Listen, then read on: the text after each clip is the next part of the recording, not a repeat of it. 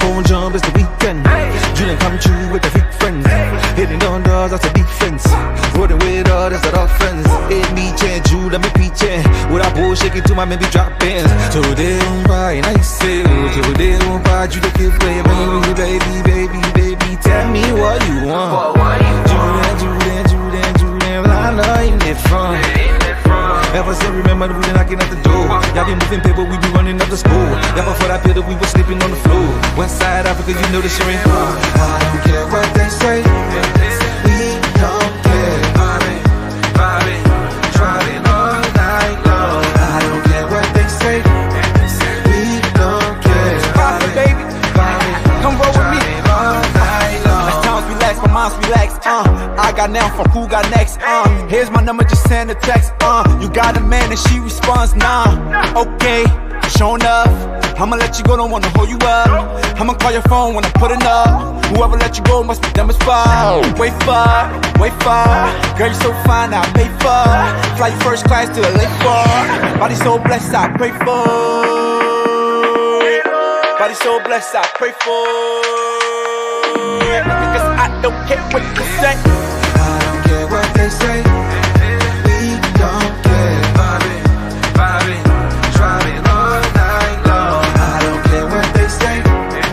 We don't care. Vibing, driving all night long. My nigga, I killed it. Night long.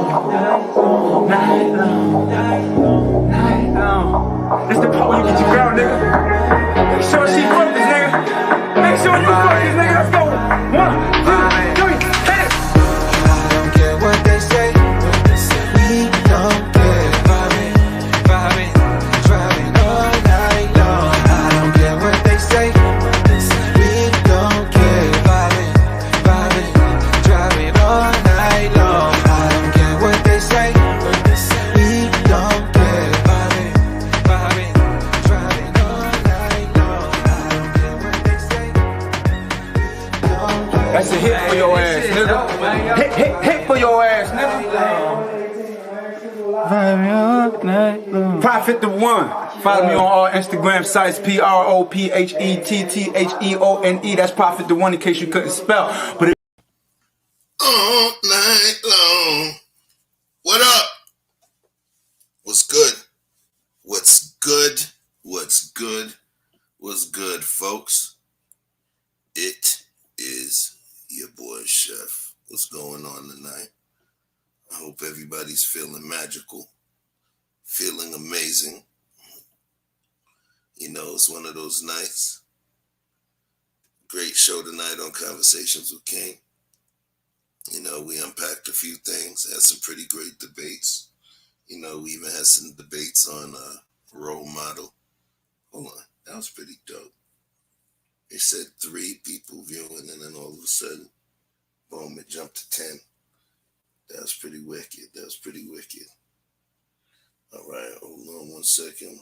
I'm sending this link to the homie. But yeah, man, what's going on? It's been a crazy day in these YouTube streets. I feel like I have not been to sleep. You know why? Because I have not been to sleep.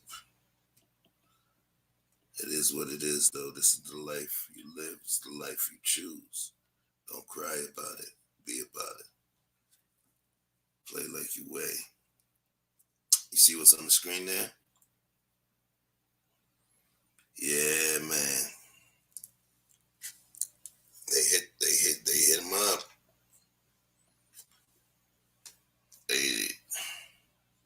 They hit him up. Allegedly.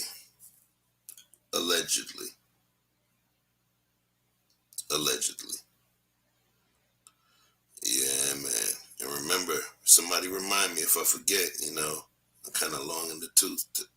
You ever heard that phrase? It's allegedly. We're going to talk about it. But, you know, we can't do these things by ourselves. You know, man cannot live on bread alone. You know, the chefism is if he has a friend, you know, that could actually help him more than the bread.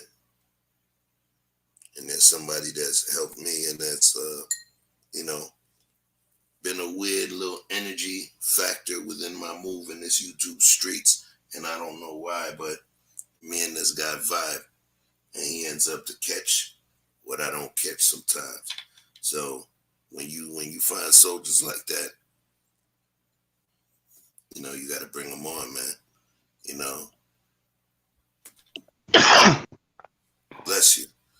Bless you. Yeah, okay, yeah, I apologize. Yeah, I Of still course, on you my know, smoke sorry break. for catching you in the middle of a mucus moment. You know what I mean? What's good with it? Big dog was popping, man. How you? Hey, man, just another one. Getting through this thing, man. All right, how Trying to you see what's feeling up today, in these man? YouTube streets. How you feeling today? Yeah, I'm pretty good. How about yourself? Man, I can't call it. I'm good. I'm good. I'm definitely gonna get some rest after this one. I don't know how long. I don't know if this gonna be a 4 a.m. jumpy tonight, man. Cause Ooh. you know, I was on a couple of shows earlier today. Yeah, I seen you I been was getting it all day. Yeah, man. You know, folks say they want to hear the kids, so you know, I got to do it. You know, so brought you in. I'm gonna show some love to our folks because without them, it would say a 0 in the area where it currently says 14. Right. So, what's up, Queen Nita? What's going on? It's one of my day ones, of What's course. good in the back of the garden? Right, Garden, what it do? Nahar. Oh, what's up, Nahar? Your name is not a familiar one to me, but welcome to the garden. Please take your rightful place. I listened to this man right here, Alonzo Hall, the All-Star advisor. He made me feel wealthy within 6 minutes of just listening, and I gotta give him those props. Big Some shot. of the homies tell me, "Yo, son, you don't understand." When I be like, "Yo, chef, let me buy you dinner," you know, he's like, "Nah, cause your words mean something." Like I learned. I learned from this dude in minutes. Check his page out. Alonzo Hall, the All-Star advisor, and he's very particular. He keeps it like that across all social media platforms.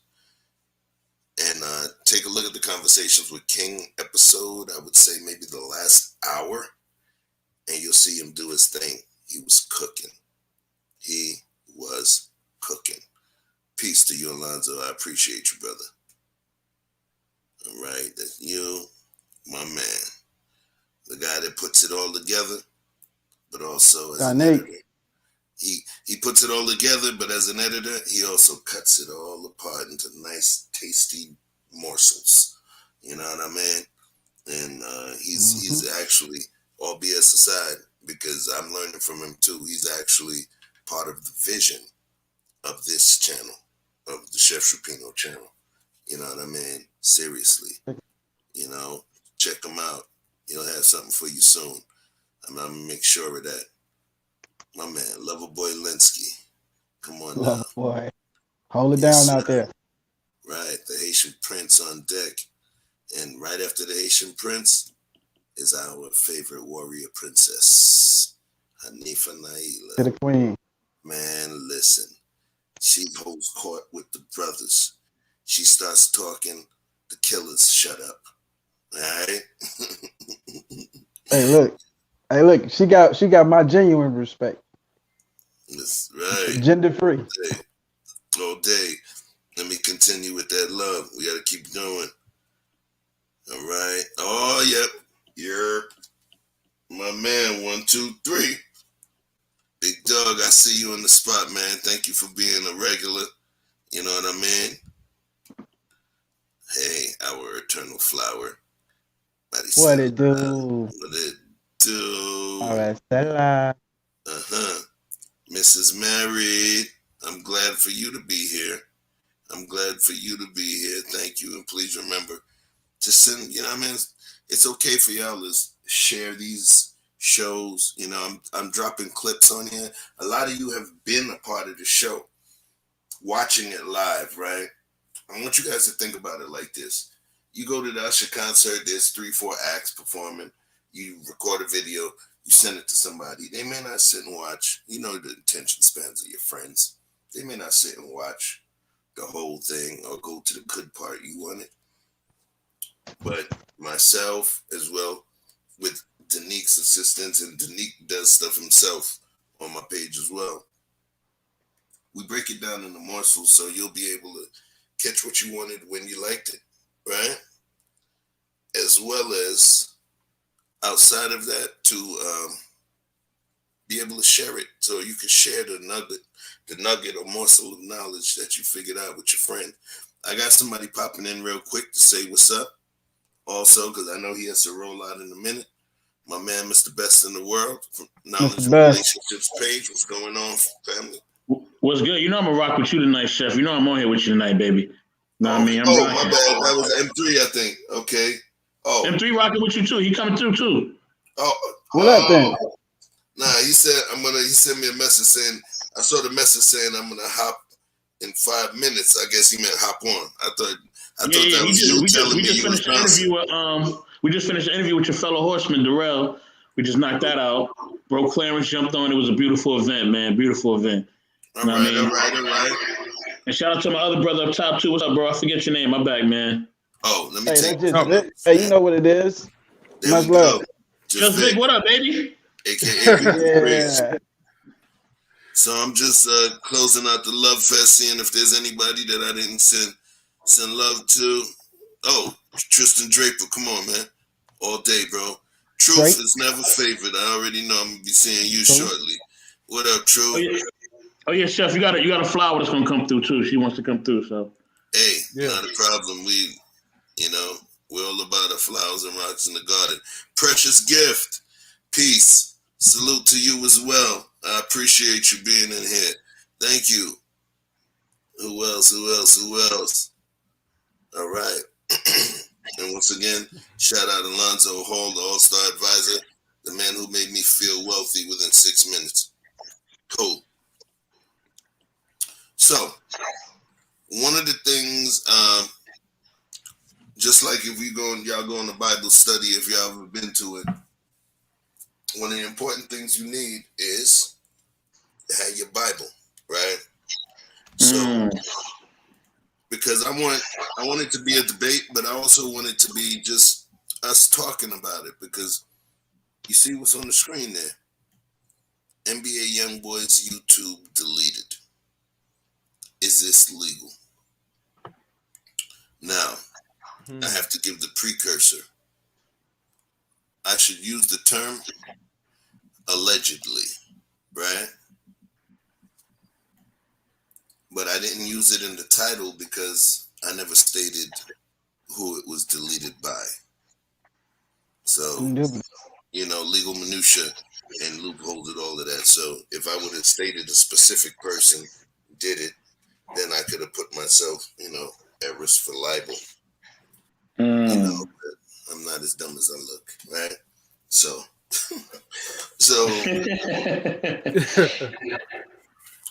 deleted, because it could have been deleted by him. Indubitably. Right, because this would not be the first time his stuff has been deleted or gone down. And it's also coming on the heels of the album with him and Birdman, right? Okay. So, let's talk about it.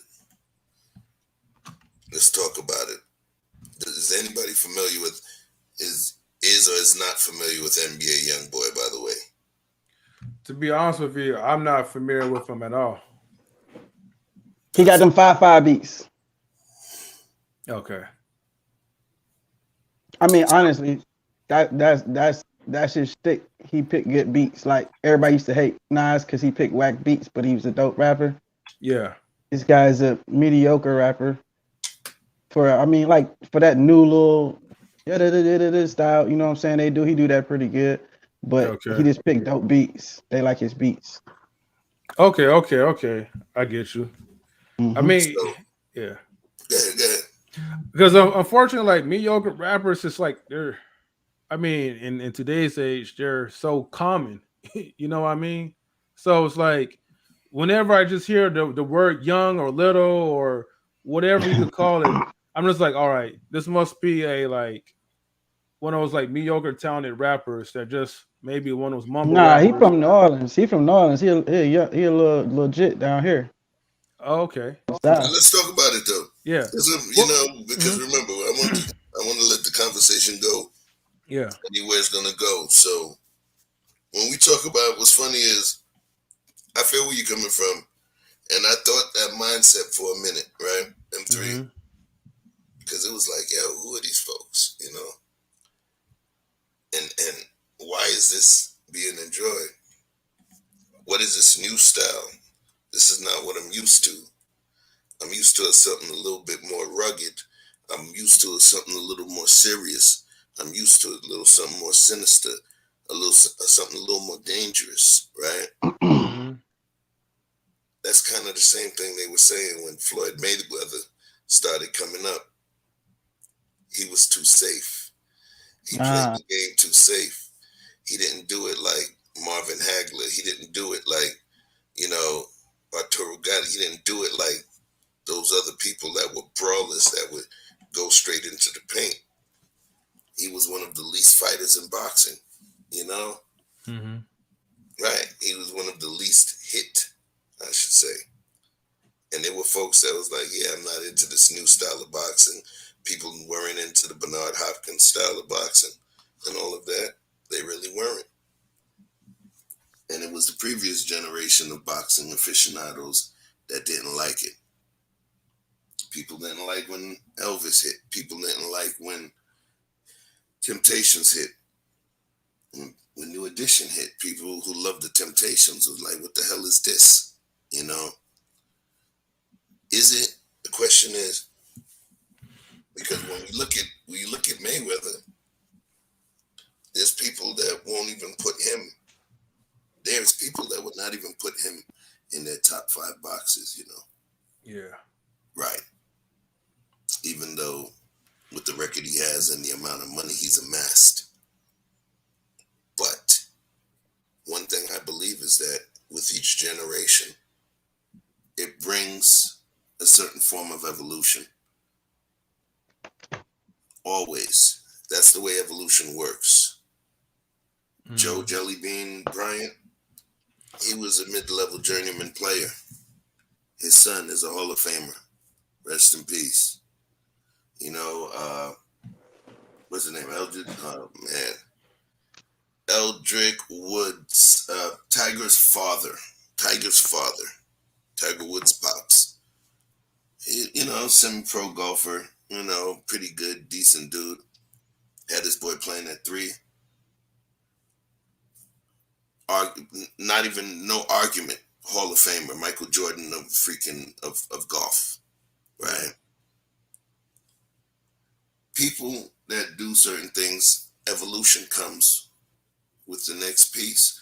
So let's talk about it. Mayweather did it better or made more money than Muhammad Ali, than Sugar Ray Robinson. He made more money than all of the people that would be in the top 5 when he's not put together times 20 something. But also too, like, you know, Mayweather versus like Muhammad Ali, those were like different times. You know, right. back then, Yeah, but that's what I'm saying. The point I'm not talking about verses. Yeah. I'm talking about the evolution. I get you. That time to the next time. People were not a fan of his style, but his style allowed him to preserve himself for a longer period of time. Exactly. Same way Jay-Z and them were able to do it where they were able to prolong their shelf life. Right? Okay. So you got rappers that's dropping projects late 40s, early 50s now. Right? Same thing with hip hop. Young NBA Youngboy.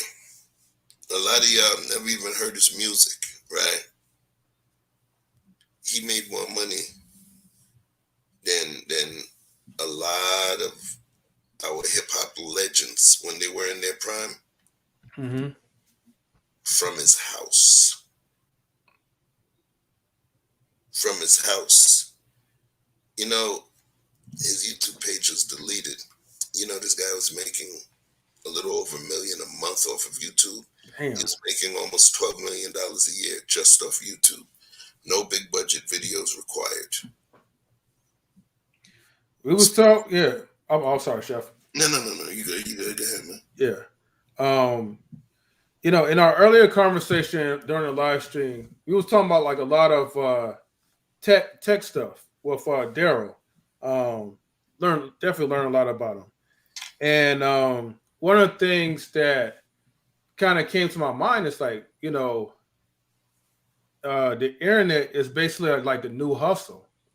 Like, and yeah, if you put it evolution wise, like before the internet, you know, your advertisements was like literally traveling like miles to probably get to the studio, or like, you know, newspapers to try to advertise your stuff and showcase. Now it's like everything's so digital, like you could just sit back and just make money from not even the computer that much anymore.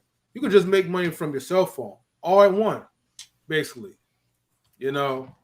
And that's how, like, you know, man, like as times pass through, like, you know, we're evolving so much where convenience is like there's no excuse basically to not make money, to not do something.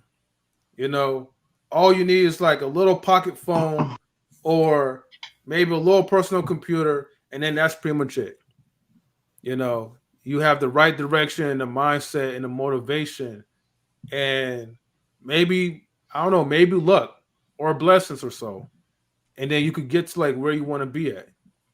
On a side note, I was looking into like Youngboy, right? And according to hypebeast.com, you know, it mentioned that Youngboy wanted to kind of quit his career of making music. And I remember, like, you know, from the early conversation, you know, maybe he probably did delete his YouTube channel on his own. You know, I wouldn't think that no one else at this point has flagged him or took his channel down for no reason. He probably took it down himself because of the lack of motivation. But if that's the case, what is causing him not to be motivated? So before you go down that rabbit hole, before you go down that rabbit hole, let me clear the situation up a little bit, right? Okay. So, outside of this is all allegedly. This is just my opinion of things I've heard. I don't have it verified any of these facts or non-facts. The young man is dating Floyd Mayweather's one of his eldest daughters, by the way. There you go. That's exactly what her name is. But the young man has been in some situations, been shot at, you know what I'm saying? He felt like his life might be changed. So he was speaking recently about how he feel about walking around places and not feeling certain. So he understands, you know, the level of fame, and he has a large and diverse audience, but mostly young people, but a very diverse audience. So he capitalized. Chef is right. That he was smart. He, like you say, he didn't even have to leave the house to do it. A lot of these guys are scared to go to their own shows because the things they say and the crowds they draw. You know what I mean? So I understand. You know what I mean? But the whole thing is that since he's such a wild boy, he done messed around and caught a Fed case. He been locked up.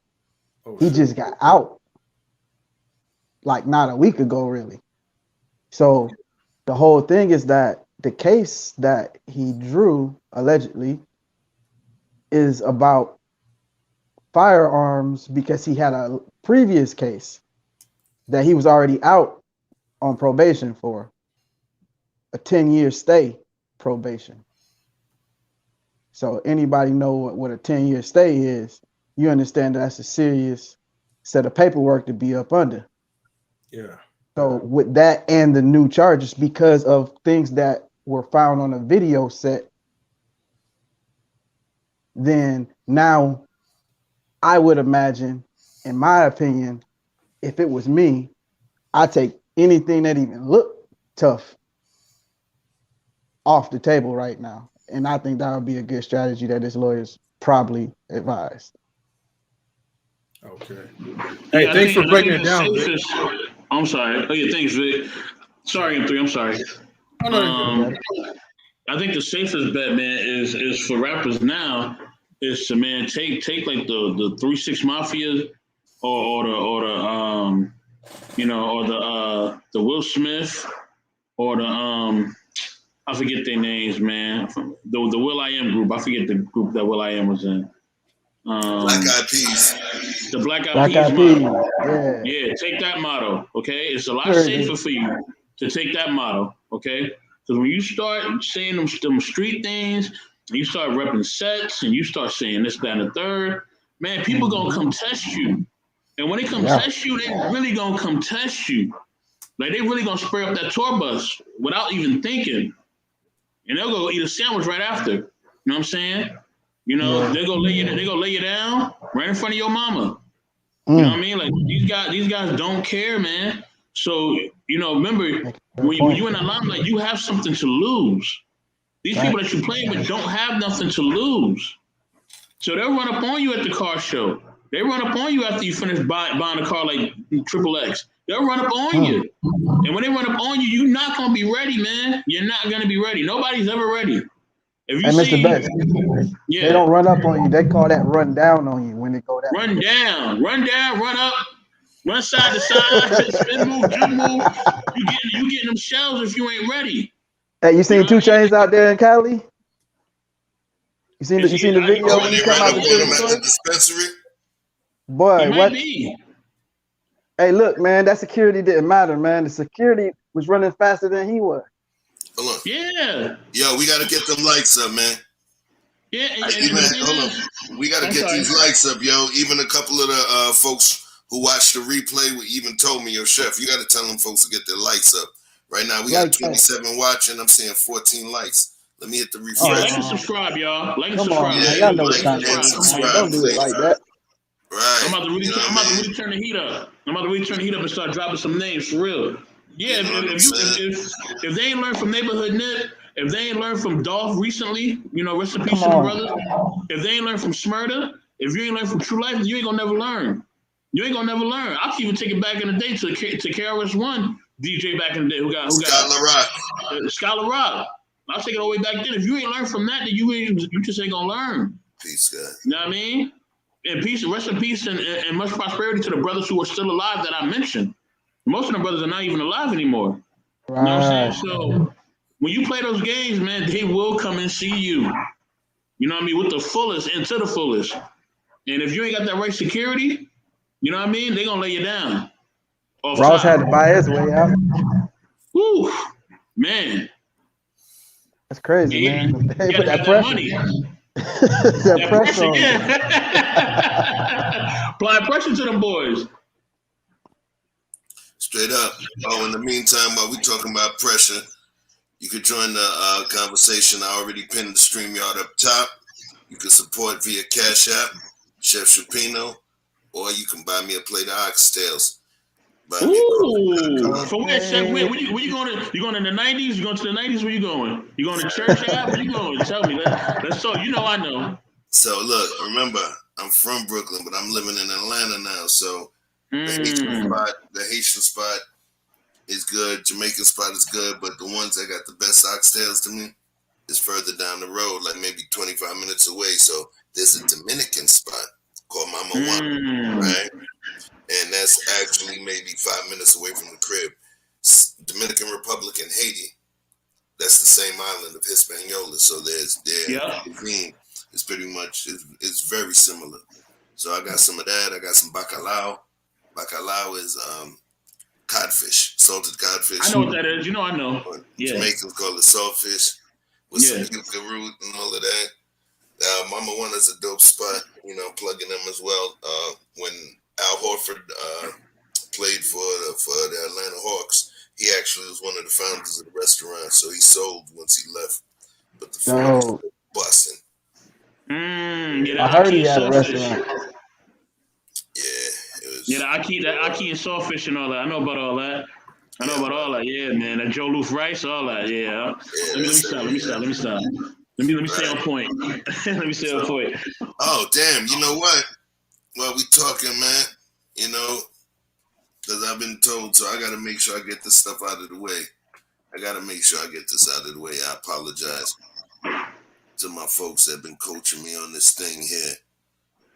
All right. Oh, snap. We got a full house, too. Gee whiz.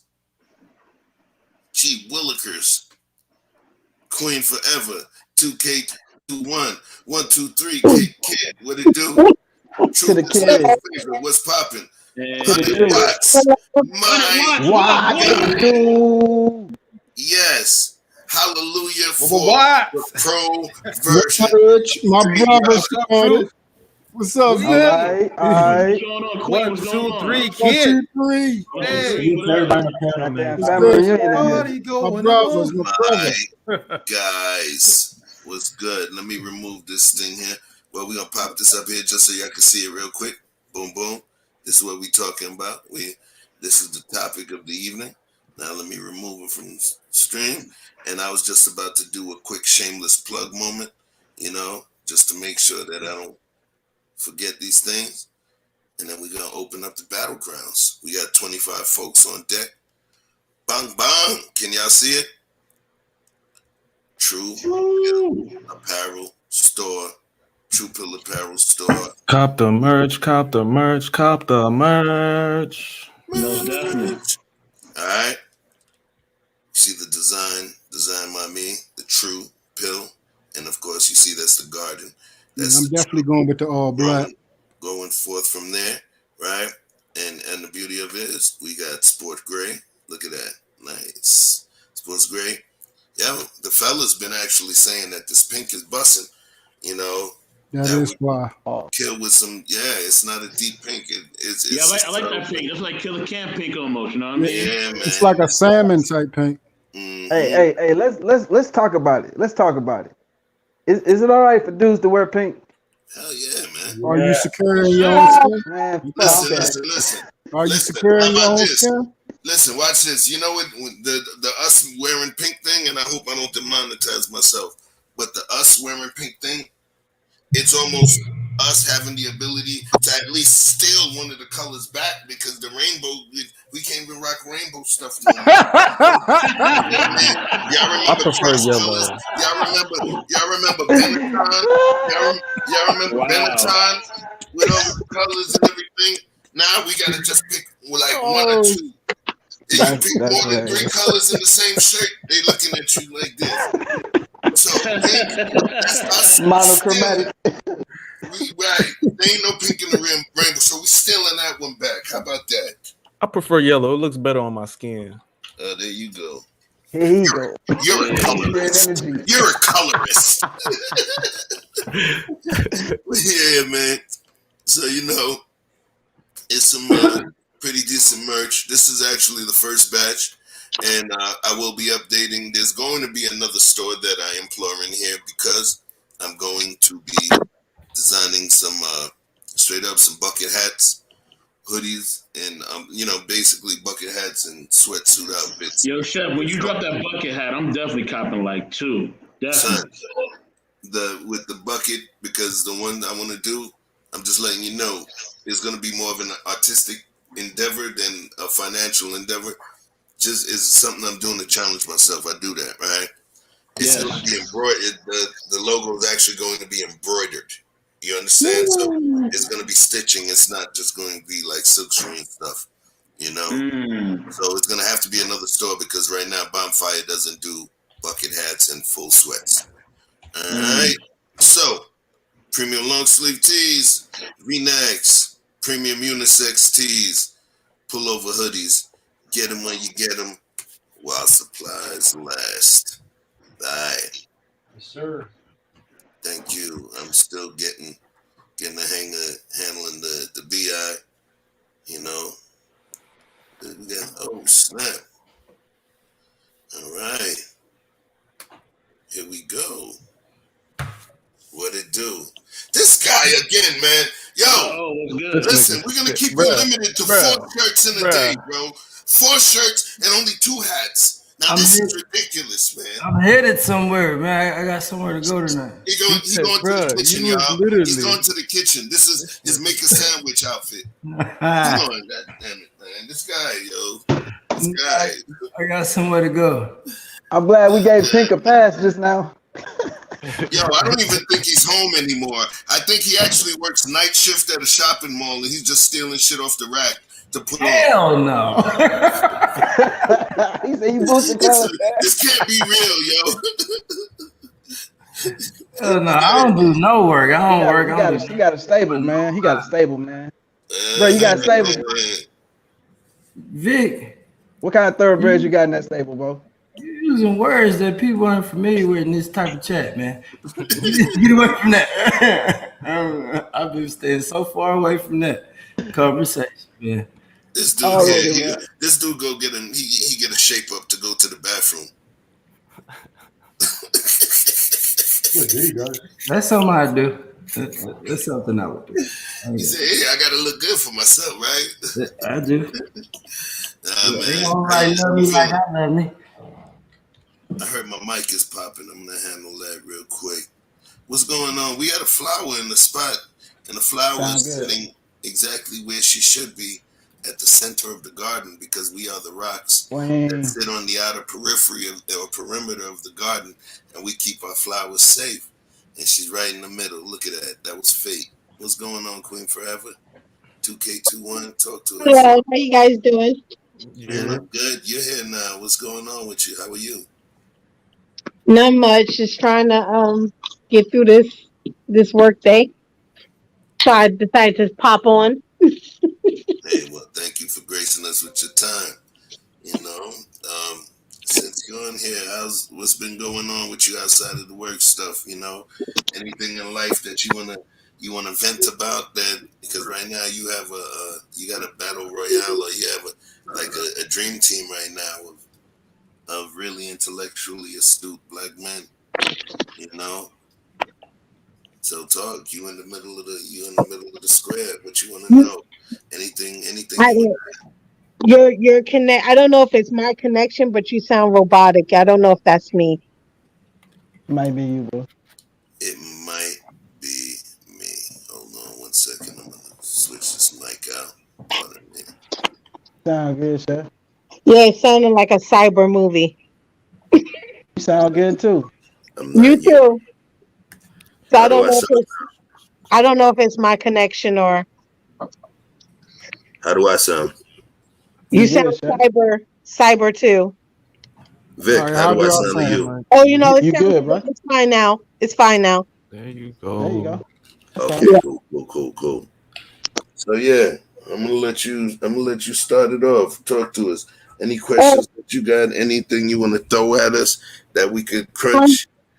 Well, I know that I don't know much about what I want to talk about. I'm a little tired, but I saw something passed on my Facebook, and it was about the girl Karina White who was stolen as a baby. And I watched, and then there was another one, Kamala, forgot her last name, the young girl. And I just drew interest to it. So I went to YouTube and I watched the video of her mother, Kamala, whatever the teenager's name was. And her mother was saying that because of her calling the woman who abducted her mom and still having a relationship with her, that it really hurt her, and she wished that she would have never been found. And I was like, I just wanted to talk about that, but I know you guys are men, so I don't know if it would be the same thing. Like, how would you feel if you were a dad and your child was abducted, and then when they came back into your life, your relationship with them wasn't what you thought it was going to be, and they still considered the guy who abducted them dad and called them dad. Yeah, this is important to us. I think it's important, and I think that it may not be the identical feeling as a father as if it would be with the mother, because the child actually moved and progressed through her birth canal. So it's a different type of connection, right? But still, if that's your seed, that's your progeny, that's your legacy, of course you're going to feel the way. Now, here's the thing. I'm not trying to put this in the red pill, blue pill, man thing, girl thing, but that's one of the feelings that we as men have to prepare for in this world that allows no fault divorce and the way situations happen, because really there's a lot of situations where daughters are alienated from their dads. So even without an actual crime of an abduction taking place, when you separate from a woman, especially in this country, and maybe this is cannon fodder for a whole different show, that type of situation can always take place. That childhood alienation from the non-custodial parent. And it's a real life thing. And it happens in subtle ways, especially with a kid in their formative years. You know, how would I feel that my kid would not want me?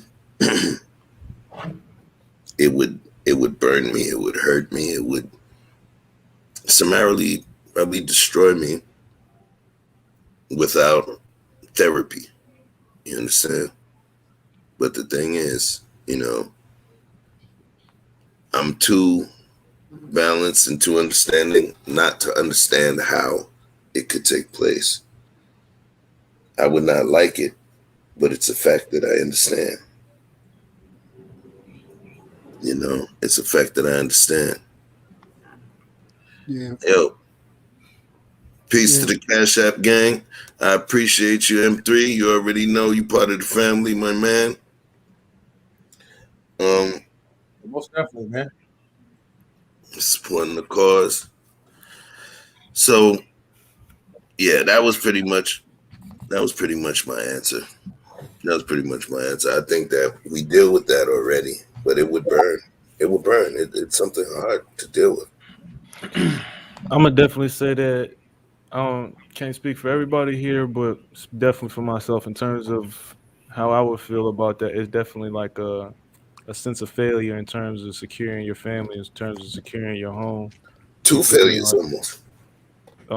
So you not only lost your child, but you separated your child from its mother, from its father as well. You know what I'm saying? So that definitely, to me, automatically feels like a failure, and that's definitely one of them things. Like you was talking about no fault divorces and stuff like that. Like I can see how stuff fall apart after that. Like complete. Like how do you enjoy anything after that? Like I feel like a failure almost. Right. And here's why. I normally give this recurring analogy that if you get a newborn monkey and you put him in a bird's nest and leave it there, he's gonna, in the first contact he has with is a bird. That monkey is gonna think it's a bird. He might think he's a weird bird, but that monkey will think that bird is his mama, and he's gonna think he's a bird, and he's gonna behave like a bird. Okay, you heard the story about the dog that had what you call it? She was missing her two front legs, right? So she would crawl around, or was it the two hind legs? It was the two hind legs she was missing because of an accident, and she would crawl around. She had pups. Her pups would not walk, even though they were fully formed, no disease and nothing wrong. They crawled around and followed what the parent did. So I agree 100% with 100 watts, but I'm gonna sprinkle a few more percent in there. One was being the protector and provider of the family. That feeling, I'm talking about feelings right now. That feeling that you get, no matter what, if the baby was in labor and delivery, that feeling of not being able to be there to protect your family and your child, that's one. The pain to your spouse, that's two, right? But then the additional hurt, and that pain to the spouse is the separation 100 Watts was talking about. The third piece that I'm going to add is the pain from knowing now that you've been reunited and the child wants nothing to do with you. That's the ultimate pain. So, yeah, man, I feel for them families, man. It's not even it's not even a game, bro. This is real life. Yeah, I definitely concur with both of y'all. I mean, peace to Conversations with King. I didn't even see you in here. I'm moving around. Can y'all hear me? Yeah. Go ahead. Yeah, you good. Oh, my fault. All right. Making sure y'all hear me.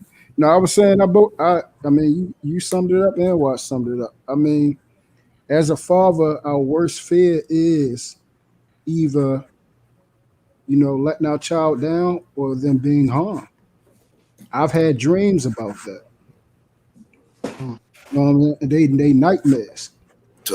That's why I go hard for my children the way I do.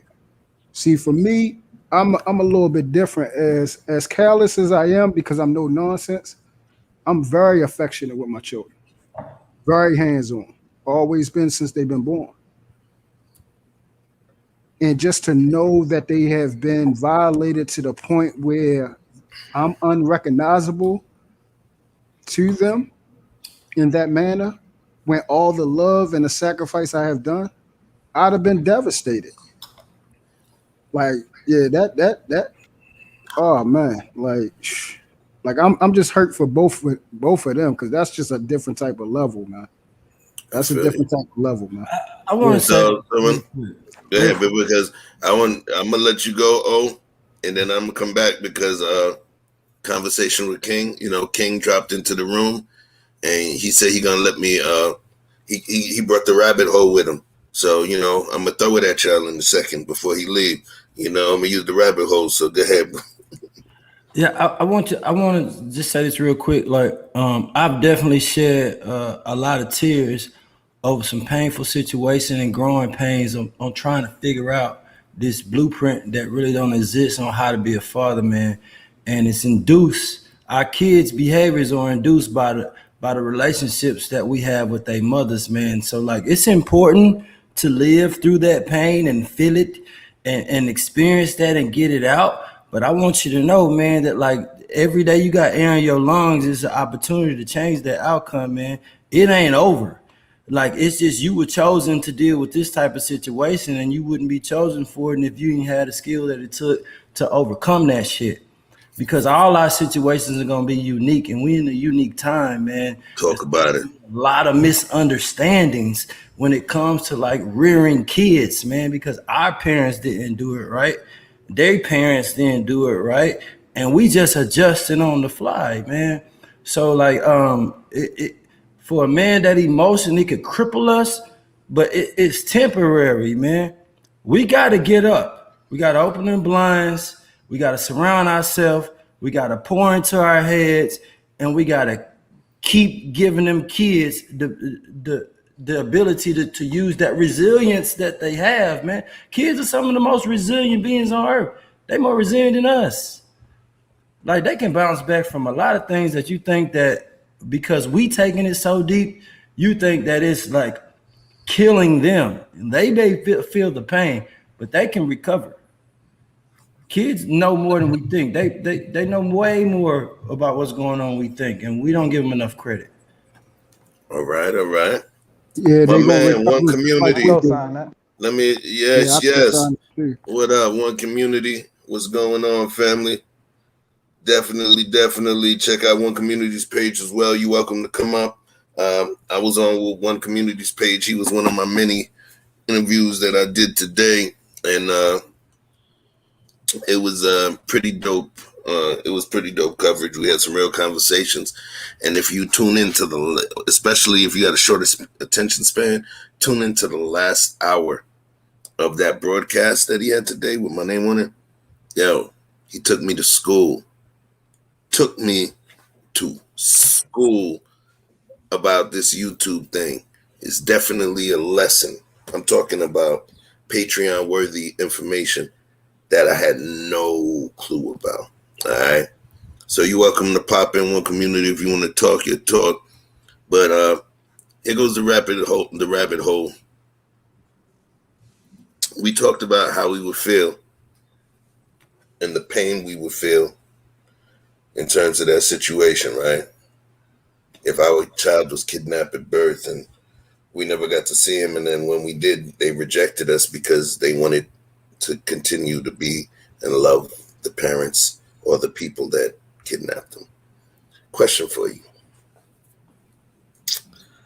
What if the kidnappers gave them a beautiful life and raised them to be well-adjusted children and had financial wherewithal than you, or more resources,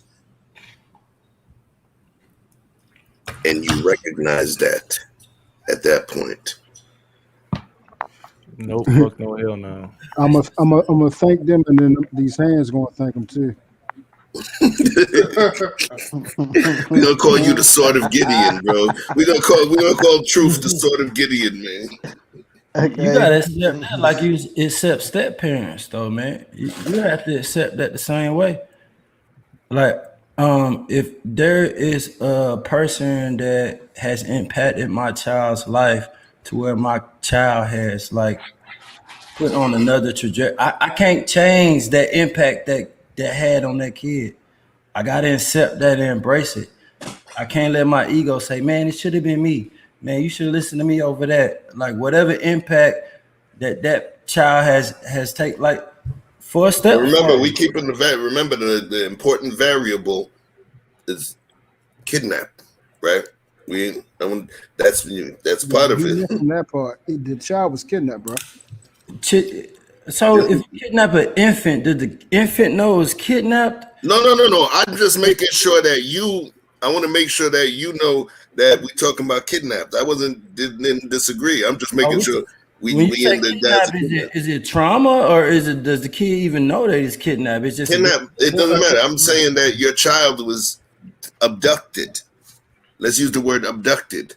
So you and Mrs. O, she had a baby, let's say a week ago, and y'all go to sleep, and somebody climb in the window and takes baby O or O Junior, and then they gone. That's what I mean. I didn't mean any trauma to the kid. I'm just saying they took your child. That's all I'm saying. So I wanted to make sure we kept that as part of the. But you also said that they took care of the kid properly and influenced the kid in a positive way. And they took care of them. They had the resources. They raised a really well-adjusted child. Right. You know? So now that kid is not that child loved them more than you. That people on his life. To that kid gonna have some attachments to somebody that got them to that point. Yo, you know what? It's funny. There's actually a movie called Abducted with the kid from the Twilight Kid, the Jacob. Yeah, I'm about to say that. I was werewolf. You always stealing my shit, yeah. Yeah, that was actually a pretty good movie, man. Listen, he gave me we might have to do that movie night thing, man. We might have to do that movie night thing. Don't tell him too much, True. Chef, do you mind if I ask a question? Yes, because your question skipped. No, I'm joking. Go ahead. So I just respectively, I just wanted to clarify, right? Like knowing that your child was abducted. Vic, drive. You got it. Yes. Oh, like knowing your child was kidnapped, but you now know, okay, you found your kid, but he's living a better life by the person that kidnapped your kid. You know, are you saying that because your child is now living a better life, will you fall back and just, how should I say this? I guess in the lack of better words, will you be willing just to kind of let go of the attachment, from the child, from your own kid, and move on with life without, your son or daughter that was kidnapped into a family that's now raised in a good upbringing, even though the kidnappers is dirty to kidnap them, but you know what I mean. And this is we speaking in from a standpoint that now the kid has returned. We got the kid back. Right. So yeah, now you have the kid. Yeah, you have the kid back, but you have a choice. So like that, I have to look at that. The kid is not returned. The kid does not want. The kid does not wish to. I'm sorry. Oh, I'm sorry. Okay, the kid's now even saying that's going to even help prove my point. Mm-hmm. And it's like if I want a relationship with that kid who is impacted by his captor in a positive way, they have like an attachment to this person, regardless. Like you're my biological, but this person was here every day, and they fed me, and they taught me this, and they got me to this point in life, and I'm developed. If I want a relationship with that kid, I gotta have respect for how that kid shows where that kid holds that person in their life. Well, that's remember, no different to me than saying that like me and my ex, we can hate each other and fight to the teeth, man. But how do I diss their mama in their face when they love their mama? I gotta understand that I can't be in my kids' face like your mom ain't this, your mom ain't that, but I want a relationship with you. No different than I can say that this person has been impactful in your life.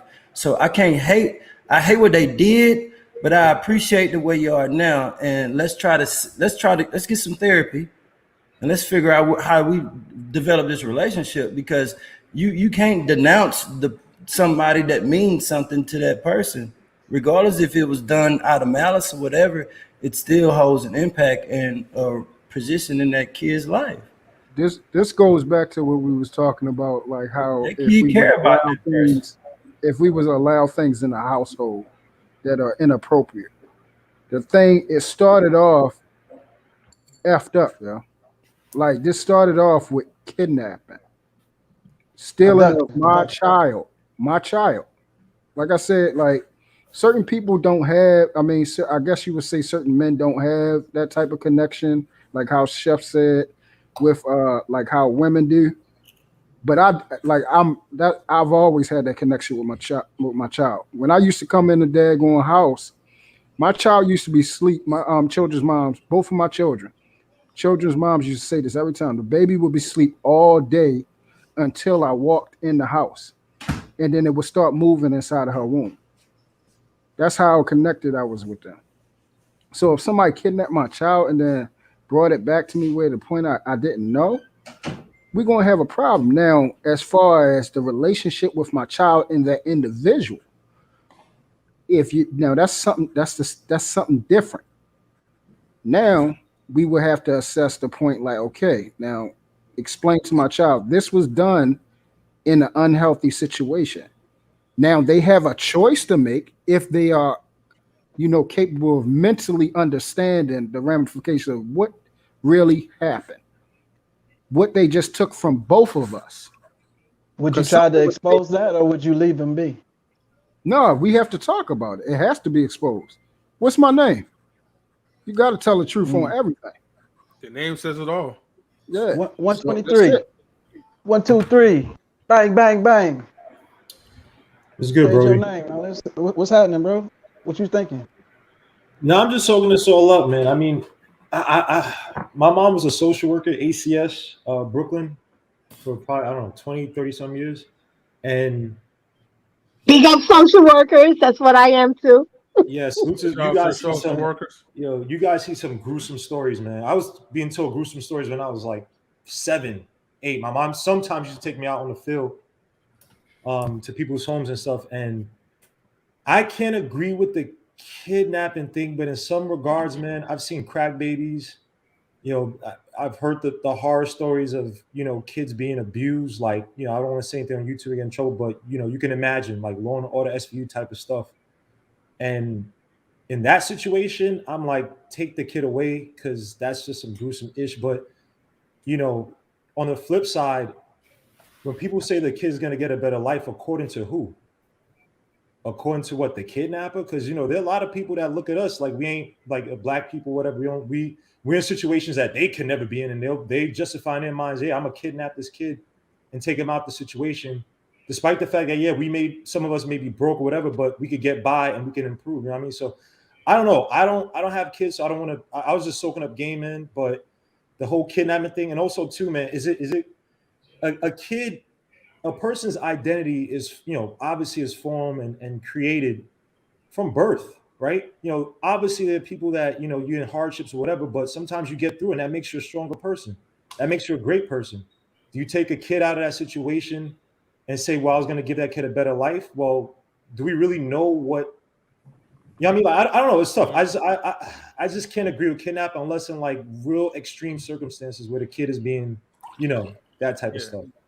Yeah, basically, what you're saying is like, do we even know what a better life really looks like, or do we know what a better life is? In other words, I lived in. Sorry to cut you off. I went to school in Connecticut through a program, and this is Wilton, Connecticut. This is one. When you think about what I thought about back in the day, what a good life was like kids, outside, in an actual house, a dog, a car, super sober stuff. I grew up in Brooklyn. I grew up, broke as hell, and the better life, when you look at it on a picture, it looks beautiful, man. If you go to Winston, Connecticut, back there, it was beautiful kids. But the majority of kids I'm sorry, when I say majority, but there are enough kids that you look inside, these guys are taking Percocets, Oxycontin, Valium, doing drugs, you know what I mean? But they're rich and it looks good on the surface, right? And I was like, I never had, except for one friend of mine who became an alcoholic. I don't have any friends who are drug addicts or degenerates like a lot of people I know back in Winston, Connecticut. So it's like the whole better life thing, who is it a better life for? Unless, again, it's someone being, the M word, R word, or something like that. But, I just can't agree with the kidnapping to make it so-called a better life. I mean, unless the parents, obviously as a kidnapper, so obviously parents aren't willingly doing this, but, adoption and stuff like that, that's fine. But to kidnap a kid, man, I don't know, man. Because I don't know who just said it. I think it was Truth is never favored. I think you said that when you used to come into the home and the child will move, there's a connection. The same way you might have a child that's so-called a better life, right? And this happens with a lot of kids who are adopted. Like a lot of Black kids are adopted by white parents. I know I had a kid in my college who was of that adopted to a very rich family. And he told me, yeah, you struggle when you realize you're adopted. And you kind of struggle with identity. So, okay, you give them a better life, but when they get to a certain age, especially as a Black kid in a white, a predominantly white situation, they where's their identity? Who are they? They struggle with that. So, I mean, I don't know if it's if it's a better life. I don't know if it stays a better life. I just, I'm not with the kidnapping thing for the most part. Nah, I appreciate your opinion, and I want to tell y'all something else about 123 Kid XL's opinion. He wants y'all to get these likes up. Yes, sir. That's for sure. Get them all the way. That's funny. You talked about ACS. My ex-fiance, my daughter's mom, she actually been with ACS. Damn, since the late 90s, man. Since the late 90s, supervisor over ACS in Brooklyn. King's dad, he actually retired. He did all of the stuff that he did working at ACS, bringing his moms over, working at ACS, and still working in the community, building the foundation. So that was just a little bit of history I threw out there. Peace to Pops Hermeku, Kofi Hermeku, and the Kofi Hermeku Foundation. So back to what we're talking about. So I know we started off talking about NBA Youngboy, and different facts have been coming out in regards to him, in regards to what's taking place. Now, when I was going through some of the YouTube community guidelines when the case broke, my thing was the whole allegedly thing. Is this real? Is it Memorex? Did he do it? Did they do it? Because a lot of people are saying that he did it, right? A lot of people are saying that YouTube did it. Well, normally, if YouTube is going to wipe your channel, they're going to eliminate connection to your channel, right? And it's going to give you something that says that the channel doesn't exist. So let's go take a look. We learning together.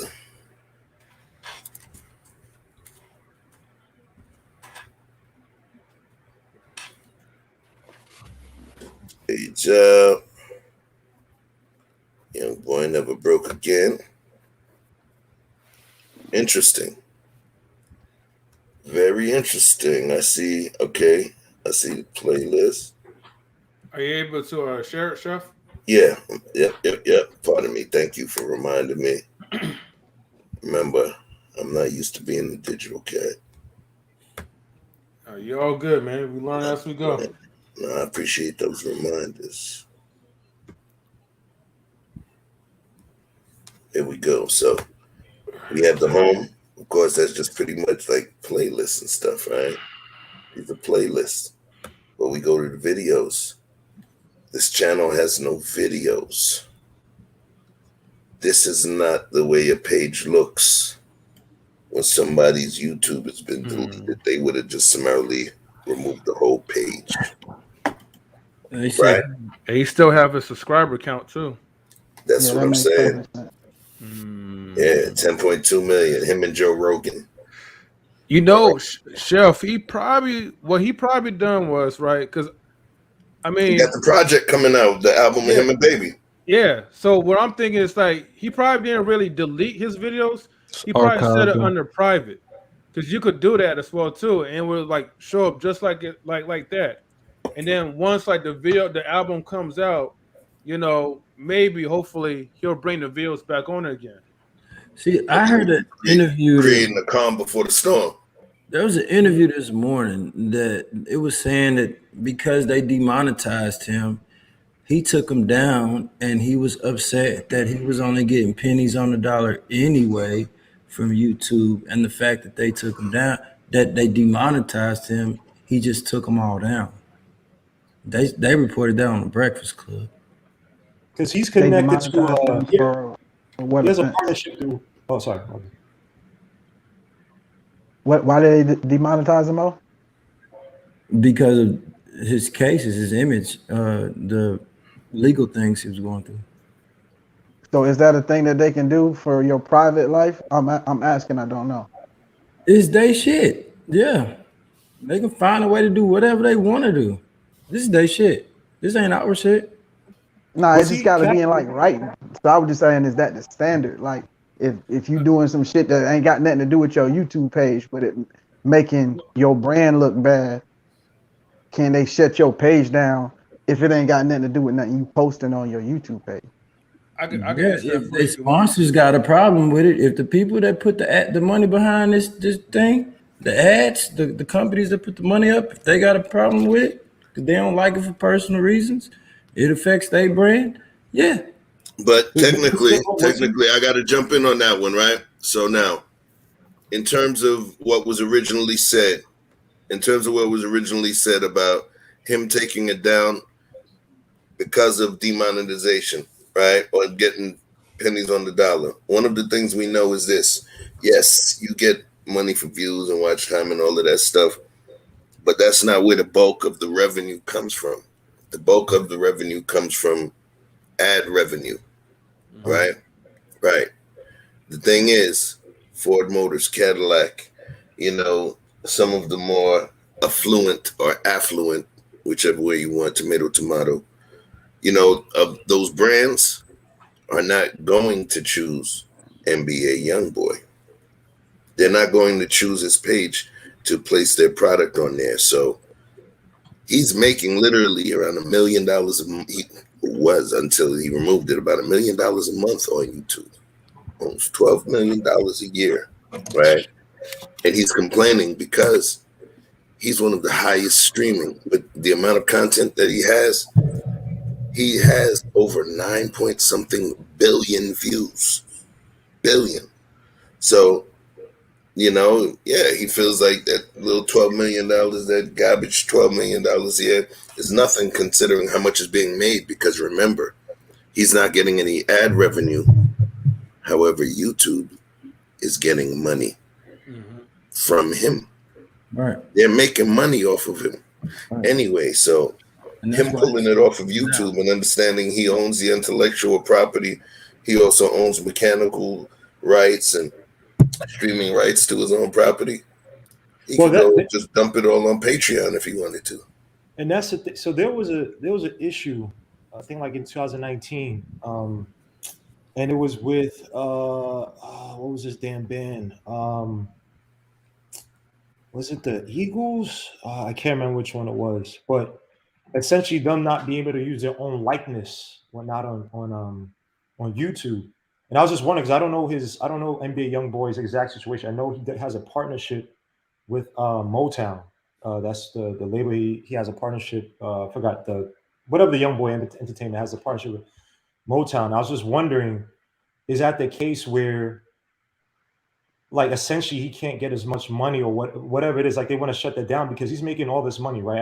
Obviously he's not signed. I don't think he's signed a 360, but none of these artists are making money from the music itself, right? It's all through all the ancillary tours, whatever. And I was just wondering, I don't know, did he find a way to make? Because $12 million ain't nothing to sniff at. I think he's probably doing that as like saying that as a pride thing, but he would love that $12 million. Any artist would love $12 million. Yeah, I just wondering, did he somehow get around like not having to pay the labels that guap? Because I don't know how many of the outside of maybe the big stars, the Kanye's or whoever were making 12 million or more for YouTube. He would have to. The thing is, in order for the label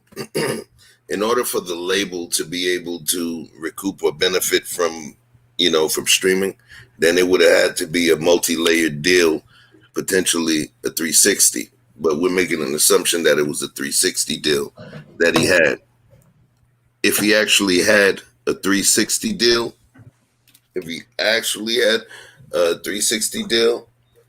I don't know if the label would have pulled back, because remember, he would get broken off of that. It wouldn't just be his channel.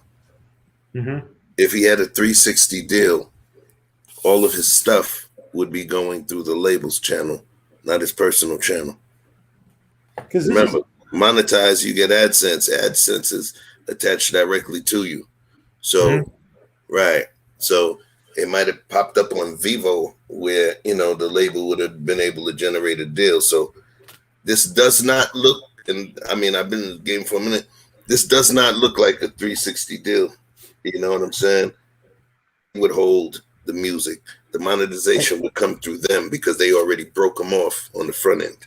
Does that make sense? Right, that makes sense. So if it's not a 360 deal and he's making money away from the label, could that have been an issue where the label and YouTube kind of colluded, say, hey, we don't want this boy making money like that without us getting a piece of it? Because no offense, NBA Youngboy may have his legal situations.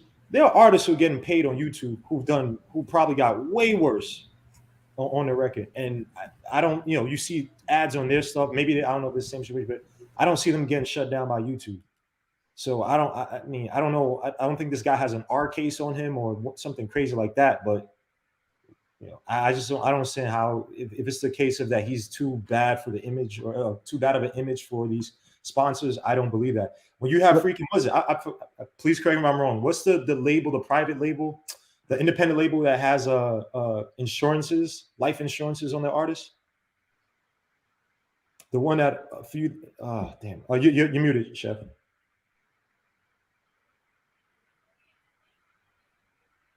You're not talking about Empire, right?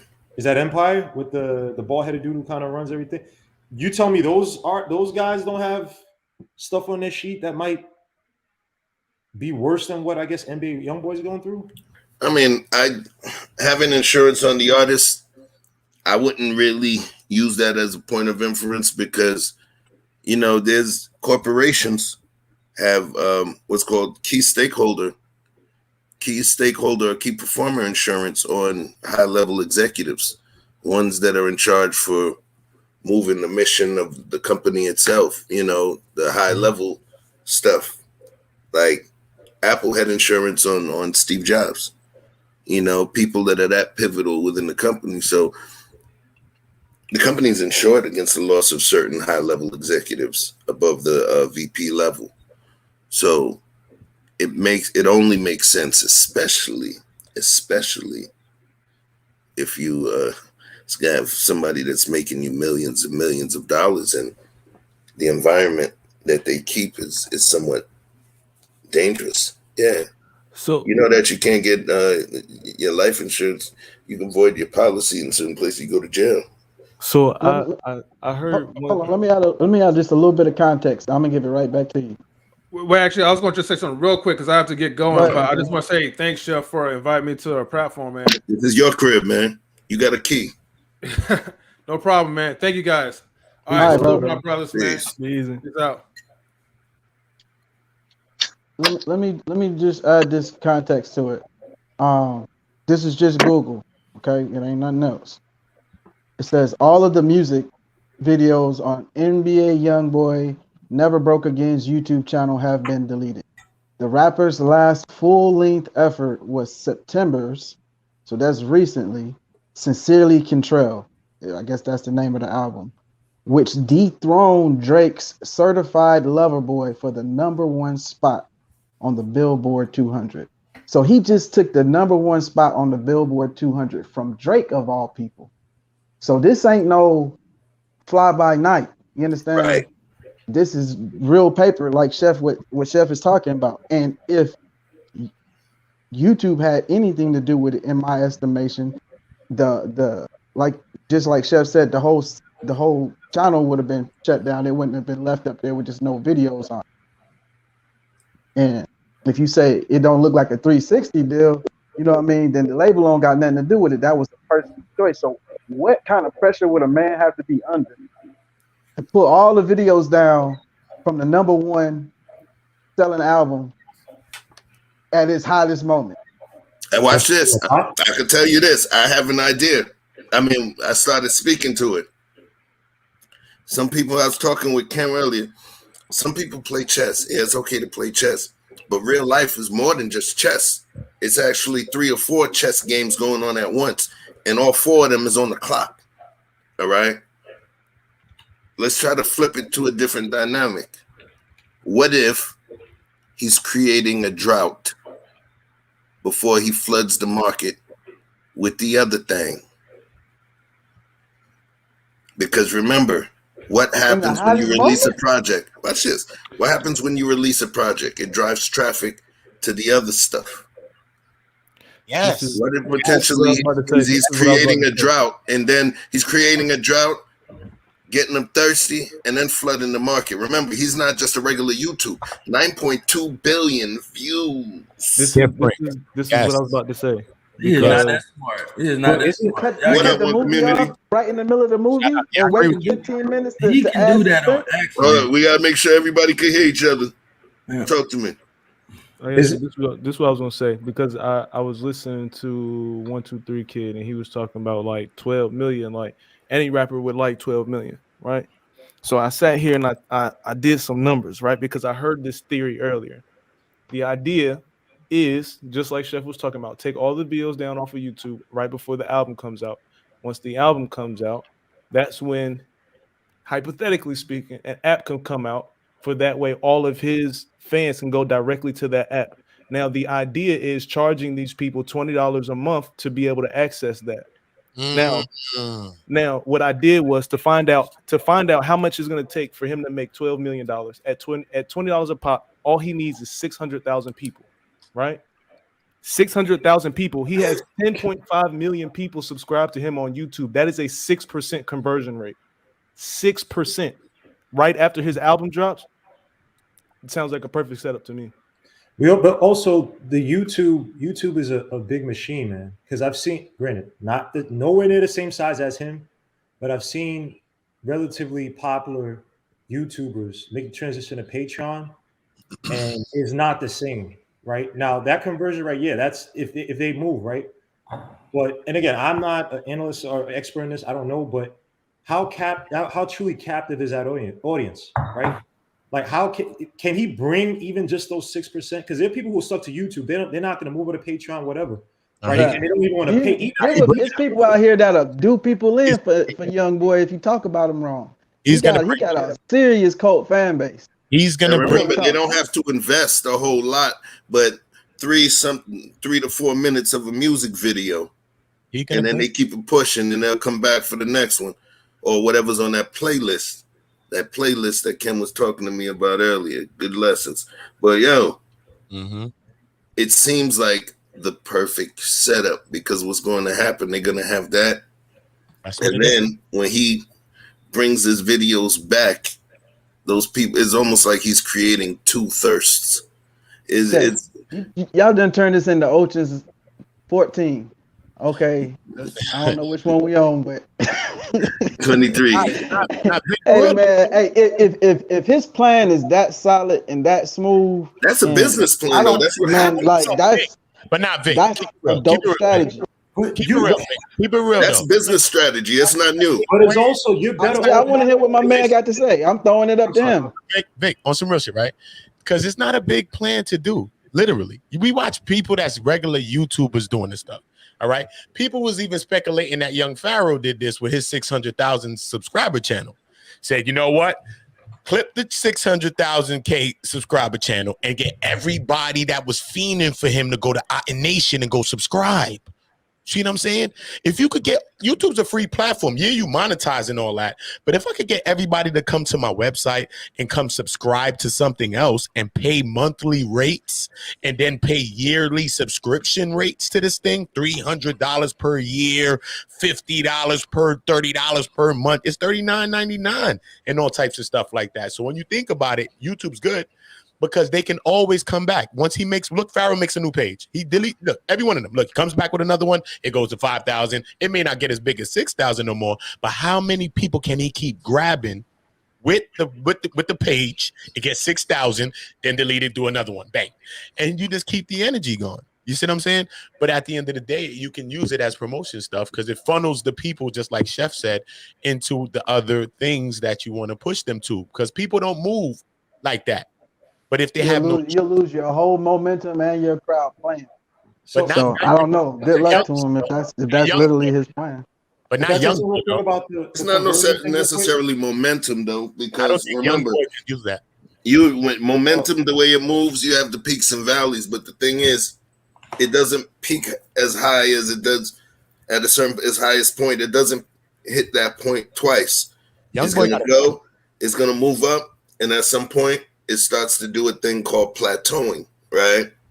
And that stuff has been out already. So you're going to get the majority of the views and all of that early on. And then the rest of the views are potentially going to come from the people's playlist, the playlist that's in there and what it will push you through. Pulling it off the market, what you're doing is you're forcing them into the only meal that they're going to eat. You're forcing them into the only meal you're going to eat. And believe it or not, people pay for that. There you go to high-end restaurants, 2-3 Michelin star restaurants. There ain't no menu. The chef, you're gonna get the chef is preparing.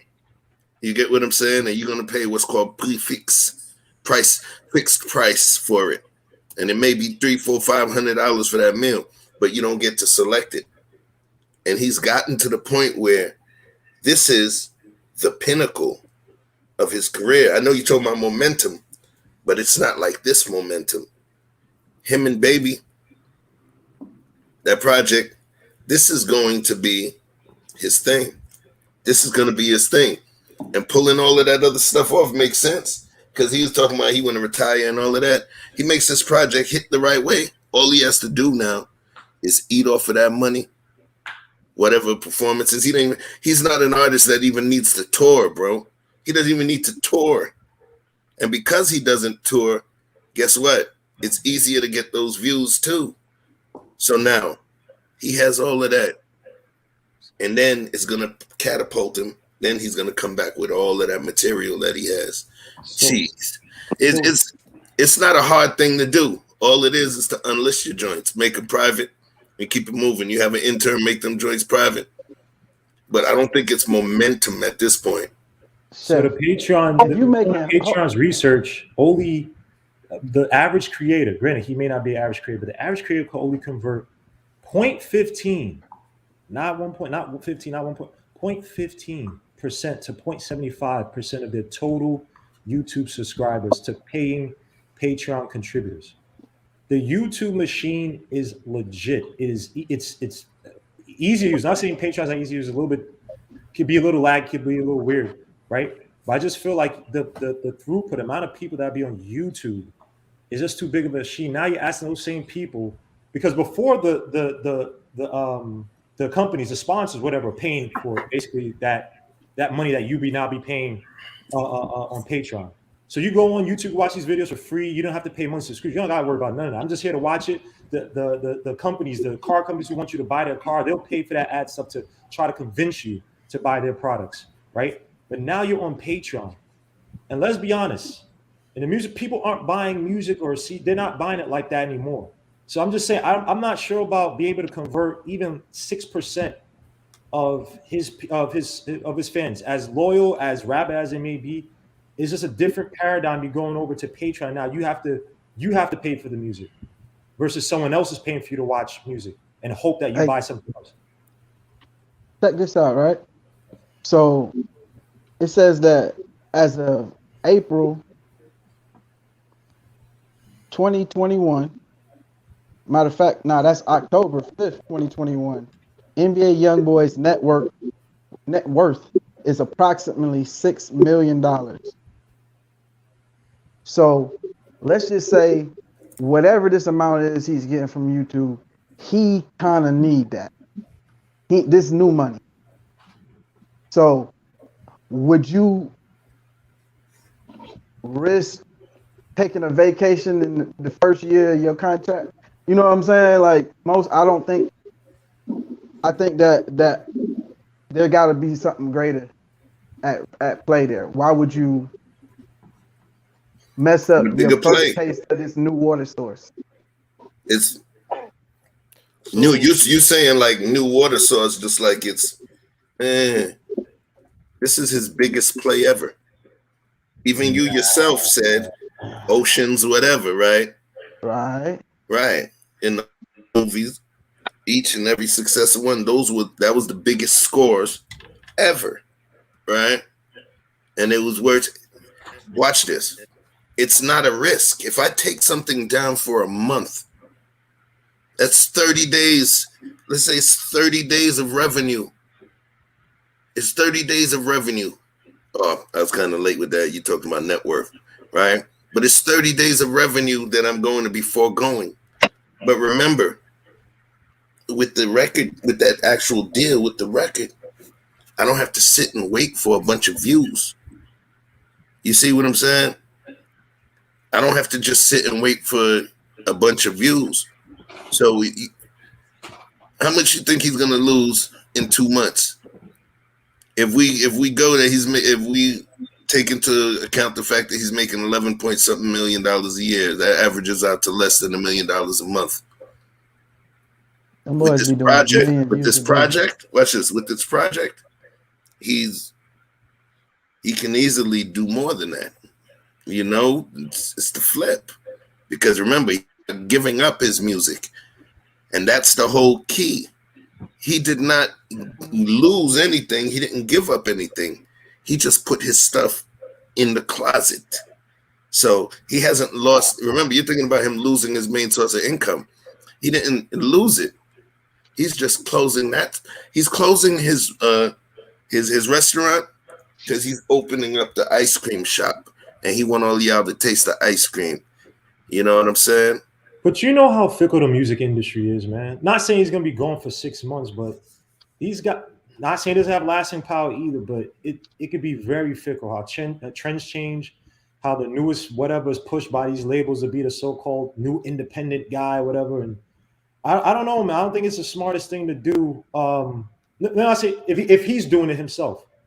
You know, visibility is for these guys is probably their biggest asset, and trying to convert that over to a paying subscription-based kind of model when you're not a so-called, now granted, I know they said he and Drake or whatever, but let's be honest, he's not Drake, he's not Kanye, he's not one of these upper echelon, like they're, you know, mainstays, what we're going to call them, type of artists. I think it's risky, man. I think that 12 million, I don't know if that's smart for him to. So yeah, remember. When you make that statement, you're working under the assumption, you know, you're comparing him like, yeah, but he's not one of those kind of artists, right? Yes. And that's the thing, because now you compare him to Drake, that's a little different. Nas didn't come into full financial fruition until much later into his career. You understand what I'm saying? Much later. You know, after the publishing deal was over and everything with Just now. Just now. Recently, he just got on. Like a couple years now, he just got the bag. Yeah, you know what I'm saying? Where I mean, the real, you know, that real bag, that 8-figure bag. You know? Right. But so when you talk about Youngboy, Tristan, I'm in them streets, and when I talk about the streets, I'm talking about the music streets, bro. Yes. In terms of the labels, in terms of the deals and everything. Because there's a lot of people that don't know him. He makes $1 million a month off of his old music without touring, right? Which means that what it is, and this is one of the connections that I was using when we were talking about Mayweather. There was a point where I was getting at. He's part of that new class. He's part of that. You know, they talk about all these mumble rappers, and some of us may not like some of the stuff that they put out. But here's the thing. They're part of that new class that, just like Mayweather, where he's made more than the top 5 of the boxers that were there put together times 20-something, right? In his career, he's still boxing. It's the new evolutionary class of this thing with this music here. Look at all the young ones, the young Uzi Verts, the Lil Dis, the Lil Dad, how much bread they were snatching up. You didn't even have to have, you don't have to have a major tour with millions of people coming out. Triple X Tentacion, you know, all of these different MCs that people talking about, oh, they garbage, this new style of rap. But they making way more bread and are able to monetize this thing and make it more lucrative than them folks that we had that was legends. Yes. You feel me? And I'm glad that you brought up. XXX because I was thinking about him too as well. Because when we think about these artists, man, you think about the fan base like a XXX as well. People's like, oh, he trash, he ain't this, he ain't that. He was doing numbers, doing 100 and change in the first week sales. Ain't about him being no big artist. It's about who's he's connected to. They connected to our young people. Our young people are streaming the music. Our young people are buying certain things. Maybe the older person that got the credit card and all that, thinking about what they want to spend their money on. You see the young people though, the young people reckless abandon with everything. That's why everything is sold and pushed towards our young people.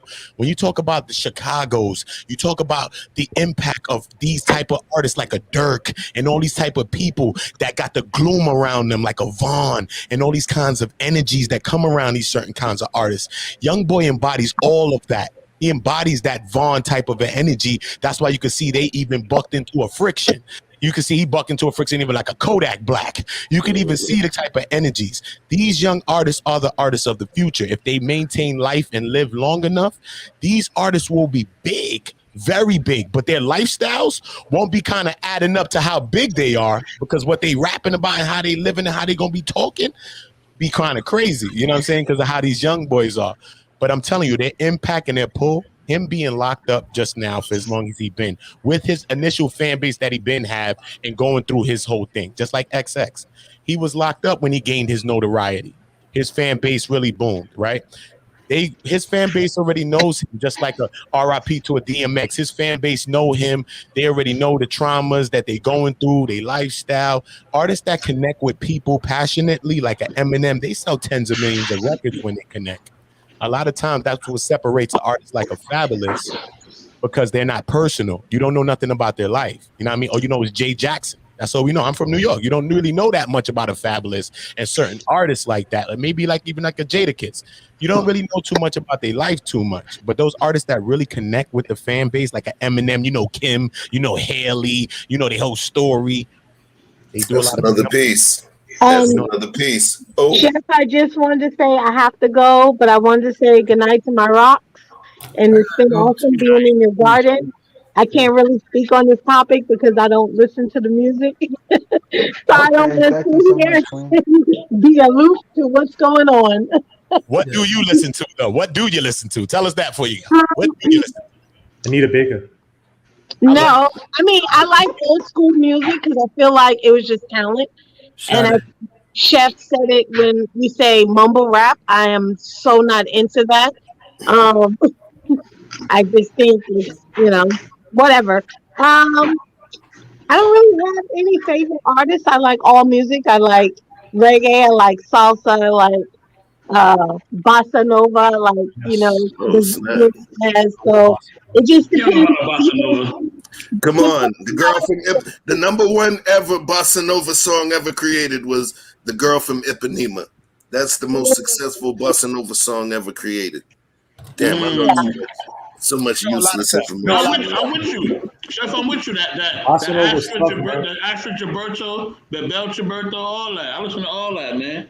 That's how Queen know about it. Queen know about it. You know what I mean? Yeah, I know. Who that Mr. Best said that? Huh? Yeah, I said that. Yep. I watch you, man. I see you. Yeah. All right, guys. You guys have a good night, King. Stay safe. Good night. Have a great night. You as well. Bye. I gotta move too. Got my team outside, but I don't got a lot of value to add to like the music business side of it. But what I guess what I want to be mindful of is like what image are we protecting? Is NBA Youngboy one of our heroes? Is what he going through self-inflicted? And the image that he has isn't something that we should really be behind. What he's doing with musically and what he's able to do as a business is amazing. But the image that he's portraying and all the beefs and all the I don't know, I completely agree, bro. Yeah, I can say that since I brought it up as the thing as a topic. One of the things that I made sure that I wanted to do was this, where we were going to handle it from a clinical basis. And what I mean by a clinical basis, not emotional, right? It was nothing emotional, tied into it. It had nothing to do with love. I was just, let's say, channeling some TLA energy where we talking about the potential legality of what was going on, right? Mm-hmm. So it's not any fan-based thing. What it is, for the most part, when I look at the screen, 1, 2, 3, 4, 5, 6, right? There's 6 YouTube creators. Wait, there's even more than that. Okay, there's about 7 YouTube creators on the screen. So my impetus or precipitating factor to do this was for us to talk about if it took place, was it legal? If it took place, was it legal? And if they did do it and it wasn't him, where we would have actually had some conversation where we would take a look at community guidelines to see what we can do to keep ourselves safe. You get what I'm saying? To move as a cautionary tale as well, But listen, here's what I'm going to do right now, because I feel like y'all dudes ain't get screamed at in a minute. So I got somebody to scream at your asses. Here you go. Oh, shit. I'm finna get out of here. Hold on. We're going to put our flower in the middle. I gotta go. Hold it down, I just called you, girl. You just called me? Yeah, that's the Banshee. Hey, Chef, that's the Banshee. Man, listen, she got her own series on my page. She's such a pretty girl, man. I felt like a super artiste finding that picture, yo. She pissed me off sometimes, but that's one of our flowers, man. Can I bust one applaud for the flower, please? Come on, man. You can use your. That's my thing, man. Come on, you bust one applaud, man. Just one. You get one. Nah, you good. Look, I'm good with the sound effects on my joint. You good? I'm actually in the process of ordering me my El Gato deck, by the way. Hey, one community, man. You give me Busta Rhymes energy, man. For real, like you mad, like. Yeah, I know Busta too, man. It's funny, we both do. Yeah, I know Busta from Brooklyn, man. You know what I'm saying? He used to be Troy on Troy and 45th over there by my cousins over there, because his baby mom's was actually from TNT Shipping. The man, the owner from TNT Shipping, So, energy been around for a long time. Me being from Brooklyn. Yeah, shout out to Crown Heights, man. Shout out to East Flatbush. Shout out to all that, man. For real, man. Canarsie, all that. I'm from Brooklyn too. This got very New York very fast. Shout out to Fort Greene. All right. Crown Heights for that headshot, man. Yo, chill out, man. More green, man. We got the barrels up in here, shorty. We got all the barrels up in here. LG projects, man. What you talking about? Hey, who seen the game last night? Hold on, Chef. I'm sorry. No, go ahead. See? New York, see? Of course. And the Nets, they need the refs to cheat. You know what? First of all, no one respects no damn Nets over here, son. We ain't no Nets fans over here, man. Chill with that. Yo, I gotta freshen up. When y'all finish talking about the game, I put Sherelle in the middle so she could drop that grenade right there in your lap. Hey, let's peel off what she want to peel off. We're gonna start right from the flower. Come on, flower. Why don't you start it up? Chef taking a pause. Give us something. What's up? Where we at? Hey, grab the wheel. What is y'all even talking about? You the driver. What's going on? It's just too much going on. It's too much going on. What the fuck was that? That's me. Yeah, I got my own sound effects. The truck? Was that the truck? She got sound effects too. That don't sound like a truck. That sounds like a Geo Metro. Yeah. Do it again. Hey, Chef. You got to recap the topic because we all over the place. That's all right. That's what we do. That's what we do. So you heard some of it because I saw you in the chat. I was on the phone, but I just needed to be in the chat. Oh, see, you need to get your priorities straight. How about that? Damn. Yeah. We own your nights. You see it? Can you see? Yeah, so what's going on? Somebody in the backstage told me he deleted his videos. So, allegedly, because of course we don't have them facts. Let me stop the screen. We don't have them facts. All of the facts to allow us to be able to determine that. So that's why what we're doing is making some, what's the best way you could say?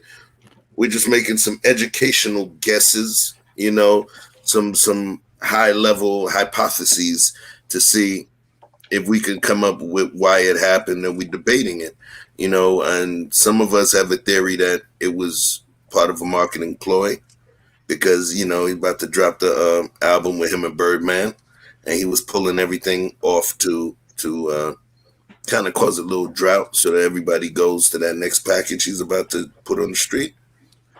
Okay, that could be smart. That's smart. That's good marketing. Because these kids love Youngboy, so they're going crazy. I'm definitely saying. So talk about that because remember, right now she's the only person that's sitting here that's actually from his hometown, and she can. She's like, she's like the broken clock, man. That should be right 2 times a day, 3:34 p.m. and a.m. Right? But she popping at the right time. Right. Go ahead, talk to me. Let's talk about it. I want you to speak with that enthusiastic, wonderful voice you got, and talk about what NBA Youngboy means to folks from Louisiana and that part of the country, because there's a lot of folks that never heard of him until today. Go. Why y'all don't know who Youngboy is?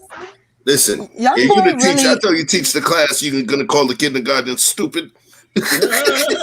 Right, come on, teach us. Youngboy really has the wave. He's a religion to these children. They will kill you for saying something bad about this man.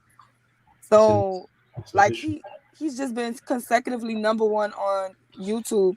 And for him to stay as hot as he is, as much music as he drops at least 10, 15 projects a year.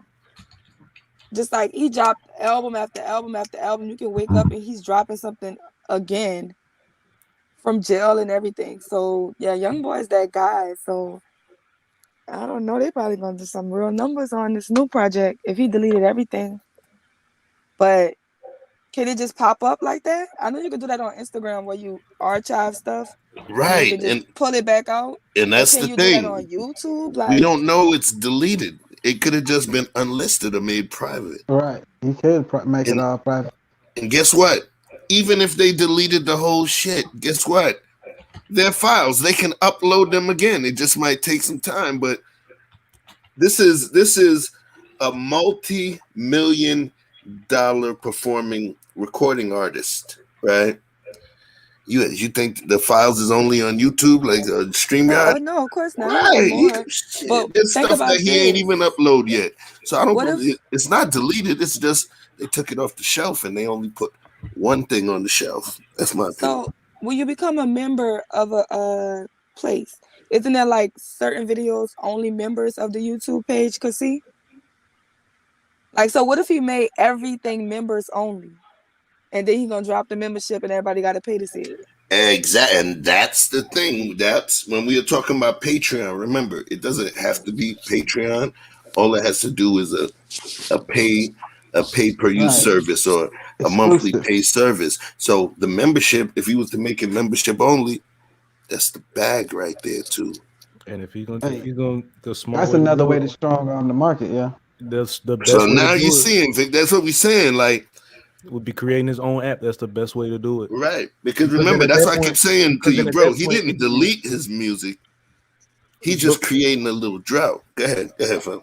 No, but with the app, the great thing about like the idea that like with the app is it can be more than just music. So now when he goes on tour, the ticket sales, they go to the app first.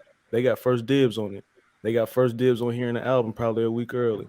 The merch is probably at a discounted price. All these different kind of things. He can flip a whole lot of money through circling everything into one space. That's all I was saying.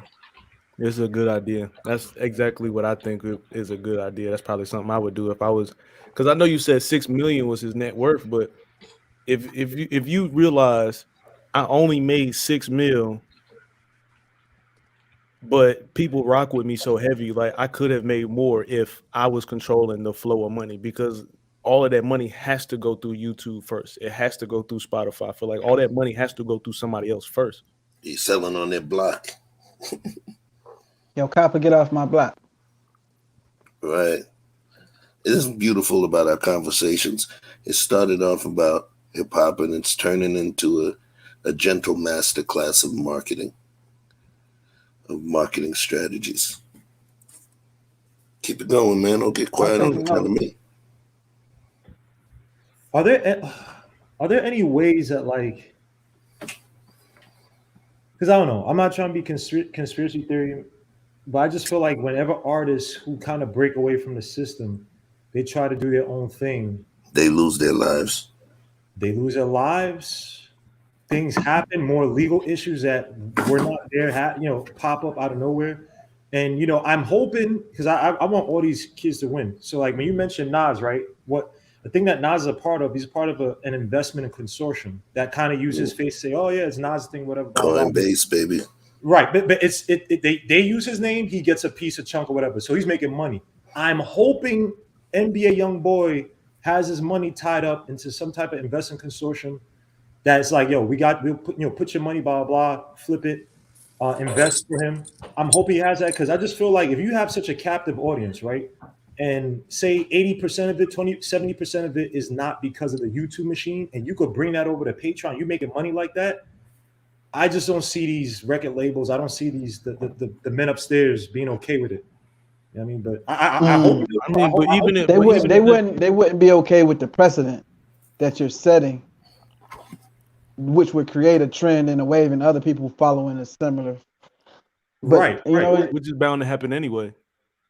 That is true, but here's the thing, though. Many times, like, I feel companies only feel truly comfortable with allowing that if they can make money off of it. So, like, when Chef just said, legal things popping up, I hope that doesn't happen, because it seems like he's in a lot of trouble, and those powerful people could work with, DAs, whatever, to say, hey, let's dump some charges. But almost to the point that Mr. O was talking about before he left, it's just like, how much was he doing before he got to where he at right now that's catching up with him? You see what I'm saying? Like, are we going to blame all of the legal troubles that may come up from him becoming independent on that? Like, one doesn't necessarily cause the other, basically, is what I'm saying.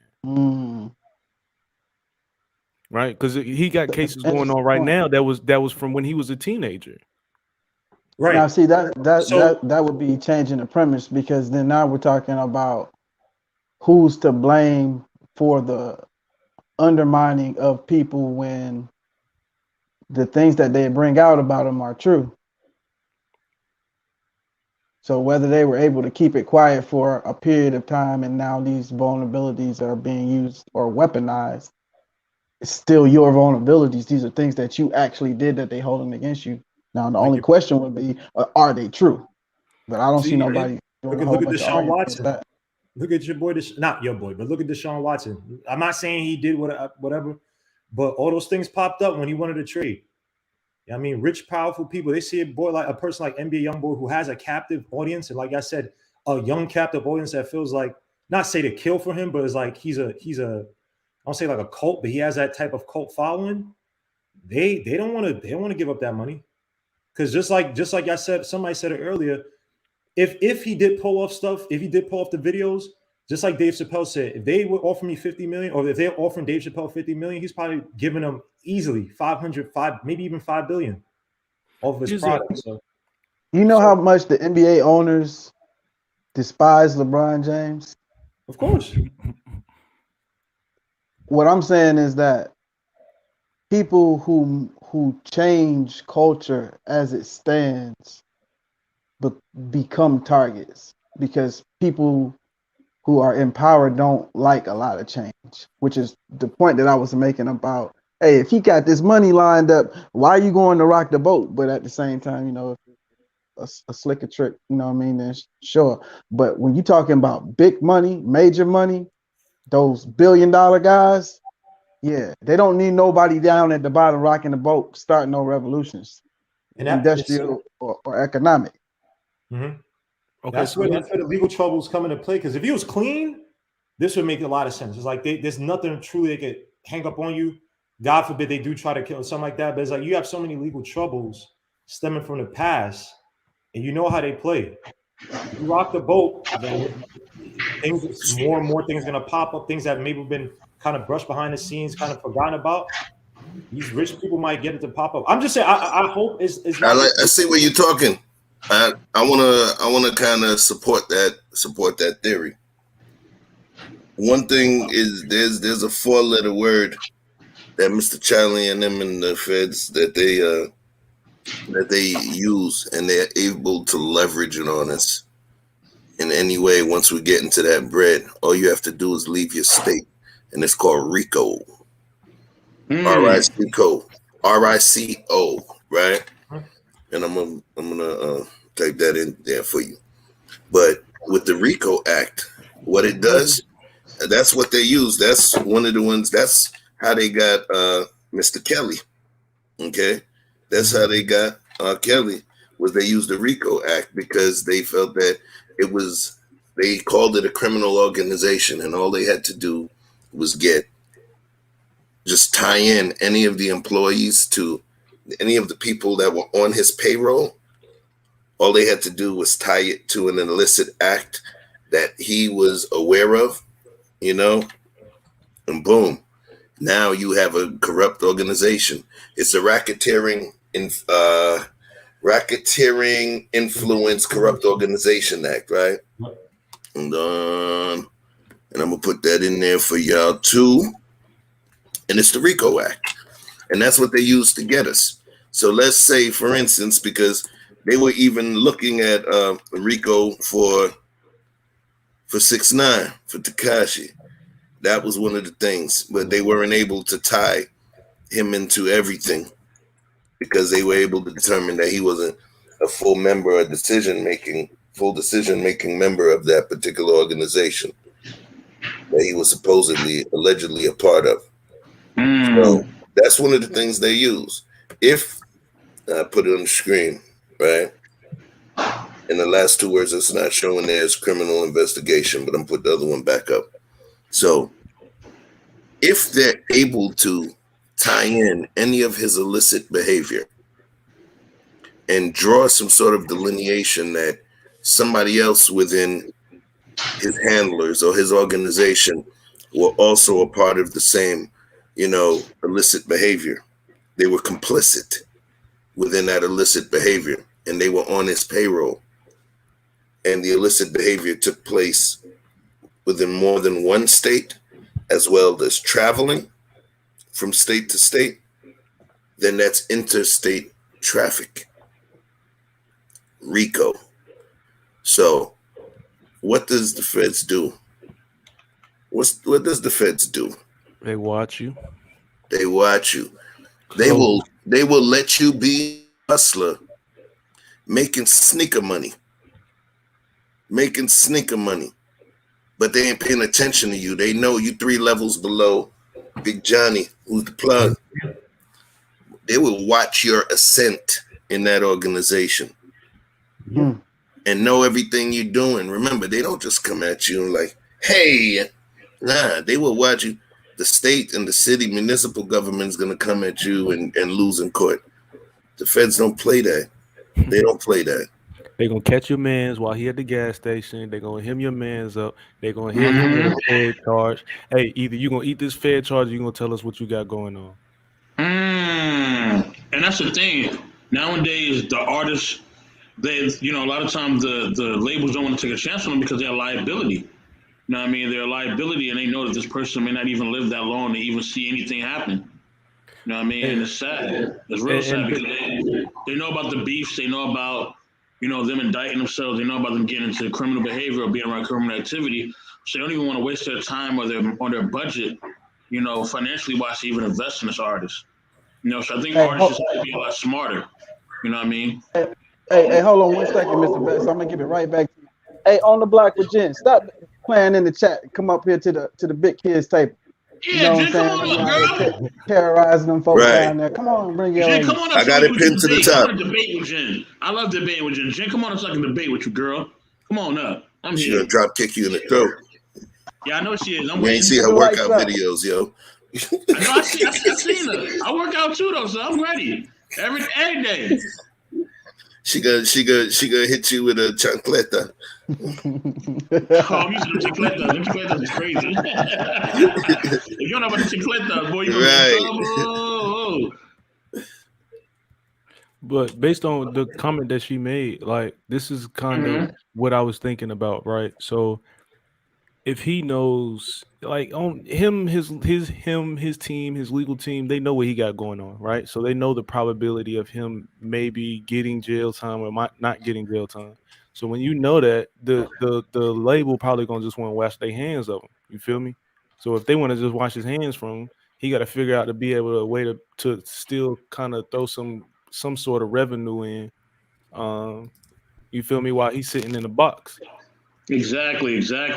Hey, Chef, just if you could put me backstage for a moment, I'm trying to do like 5 things at once. I'm cleaning, I'm doing laundry, I'm doing like mad stuff. Do your thing. You good? I got you, fam. Thank you. Yep. So he's in jail prison right now. Oh, jail right now, right? Maybe Youngboy. Not to my knowledge. Oh no! Oh, he's not. Not at this point. Yeah, no, I got the link is pinned at the top, Vic. Okay, I got you. Yeah. To my knowledge, no. He's waiting on trial, right? Ain't he waiting on trial? Yeah. If I'm not mistaken, he has a court case coming up. I apologize. What exactly is the court case on? Because I know he's on house arrest right now. Hold on 1 second. Yeah, weapons charge. I'm not sure if it was. And the chase. He had the chase as well. I think it's a possession of a firearm. And he is a felon, and if I'm not mistaken, he is on parole or probation or paperwork. Yeah, from my old case. Yeah, so he got a new gun charge because they was already looking for him, and he was evading arrest. So he was on the run, and when they caught up with him, he hauled ass. The dog got him, but they found a gun in the car, and then nobody else depended on. So he caught another felon charge for being a felon with a gun. Yeah, this is second weapons charge. So and yeah, was it the same thing that Kodak Black had? He was on parole. Because in 2016, remember, he's charged with attempted murder. Youngboy? NBA Youngboy. Yeah. Attempted first degree murder in Baton Rouge. Playboy about to sit in the box. And he beat that. Wow. That's what I'm saying. They put it all like on like a free. I don't know the correct terminology because I don't want to use the wrong term, but they froze his motherfucking time and let him do it all on outside. Just like he just paid $1.5 million to go to his $1 million estate and be on house arrest, and he's got to hire Navy SEALs and whatever his little safety team. They mandated that he hire them Yeah, you know when you out on house arrest, you remember, because you're not within the confines of the brick and mortar prison system, and then you out on house arrest, you realize that you cover that. Yeah. You cover gotta take the cost, just like you you pay for probation. Yeah, man. You gotta pay the guards to come to your house. Hey, shit, if you got it. When he get booked this time. Cuidado. I like that. Who called my name? Like Candyman, she gonna show up. When he get convicted this time, he gonna do the whole clip this time. Y'all remember on PBS, not Channel 13, PBS, they used to say peligro. Yep, I remember. Watch out. What it do, Jen? Everybody say what up to On the Block with Jen, one of the dope networks, one of the dope channels. She's part of our Love Network and Conversations with King. Has a dope show. She did her thing the other night, and she's dropping in because I think we've been pissing her off. So come get unpissed. Hello, gentlemen. What's up? Jen, you remind me of Rosie Perez. For real? I thought he was gonna say his Jeep. No, I just heard one or two comments, and I'm paraphrasing here, not verbatim, but Chef, when I said Whitey doesn't want anything to happen to his golden goose, I was talking about LeBron, not NBA Youngboy. Word. Oh yeah. Oh, okay. I was like, the thing is, I was thinking about it. I was like, okay, come on. I was like, Youngboy? I was like, the feds, he ain't doing nothing, but it makes sense. It makes sense. You absolutely right. Talking about LeBron, because I think, I don't know if it was Truth or the little what's that guy's name again? Charles Bronson, the little icon. I think that's 1, 2, 3 Kid XL. That was 1, 2, 3 Kid, because I ain't saying anything. Okay. So I was saying that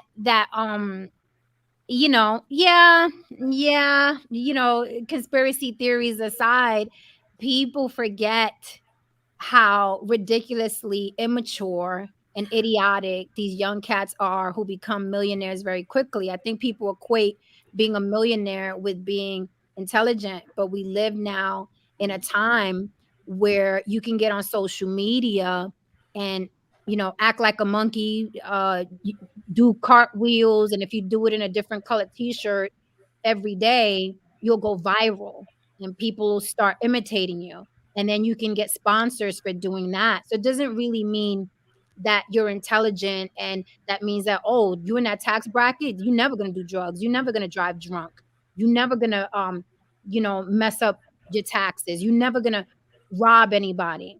Like it just in my opinion, money enhances idiocy. But I think as soon as someone with money gets in trouble with the law, people automatically think, oh, they got to be after him because he was about to buy his masters, or he became a millionaire too fast. And in my opinion, the 1%ers ain't thinking about nobody named NBA Youngboy. Okay, unless this man was ready to buy all the banks and he's dealing with the Koch brothers and the Rothschilds, ain't nobody worried about nobody's NBA Youngboy. I don't care how popular he is in New Orleans or so wherever he's from. So I just find that funny because sometimes they throw conspiracy theories on people. I mean, think of yourself being at the 1%, and you're looking at these little rappers run around with their jewelry and their Lambos, and would you care being in the 1%? What you're going to do is look at them and say, how can I get a cut from this idiot? So I forgot who said, well, white people don't like what LeBron's doing because, they don't want people, making noise. What do white people do? The same thing that they did with Kaepernick. You causing trouble? Let's throw a Nike contract at you. But you quiet down. And Kaepernick did. He quieted down. There was no revolution. There was no fear or threat of revolution because Kaepernick was kneeling in a football field because they know all they got to do is get rid of him and throw a Nike contract. Don't start that because people hate me when I talk about Cap. And what do we do? They already know how to play our communities. They know we're just gonna run out and get that number 7 jersey. We don't care like that. The truth is, the hard, cold truth is that racism to us, to all of us, me included, racism to us, oppression to us, is an inconvenience. It's a mere inconvenience because we have a lot more luxuries, right? So it's an inconvenience. We don't like being talked to a certain way by white people. we hate that certain people are in power, but ain't nobody trying to die. Ain't nobody trying to run up in the Capitol or kidnap the president or ain't nobody easy, killer. Nobody. How do we ain't get nobody here? No trying one to- brought up black anything. Everybody's just You don't talking want about- me to make no money, Jen. Say that people again. just- You said the K word. I don't know who said K. I said you don't want me to have no money. Oh, you I can't wanna say be that money. word? You know what words not to say, Jen. Stop playing. I don't. No, I don't. Why would I? You know I don't. Go ahead, yo. You that friend on the phone. She says that every video. I'm new to these You like YouTube what? streets.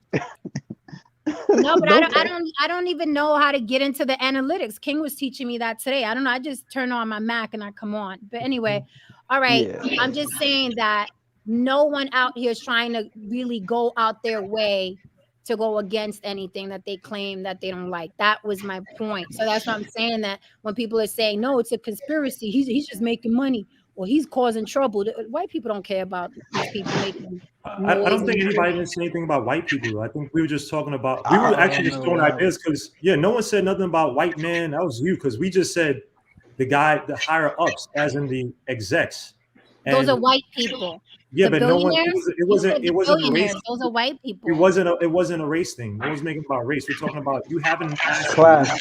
you're making money from, and if that asset is no longer in your control, what has happened in the past, right? And no one made it a black thing or a white thing. They would do it a dumb white artist too, right? Where they'll find a way. Oh, okay, you want to leave? Okay. We'll make sure. Remember, we used to, we messed with that DA, whatever. We had him hide, he or she hide your bullshit.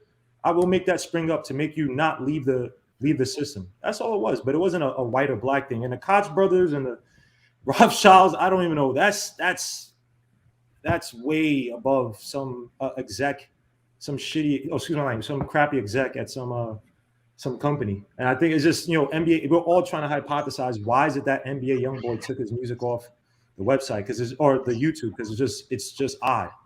Listen, I'm look, Jen, I'm ready. I'm willing to die for it. I'm willing to die for it. I'm here. I'm willing to die for it. You know what I'm saying? No, I'm joking. Look, man, I ain't gonna front. Yo, I always make that point. Hey, Mr. Best says shit. And look, I always make that point though. Seriously, I said we won't have a revolution because none of us are willing to die for it. You know what I'm saying? The older generation, like Muhammad Ali, Martin Luther King, Malcolm X, they was willing to die for it.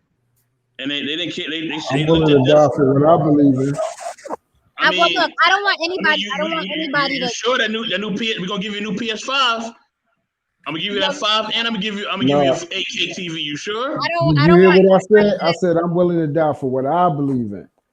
Okay. Are you sure? I think we all are. Oh but yeah. I don't want anybody to die. But I made it a race thing because it is a race thing. That's a part of it. Yeah. This country is very much a race thing. We can't ignore it. We can't just say, "Oh, it's a class thing."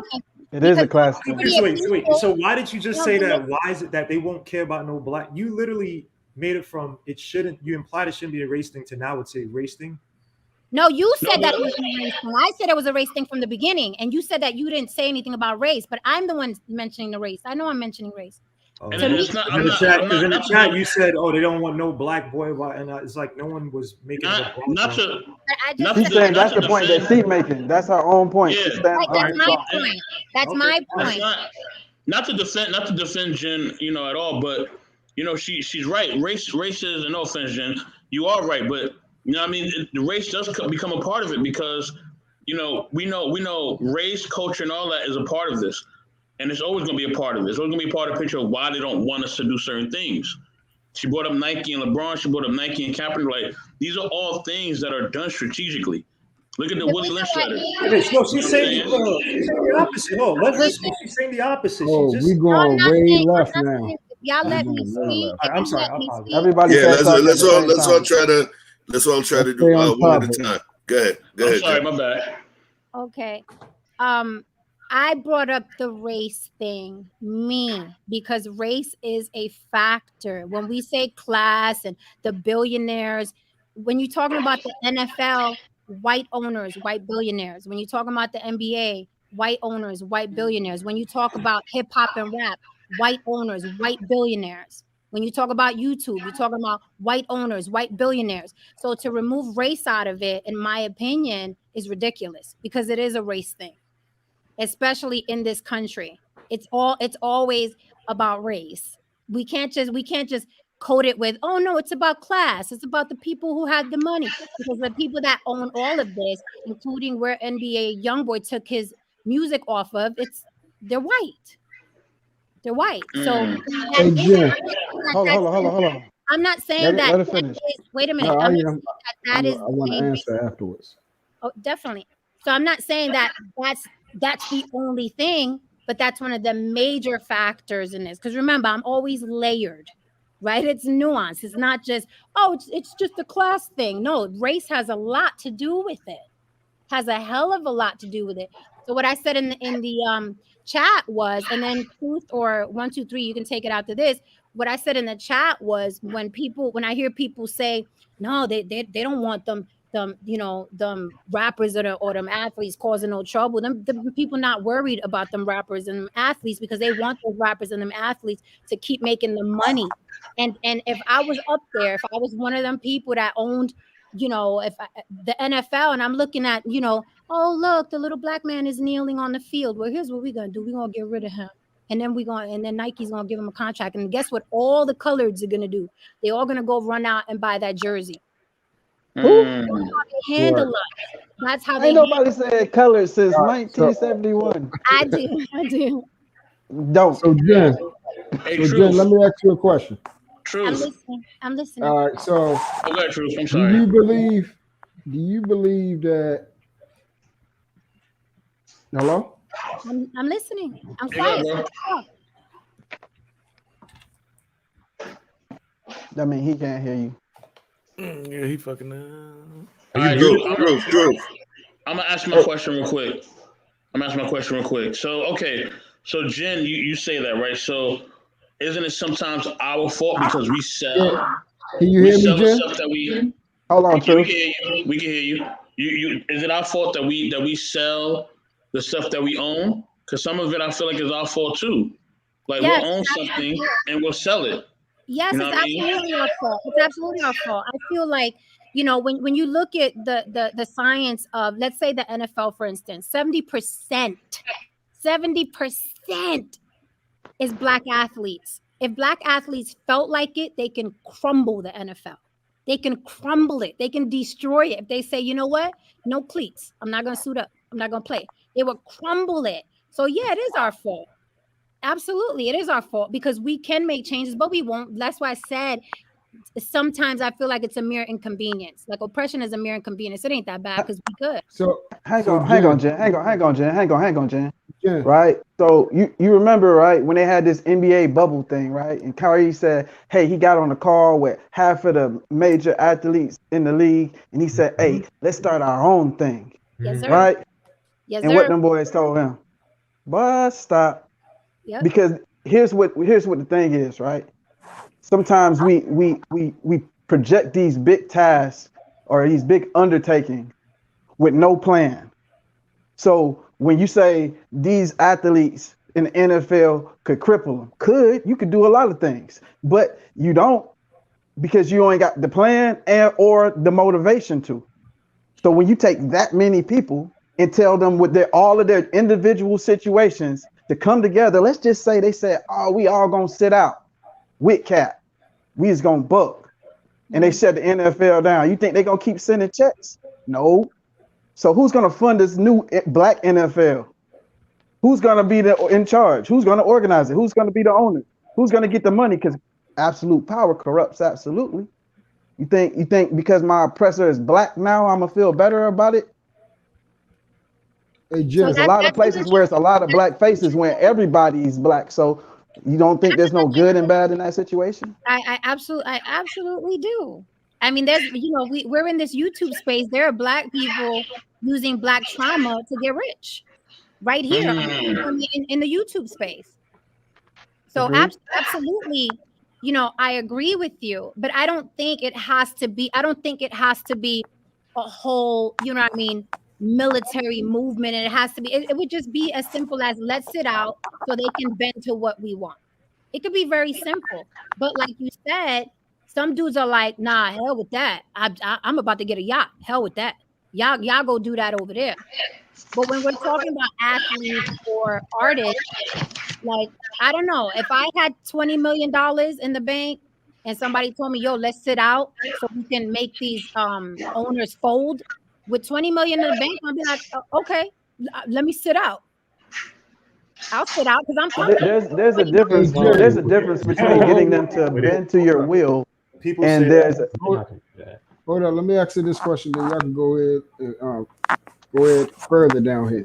Hey Jen, so do you believe that the only people that's in power is white people? And what I mean by empower, I understand. I'm doing a whole, diatribe about, the Rothschilds, Rockefeller, the people that control what I call blood money. Right. Do you believe the people that control blood money, they're only white? What do you mean by blood money? Because when you're talking about the Rothschilds and blood money, when I say blood money, you talking about like the 1%? You talking about the 1%, bro? Blood money, Rothschilds, Bilderberg, the Walmart people. So when I mean by blood money, I mean money that controls everything. We're talking about war, and we're talking about money that does not run out, money that actually controls and dictate lives. You're talking about the billionaires. I'm talking about the people that actually basically plays the game with the world. The people that they got the term called the cabal. We're talking about them type of people. Where their money, they just got so much money, they ain't got nothing else to do but, hey, let's start a war over here. Let's start a problem over here. Let's start this. You see what I'm saying? You think they're only white. I think that none of them, I'll answer like this. I don't think any of them are black. Okay. That's all I wanted to see where you was coming from. Okay. So Truth, I got a question. I got a question for you, Truth. So, based on what you're saying, do you think that some black people just like being oppressed? They like the master. They want to have somebody ruling over them. They just used to that. Do you believe some people are like that? That's human nature. Oh, yeah. That's not a black thing too. That's human nature. So hold on for a minute. Hold on, 1, 2, 3. I'm sorry, hold on, 1, 2, 3. Let me answer. Answer him. Yeah, I mean, well, he said it, but also a lot of stuff we place on ourselves. A lot of times we say that we got problems. Everybody got their own problems. We go through trials and tribulations, but a lot of our trials and tribulations we placed on ourselves. It's not no inconsequential force out there coming down on us. I don't subscribe to the racist theory. That I just don't. That's me. But I don't want to talk. We could go for days talking about that. That's why I said I'm not going to even dig up that. But that's where I'm coming from. A lot of things that I looked at when I looked at my life, in order to change and become a better man, I had to mirror up and face myself and stop looking blame at other places like, oh, this is the reason why I did this. No, nigga, it was you. It was you. Well, let me respond to that. Because it's the same thing. It's the same. Let's be clear. It's the same mindset that Sherelle has. It's the same mindset that I have. But I think what happens is when we talk like that, right? It's like, I feel the same as you, Truth. I feel the same as Sherelle. Nothing can stop me. I don't care how many racists are in this country. I'm going to go get that. I'm going to go get that amount of money. I'm going to wake up in the morning. I got the same 24 hours as Steve Jobs had, all of that, right? I believe everything. I believe no racist, no systemic oppression in place. No pale face can give me a religion or hold me back, or it's all me. It is all me, my self-determination. But I think when we feel like that as individuals, we erase and ignore that the systems in place to hold them back exist. Those systems exist. Just because I overcame them and just because I'm not going to let them mess up my life does not mean that they don't exist on a giant scale. And they ruin many, many lives because everybody's not as self-determined as I am and you are and Sherelle is. Hey, Jen, can I tell you where I disagree with you? Hold up. Hold up real quick, Vic. Hold up. Real quick. I gotta answer this. So you're saying that the power you want to you believe instead of rich and poor, you want to just replace that with white and black. Huh? I got you too. That's the point I was making. Yeah. Okay. Go ahead, Jen. Go ahead. To take, I concur with you that a lot of people seem to be dismissing the existence of this structure that oppresses quietly. You know what I mean? What's the word? Via satellite. But the truth of the matter is, or the disagreement I have with you is their motivation. You're saying that the motivation is race. I'm saying I disagree that the motivation of these people who happen to be in charge, because we're really talking about the continental US, which is going to be predominantly one culture, has been for a long time. I think the problem is that that's shifting, but that's another conversation. But the fact of the matter is, when you're the majority, you're going to hold the majority of the hats, period, especially if you're already in control. So it's inevitable that all of these people who are on top land on top. Now, the question is, what is their motivation for keeping the bottom in the specific position that they're keeping them in? Because they don't want to crush you. They don't want you to die. You the battery, you the thing that make this thing go. But I just need you to stay in that position because we need your energy. You know what I'm saying? So I acknowledge, but I disagree with the motivation of it being strictly race. I think race is just another tool in the bag amongst many that they use to keep us divided. Well, here's the thing. We're not disagreeing because I didn't say that it was just race. Otherwise, there would be no such thing as white trash, right? So okay. I don't think that it's just race. So I do agree with you that they want a certain amount of people beneath them, be they white, black, yellow, or Latin. They need a certain amount of people to be the battery. But I'm speaking specifically of, forget the Coach brothers right now. I'm speaking of, you can, there are things in place like you can't get this loan to open up this business. You can't move in this neighborhood. That's race. That's just plainly race. Right? But of course, yes, white trash exists because they do need a certain amount of people living in poverty or middle class. They do, because we're the ones that fuel what they have. So I don't really think that we're disagreeing, because I'm not saying race is the only factor. I'm just saying, just because I look at race a certain way and I have my self-determinism, we can't deny that it's easier for Susie to get a bank loan or live in Beverly Hills or Calabasas than Jen. That's all I'm saying. I'm not saying there are many factors that are against us. And I'm very much one of those strong-willed people. I will not fold. I will not bend. I'm going to get what I want to get. But I think when people get there, because you have to throw on so much armor to have that attitude in this country, we forget the systems in place. And we forget that people aren't built like we are. Right? But of course, I got people in my family that I'm like, well, that's your fault. Did you go over there? Did you sleep with him? Well, that's your fault. Did you rob that dude? Well, that's your fault. Did you go? So why would you propagate a different message here? Yeah. What do you mean? What different message? Great question. What? Clarify for me. If the message for yourself is, hey, no matter what's in front of me, I'm coming through it. Cool. You say, hey, everybody ain't built like that. But then you just said, even when you address your family, you hold them accountable and you tell them what's what, even if they're not necessarily made like you. Because so why wouldn't that be a consistent message all the way through? Because you have to meet people where they are. And I give you I give people the courtesy of assuming that they understand before I assume that they don't understand. Jim, may I say something? I'll give you a perfect example, right?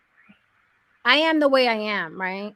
One of my family members is like one of them people who doesn't get it, doesn't get it. I brought that person to my world where I live, X, Y, and Z, X, Y, and Z, X, Y, and Z. This is what you got to do. You got to leave that alone, blah, blah, blah, blah, right? Mm-hmm. I know that family member doesn't have the self-determinism that I have. So I'll bring you in and I'll try to school you. Now, after that, guess what? It's on you. But I have to meet people where they are. I don't assume that people are as hell-bent and as determined as I am. I have to meet people where they are. I agree with that. Let me say this. Can I say something? I agree. I agree with that. How about this though? Do the rules still change? You can go right. I just want to ask you this, and then I'm out. Do the rule change? Did the rule change? I'm saying, does the rule change just because you meet them where they are? What rule? The rule, that the standard that we set, that we're not going, the harsh standard how I live. Mm-hmm. I'm gonna go get it, no excuses. Right. I gotta make it.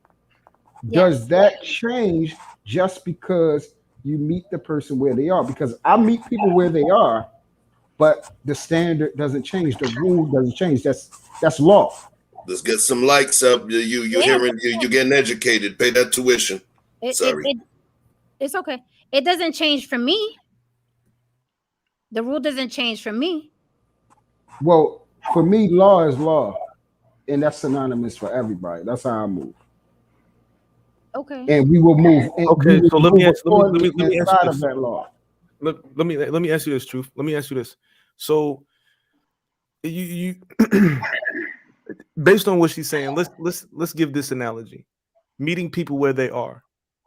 Sometimes you have to invoke your law on someone at a different grade level. If I have, like she said, a family member, if I have a family member that I know is not gonna just get to it the way that I am, but I'm hopeful for them. I want them to make it. I want to see them win. I want to see them live a good life. I'm probably gonna, like she said, pull them in. I'm a probably talk to them on the phone a couple more times, help them out. But that's still that accountability that you didn't do what you were supposed to do. That you're still responsible for your shortcomings. You're still responsible for the bad decisions you made. But I'm just here to help you a little bit more because I know you're not built the same way I am. Watch, you can dumb down the message, but you don't change the message. Yeah. You understand what I'm saying? So how is that not what she just said? That's exactly. She's not dumbing. She's not dumbing down her message. No, she's not dumbing. Listen, she said. I'm not dumbing down my message. Wait, wait a minute. Wait a minute. Don't tell me what I'm saying. Don't tell me what I'm saying. I know what I'm saying. Okay. I'm not dumbing it down. I'm not dumbing it down because I am in a room right now. This panel, you all get it. We all get it. So we can talk with this strength because we all get it, right? So I'm not dumbing it down here. But when I'm dealing with specifically that particular relative, I had to dumb it down.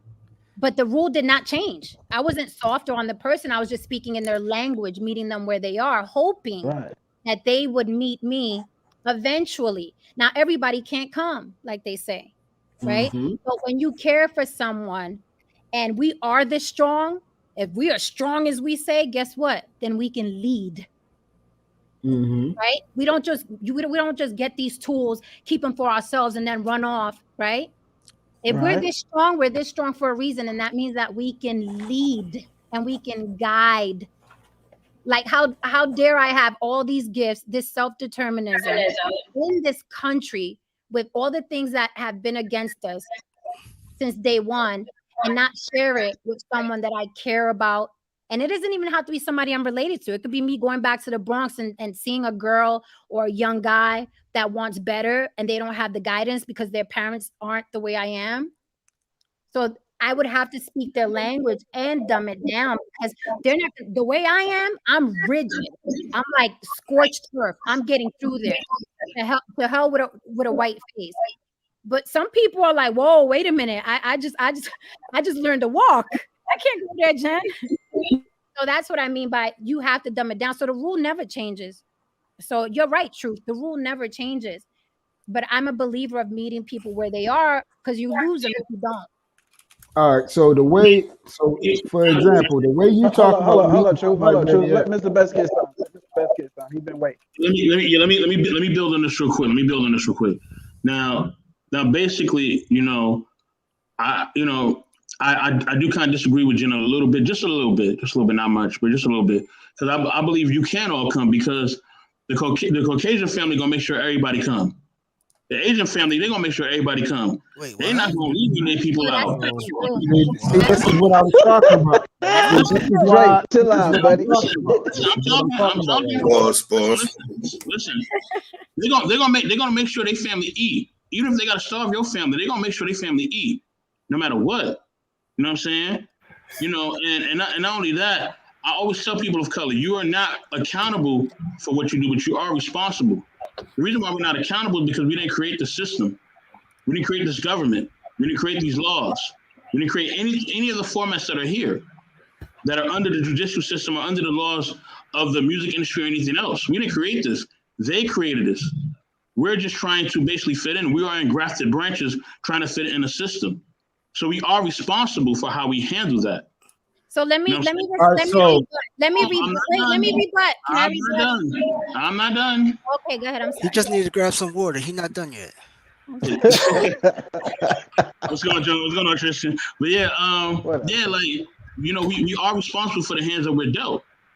Because now the hands are dealt. Now we got to make sure that we deal the cards correctly. You know what I mean? We are responsible for that.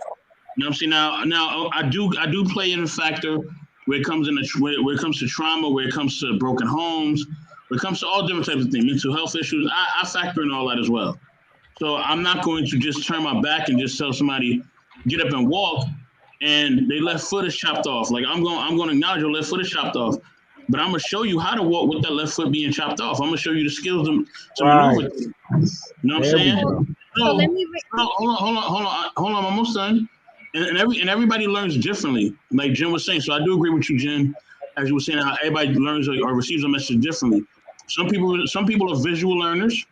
Some people learn by you just by you writing down, by audio. Yeah, so it's different types of ways you can learn and receive information. There's different learning visual, patterns. tactile, audio. Exactly. And my last point is this, and Chef, you know this well because you've been in the industry. You know this completely well. Michael Jackson was probably he was the most powerful black artist that we ever had in the entertainment industry, bar none. Without question. Just for the record, so y'all understand, Sony Music, Michael Jackson owned it. He was basically half owner of Sony Music based on all of his catalog and the way that he leveraged it. And I know where you're going, Yep. And it's a real conversation. I know some people are like, yo, how did we get to this to go to race? Believe me, these things grow tentacles, but I know where we at in terms of the conversation because a lot of it plays a part. If you look at it, remember, we talked about is it legal, but we're wondering what would cause this to happen. Is it a marketing scheme? Is it something YouTube could do? Or is it something else more nefarious, more sinister, right? Yeah. You got Prince, you got Michael. Whitney. Over the course of the past few years, there's a lot of people that were extremely influential people that passed away at the point where they were going to recognize their largest financial windfall and something that could have been a disruptor within a particular industry, right?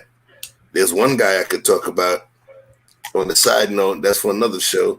His name is Muammar Gaddafi. If you ever heard about the dinar and what was supposed to take place. Look at Prince. Bro, I ain't trying to get demonetized before I'm monetized, but I tell you this. they about to block you. They heard Gaddafi. They said, hold up. You woke up the algorithm. Bro, right, the algorithm dragon. They worried about us. Right. Look, man. At some point, when you have certain things take place, and I understand coincidence, it's a crazy thing. Sometimes coincidences like that Jim Carrey movie, Lemony Snicket's series of unfortunate events, right? Mm-hmm.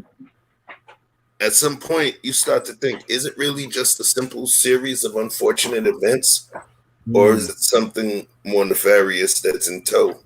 You know, and that becomes a question, man. That becomes a question because there's a lot of people that are losing themselves. You know, is it always cabal and all of that? Who knows? Maybe not. Allegedly, right? Allegedly, right. Right, but it's happening a lot, and it's not something I can ignore. I didn't say correlation proves causation. I'm just saying, if I'm an astute thinker and I see and I recognize patternistic behavior and patternistic occurrences, then if I'm gonna be real with you, then I have to speak to it. Like, yeah, it does look weird, man. It does look weird. Astrology. So I wanted to respond to Mr. Best in the World. I think you misunderstood when I said everybody can't come. Everybody can't come. And that's a cold hard fact. Somebody said in the chat, every group of people have an underclass, and that's true. And you said Asians, they bring everybody, Jews, they bring everybody, or Indians or whatever, I don't know. But even they will excommunicate a relative who's not following the program. Mm-hmm. And that's what I meant because they're messing up the program. Because they're so serious about the program. There are Asian families like, you don't want to be a doctor? You don't want to be a scientist? Bye. Not in my house. So that's what I mean by everybody can't come. And if you notice, the people that are most successful are the ones that understand the science of everybody can't come. Meanwhile, the bleeding hearts are like, no, I got to help this one. I got to help this one. I got to help this one. And they're not even in a position to help anybody. So you have to be very careful with that, because the best thing you could do, what they say, for somebody poor is not be poor, because then you can really extend your hand and really, really help in that fashion. And also this thing, Chef, I want to address the Prince, the Michael Jackson, and the Whitneys, right? All three of those people were addicted to drugs for many, many, many, many, many, many, many years. As you know, either you kick a habit or you keep doing it. Now, I know lots of people in the hood who kept doing drugs, and eventually the drugs took them out, because your body can only take but so much abuse and so much relapse and so much rehab and so much relapse. So it's like, why isn't that ever a factor? Like, people say, well, they were about to buy Sony. They were also drug addicts. And the drugs that Michael was on was not you know what I'm saying? That wasn't a little liquor here and there, a little cocaine here and there. He literally moved the doctor into his house to put him to sleep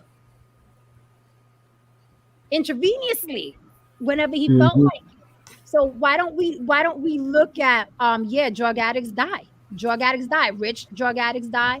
Poor drug addicts die. Drug addicts that have great record contracts. Drug addicts that have bad record contracts. A drug addict will die. And they're still dying to this day, right? From rappers to actors to singers to they're still dying. But why is it that when someone like Michael or Prince or Whitney dies, who we know have been doing drugs for decades, why do they automatically get, it's a conspiracy, they were about to be... We'll tie it all back in the race. Well, because that's where I was about to go with. So with the drugs, since we're on drugs, how did, because I want to ask you this, how did drugs get in our streets? Whitey, listen. Do not bring up COINTELPRO at all. Do not bring up COINTELPRO at all. You trying to get us all killed. You already said it twice. I work at the Fed. They can get me. Man. They're not worried about us. You know what they're gonna worry about us? Do not represent just listen, when y'all get 5 million followers, then they're gonna be watching what you say to masses. Listen, y'all see my name. Y'all see my name. It says, "I'm not your enemy." That's for the government. I'm not associated with these people. I thought you put that Jim was gonna kick your ass. Ghost always trying to kick my ass anyway. They not worried about us. Just because those people were drug addicts doesn't mean that they weren't getting us somewhere, right? I mean, 90% of elite, well, probably 90% of most talented artists, because of how their brain works, are probably addicted to something or have tried something, right? So, I just don't understand the position. Is it that there are conspiracies because you could partially because you're black or whatever race, whatever, or is it that those conspiracies you believe that that's hogwash? Because you kind of going back and forth as to what it is regarding if a black man or a person of race or color challenges the status quo. What's your actual opinion, that it's somewhere in the middle, or it's these are just BS conspiracy theories, or it is legit that if a black man does ascend to a certain point and challenges, they something happens. It's happened to What? You good? Yeah. He said, he got that look on your face, like I'm taking my ball and going home. We was talking about Youngboy and making money and shit, and then this went into Whitey and what I said that too. I got called out. You know what I'm saying? So I was letting it cook because Jen was cooking. I'm agreeing with Jen right now. Nah, King Hermeco came in here. I think he left a couple of his rabbit holes in the room. Hold on, Jen.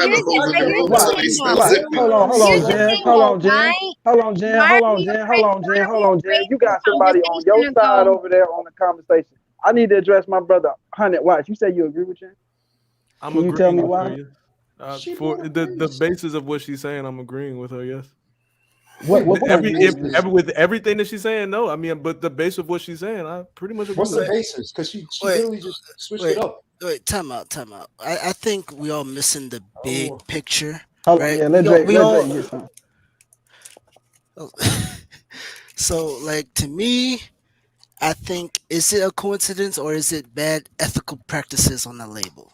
Because everybody gets upset because Michael Jackson doesn't have his masters. Not Prince, but Whitney doesn't have her masters.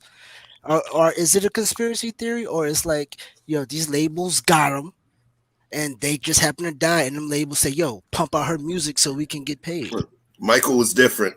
Remember, Michael lived the way that he lived throughout his career, right? He actually, even though he had all of his money, he lived the way he did, but he was very decisive with the monies, with the music and the publishing that he purchased. Mm-hmm. Yeah. He purchased that whole Beatles catalog.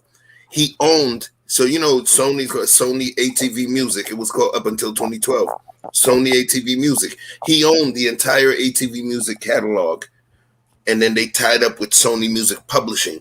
ATV's music catalog was actually more valuable than Sony's catalog, which means once they signed the deal, in essence, he had full amount of money to purchase the entire thing, which means, and his plan was to revamp and make certain inherent changes with the way the music works, the music industry works, and he actually would have had that power to create the change that he would always be talking about. And he had it. They signed the deal, right? And then he passed away. And then in 2012, EMI and them bought the family out with a nice amount of money. And it still was,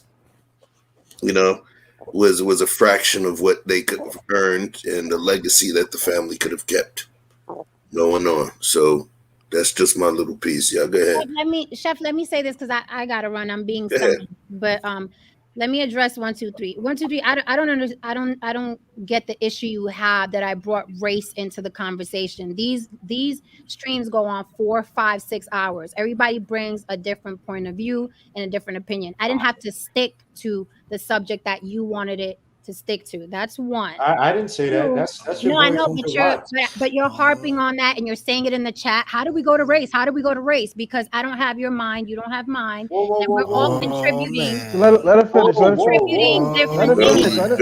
her finish. I think it was a joke. Let me finish because I have to go. Okay.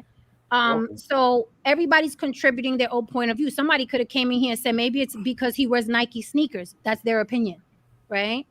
So I don't know. It seems like you felt uncomfortable when race came into the picture. I think race is a factor with everything. That's just me, though. You don't have to agree. The second thing is 100 Watts. You said that you agree with some of what I said. I think that let this be a teachable moment. Vic, was shocked, like what you agree with. Like he was questioning why you agree with me. I think, Vic, you can disagree with me on your own. You don't need like to join somebody or somebody to join you in disagreeing with me. No, it's not like nobody can agree. I respect his opinion. Let me finish. I respect his opinion. So I wanted to hear how. I didn't hear nobody else agree with you. Let me finish. Wait, let me finish. Let me finish. Drop a WMD. True. Let her rock out before she leaves. Go. I gotta go. Vic, maybe you're not familiar with me, but I don't give two fucks if 100 people don't agree. I'm still gonna stand by my opinion. I don't need a mob. I don't need people to agree with me. No, I'm being dead serious, respectfully. Because the theme on YouTube is everybody know, oh look, 100 people don't agree with you. I've been this way my entire life. I've always been the anomaly and the person that takes the conversation the other way. And I got 50 people mad at me. I don't give a damn. But I just wanted to say it's a teachable moment because 100 Watts didn't even say that he agreed with me all the way. He said he agreed with some things, and you wanted to press him about what you saying you agree with her, what you agree with. Like you couldn't stand on your own in your own disagreement. And I'm just telling you as a friend. I do stand, and if we didn't have a whole panel, it'd just be me and you, and then you would really see how I could go. But I ain't here to try to bring you down. I ain't here to try to bring you down. So then why did you have an issue with him agreeing with me somewhat? Why did you have an issue with him agreeing with me somewhat? Yeah, let them talk it out, y'all. Please let them talk it out, y'all. If somebody else had said that they agree with you, I probably wouldn't have pressed, but I have a strong respect for 100 Watts' opinion. So the fact that he was agreeing with you and he was quiet this whole time, and I know he's listening, he ain't missed nothing. So then I wanted to know exactly which point did he agree with. That's all. Not to say that he can't stand on his own and I can't either. You feel me? You projecting. Ain't nobody pressing like that. Okay. No, I'm not projecting. I just know how, the theme usually, because you made a point of saying nobody's agreeing with you. I just want to let you know that I'm not that person. I don't give a fuck who agrees with me. I don't care if there's you don't have to curtail your. I don't care. I'm not that woman. I really don't care. Jen, we know you carry the biggest stick in the room. Relax. No, I want people to know that. I don't think that people close right now, girl. No. Hey, Jen. Yo, let her, because Jen is about to roll out, but trust me, y'all. Let her. She got to get that. I know you got to go. So take this last point with you, okay? Everybody, we've been black all our lives. You say you know the struggle. So, hell, we heard it all before, all of it. So what we trying to do with this YouTube wave, because there's something called opportunity cost. Every time you do something, you're not doing something else. So every time we bring up race, we ain't bringing up no answers because everybody know about race. So we ain't got to it ain't that I disagree. It's just like we don't have to rerun that route. So it's just like we put each other on to selling drugs back in the day and say, yo, get on like this. You could turn up like this. Put somebody on crypto. Put somebody on information that can help them. So that's all we doing is trying to communicate information that can help us build, including how this NBA Youngboy thing came about and the strategic value it might have had to the community if we could figure out what is even going on here. So that was the angle that we came with. And then it just seemed like you came out the left field with the race and it didn't help the conversation. So it's not even that I don't acknowledge what you're saying is accurate. It just was like, hey, that seemed to be the theme. You know what I'm saying? So it's not a personal thing against you. Just think about it a little bit. Okay, see how I let you speak? Yes, ma'am. See how I didn't interrupt? I agree. Okay, so I'd like the same respect right now. I understand how you feel, right? I'm validating your feelings, but what you're doing now on a public forum is trying to direct what I'm saying and my point of view and what I want to contribute and what I want to share. And you cannot do that.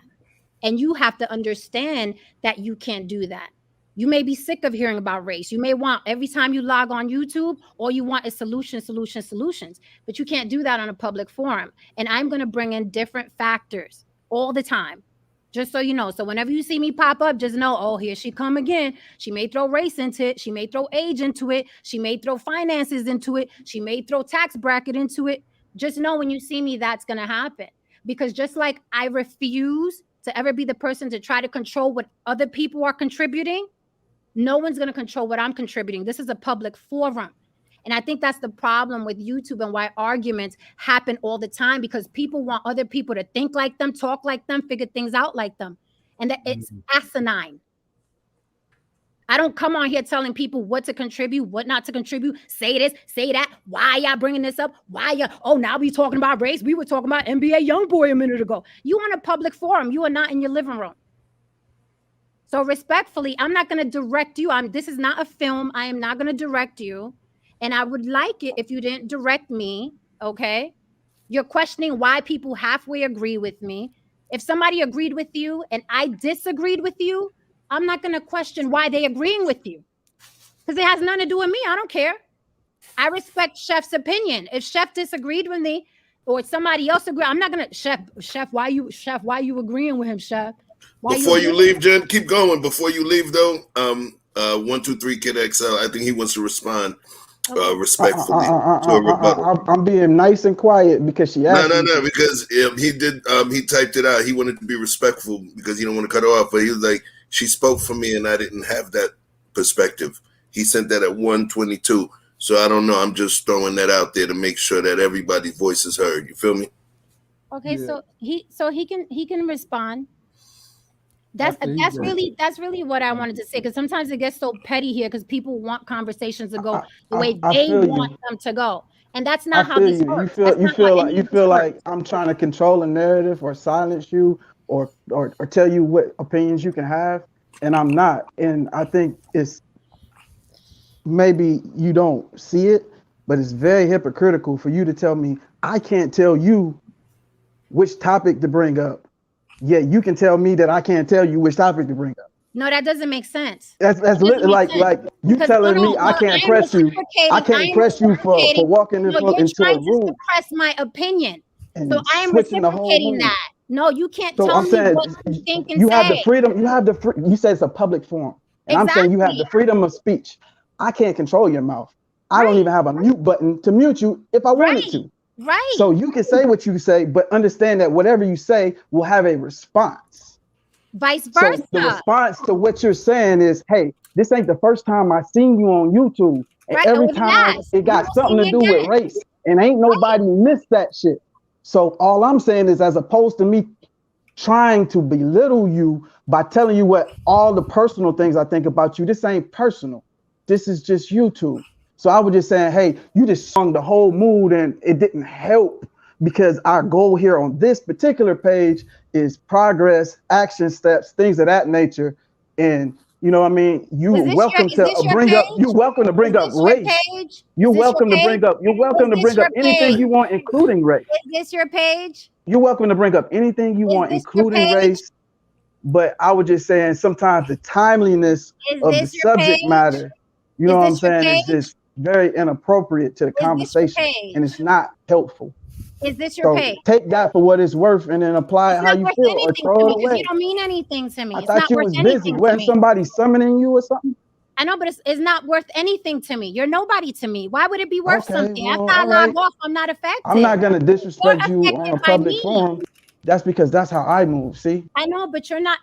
You're affected by me. I'm not affected by you. I'm not affected at all. I called you up here. You don't remember? I was like, hey, Jen, why you terrorizing the chat? Come up here with the real G's. That's why you're still talking. That's why you're still talking, because you're affected by me. That's what I'm talking about. You're right. You're not going to tell me what to do and what to contribute. It's not going to happen. Deal with it. You're right. Not going to happen. So deal with it. Like I have to deal with other people talking about things that I'm like, well, I don't think that was relevant to the conversation. Well, I don't think that's productive, but it's their opinion. I be telling my sisters to pull up off you, Jen. I tell my sister, pull up off Jen. The Latin people is our people too. Leave Jen alone. She spicy and she bucking, but she be having some good points sometimes. So I address you just as a person, not as a woman or anything. You know what I'm saying? So I give you complete, you know what I'm saying? Likewise. Runway. You know what I'm saying? But you know, it ain't every single time we got to create a combat. It ain't combat. It's a combat. You don't have to disagree. Because you're trying to suppress what I'm saying. That's why it's a combat. All right. What you need to do is fall back completely and have Yeah, you leave right. everybody to their opinions the same way I do. You right. And that's the same way I do. Some I hear people say some real Right. stupid shit sometimes, but I'm like, that is their experience and that is their contribution. And until you learn to understand that, you and I are always going to bump heads. I'm cool with that. Forever. Makes for good TV, maybe. I don't know. Forever. Okay, but I'm on these panels and I hear a lot of ignorance on these panels. But who am I to tell somebody what not to say or what to say or what to contribute? Unless you're on my channel, then it's different because I have the mute button. Wait, what? So we're arguing right now because you thought you was gonna tell me what to We're come not on arguing. here and You contribute. thought we was arguing, but that's gonna not what's happen. happening. Wait. That's not gonna happen. I think we all should at least dictate everyone's money to Cash App $ Tristan Draper. Get the lights up. Yo, I'm about to mute Tristan into the netherworld. Are you gonna send me to the shadow? Okay, I'm gonna hit you with I requested this bullshit. Everybody sent Tristan $1. Bro, if y'all all send him a penny, I'd be weak as fuck. All right, She wanted to drop a WMD before she left. Jen, I'm gonna ask you a question. Jen, why you so spicy? Oh man. Because I It's called Sazon. Sofrito. She uses she bathes in sofrito. Shout to the coochie frito, the sofrito, all that stuff. I'm laughing at what Big Bad Bull says. I try to love Jen, but damn, she don't want to be loved. She don't want That's it. He's like, don't love her. That's not true. Listen, Jen loves the cartel movement. Okay, that's why I call her Ghost. All right, Lies. she loves. Oh, lies? I'm lying. I'm lying. I asked the man at Port Authority. That man at Port Authority know your name. Why does he know your name, Jen? My man was like this. He's like, I know Jen. She used to pistol with me. I know. He told me everything. Jen, we'll continue this conversation offline. I think there's more to be. It's more to be said. I like to speak to you offline. Well, on my, you could come up to my channel if you like. That would be dope. You could come up to my channel. You're more than welcome. Dun dun dun. Mm-hmm. You're more than welcome. Let me know. All right, gentlemen. I'm going to bid you adieu and say good night. Thank you for having me on, and enjoy the rest of the chat. She'll be back around 3 o'clock. No, I can't. Not tonight. Okay. Not tonight. Peace. Night. Later. Night. She definitely Rosie Perez. Yo. Chill, son. Hey Vic, can I borrow your fan? This is hot over here. Hey, man, I had to take a fucking smoke break after that shit. Damn. Where my damn drink too? Yo, Hunter Watts be looking like he's asleep. I don't be arguing with women, though. I don't do that shit, bro. I knew exactly where you was coming from, Vic. She just didn't understand. It's all good. Look, I ain't even trying to really continue it. I just feel like this. You know what I'm saying? If I walk into a room and I'm a church guy, but I walk into a room full of gangsters, what I'm not gonna do is start talking that church shit because I know they don't really want to hear that shit. You know what I'm saying? Because I'm gonna peek and read the room. They not in the mood for a sermon.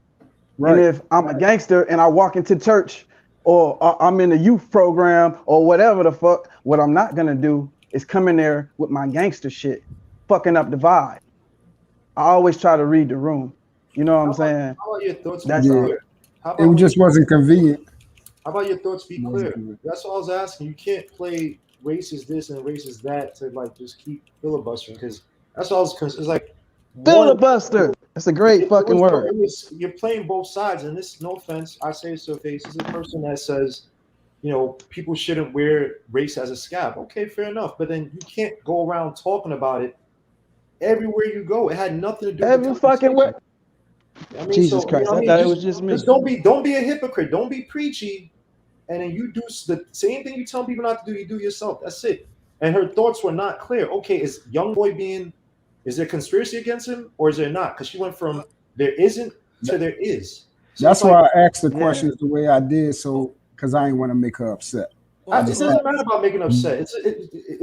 A person says they don't care, but you're here at 1:30 with a bunch of men talking about NBA or about race. So obviously you do care because you'd be sleeping if you didn't. Well, to be fair, it was about the LeBron comment, and then we all just followed the rabbit hole. Yeah, but then even 100 Watts agreed and said, not to take it back to the NBA Youngboy thing. So people want to go back to NBA Youngboy thing, but they didn't want to stop her from saying it. Which is, I'm not shitting on her, not issue on her. I'm just saying, like, what she was saying, I was saying that wasn't even closer. When I said that in the chat, I was saying that playfully, like, how do we get to race thing? But I wasn't to say to stop talking about race. You can talk about race. It's just the NBA Youngboy. I think there was enough rich layers to talk about it. Like, yo, this guy might be creating a paradigm shift, or maybe not, because people probably did it before him. But something is up with it, possibly good. You know what I mean? Then it devolved into a race topic that she says she doesn't even like to talk about because people wear it as a scab. So I don't know. I was just confused. It's like, where's this going? There's a lot of filibustering about nothing when I thought the original conversation had some good. Hey man, you don't get off the hook that easy. Watts. I asked you a question. And didn't say I'm curious too, bro. Oh yeah, hold on 1 second. Nee Black got some smoke for y'all. I'm about to bring them up. Yeah, no, I'm joking. I'm messing with you. Oh Lord, man, you bring his fucking ass up here too. Well, anyway. This is what I. Watts. She made it so hot that I had to come back to you, man. I got you. Look, he had to wrap the towel around his joint. You see him? This is what I'll say. He's sweating like a pastor. Okay. Hey, ain't nothing like that towel wrapped around your head, boy. Woo, you get hot. You want that sweating like Gerald Levert at the Grammys. Rest in peace. I'm not fooling with Chef, bro. I swear. What up, Watts? I'll say this. When it comes, what was your thoughts overall? Yeah. This is what I'll say. When it comes to race, I personally do acknowledge that there's a head start that they have. You know what I'm saying? They do have a head start. There's an advantage that they have in terms of, if we're going to talk about what white people have, they do have a head start. However, where I agree with Jen is where I don't give a fuck about that. Like, that don't matter to me. Like that whole head start thing don't matter to me. Y'all, I heard y'all a couple of times mentioning class and everything like that. Like, it doesn't matter if you white. It doesn't matter if you black, yellow, orange, purple, pink. If you broke, you broke. You can't change anything. Like, if you broke, you broke. So if we talking about, and then y'all started talking, like, I was listening to everything, but I was confused because it was race, then it was a conspiracy against Youngboy. We was talking about money and apps and YouTube, and like I got completely lost. So I don't even really know which point y'all want me to address for real. You know what I'm saying? Like, why you agree with Jen? That's all. I mean, and even 1, 2, and I was hoping that she would answer. I think 1, 2, 3 had asked her a question because he was basically asking a clarification question that I was waiting to get from to understand a little bit more. But I don't, like I said, I'm lost. NBA Youngboy on YouTube, yeah.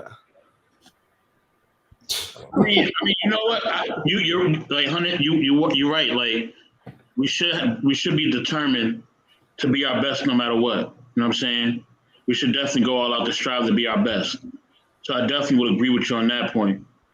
But like Chef was alluding to, and like I was alluding to too, there are things in place that does stop us. You know what I'm saying? Jim was alluding to that too, where they don't allow us to move in certain communities. They don't allow us to have certain things. But look, 2020, this stuff don't matter. It do matter because it still happens. It still happens. The brothers are still being denied loans. We're still being denied certain privileges. You know what I'm saying? It still happens. So with that being said, that doesn't mean that we should stop our overall goal to be at our best. No, it doesn't mean that. But those things do exist. And even though they do exist, that doesn't mean that we stop striving for greatness. You know what I mean? If we stop striving for greatness, then we'll never get anywhere. But we still for it. Let me ask you a serious question.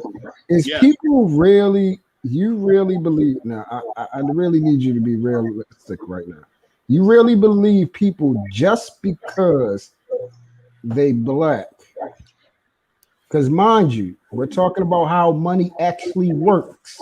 So that I want you to think about that part too. You think people are actually getting denied loans, which puts them in debt? Okay, keep that in mind. Puts them in debt.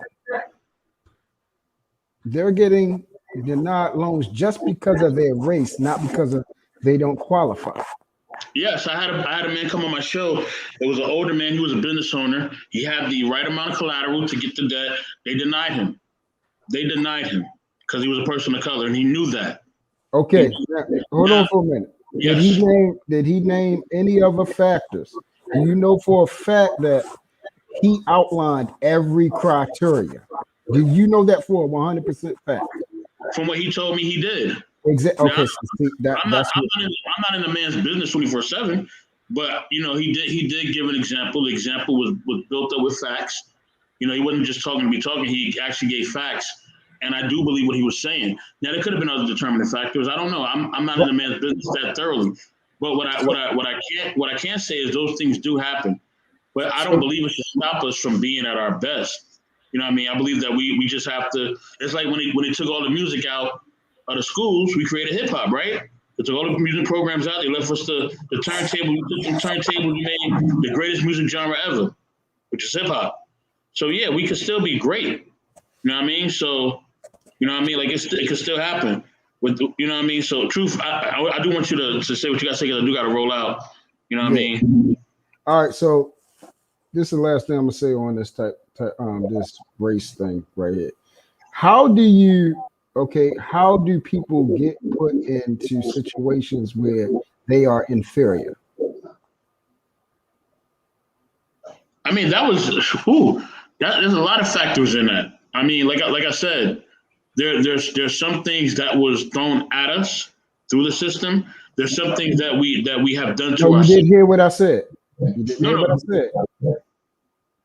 How do people get into a situation or a mindset of inferiority?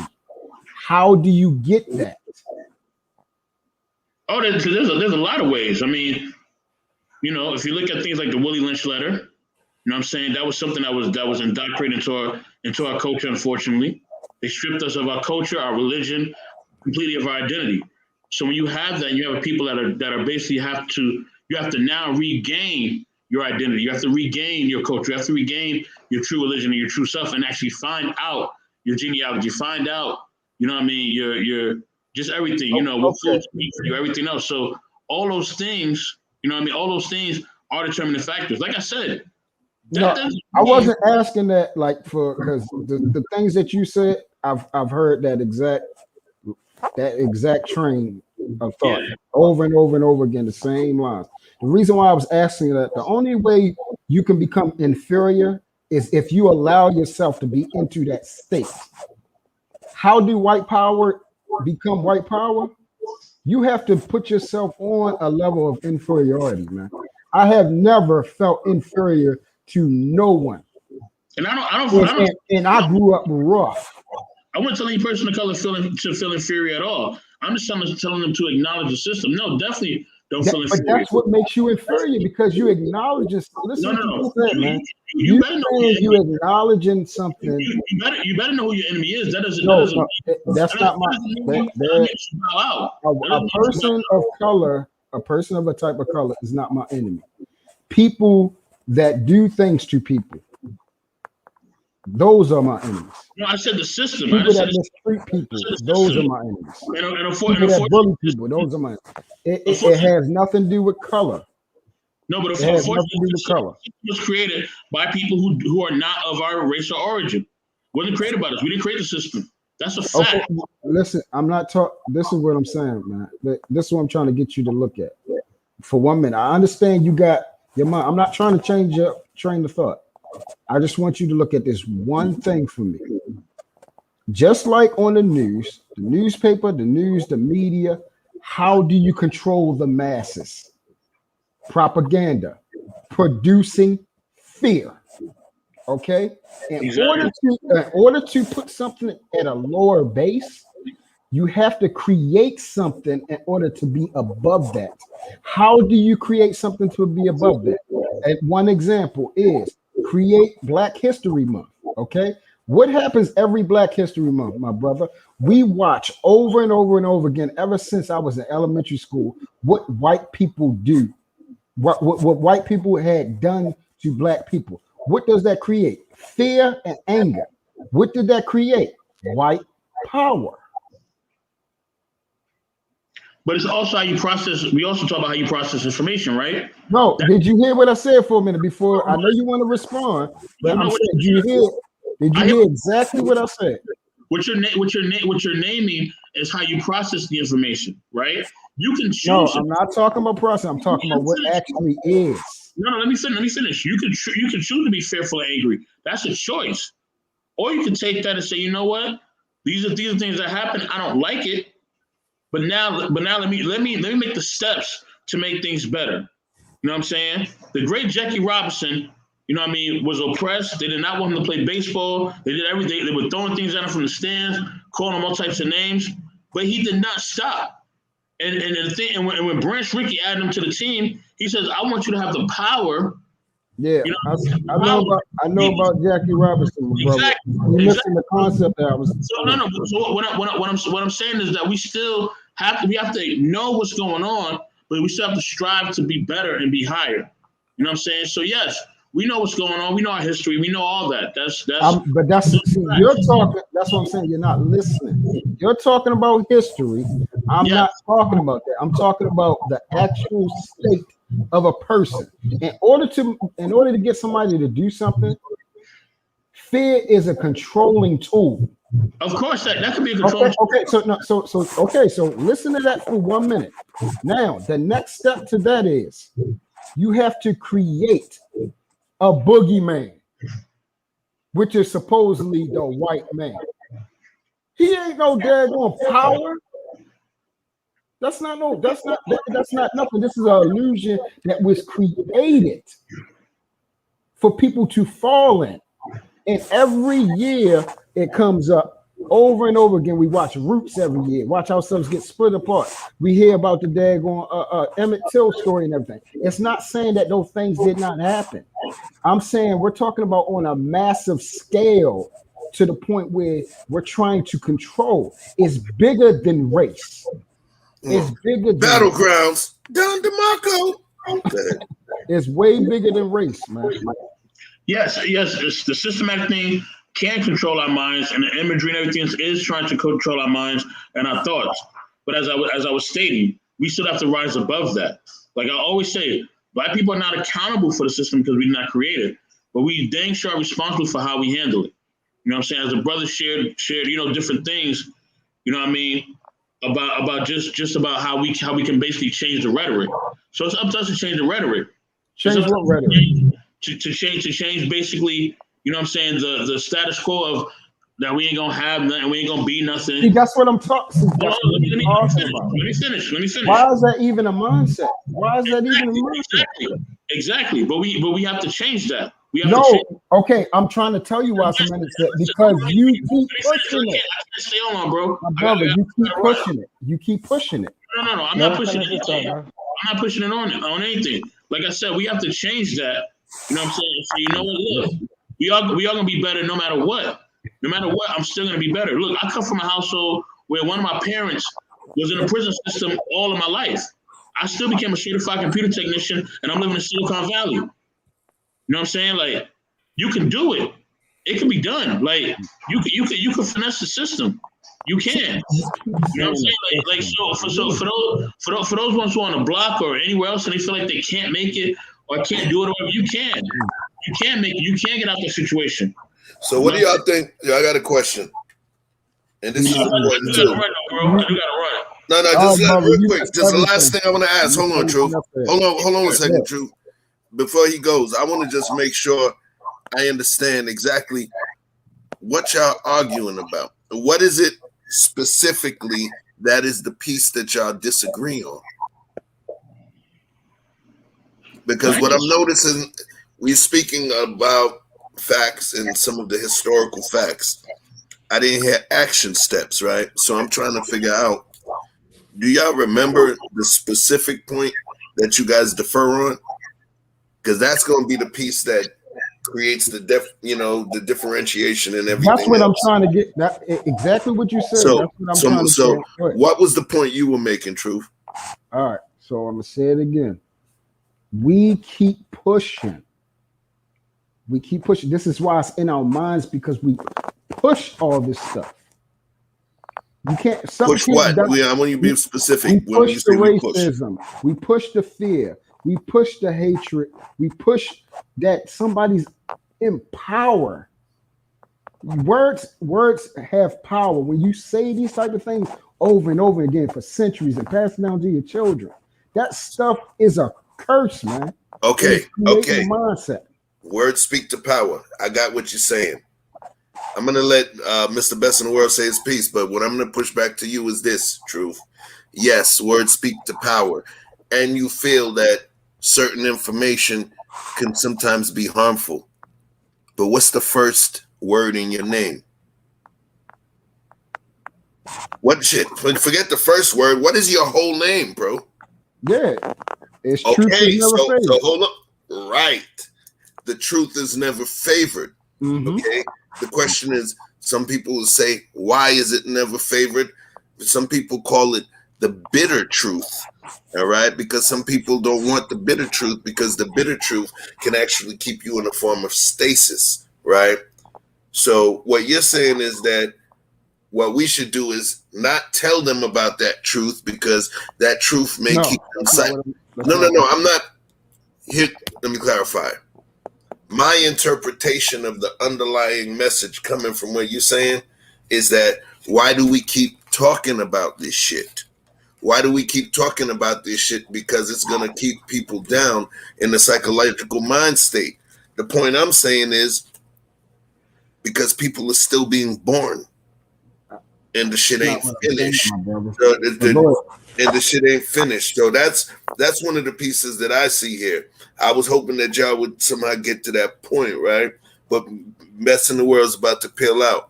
So what was the point that you had that was indifferent, that was disconnected to what Truth was saying, Best in the World? No, but you just said it all right there. Like, it's still happening. Like, it's still a part of what we're going through. It's still a part of what we're facing. We're still fighting, and it's still happening. People still being born. And we have to equip ourselves and know what's going on. You know what I mean? You're not gonna be able to pass the test if you don't have the information. All right. So, action step before you peel out. What do you think is an action step, or an action step you propose that could potentially bring us to the point of resonance that you think is important for us as a people? I think one, we have to address the traumas that we have been through as a people, whether it's broken homes, whether it's the crack era, whatever. Address those traumas, deal with it, get the help you need, whether it's therapy or whatever else. You know what I mean? Whether it's a religion you believe in, get whatever help you need. Then also financially empower yourself. You know what I mean? Put yourself in a field that can financially empower you. Whether it's through technology, whether it's in the medical field, whatever field that you can find. You know what I mean? Whether it's healthcare, whatever field that you can find that can financially empower you, whether it's this, like I said, technology, whatever field that you find that can empower yourself, do that.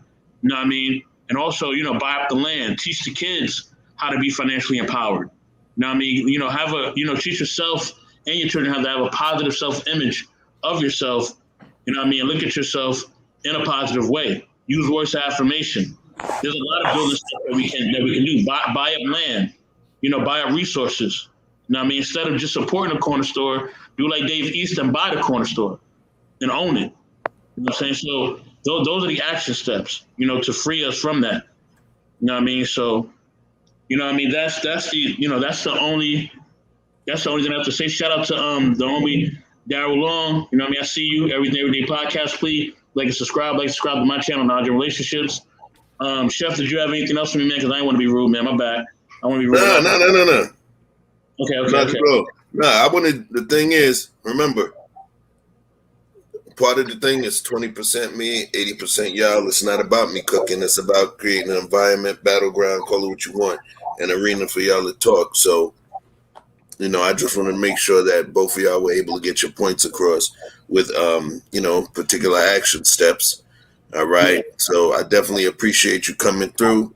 You know, Knowledge and Relationships channel, him and M3, they be doing a crazy job, man.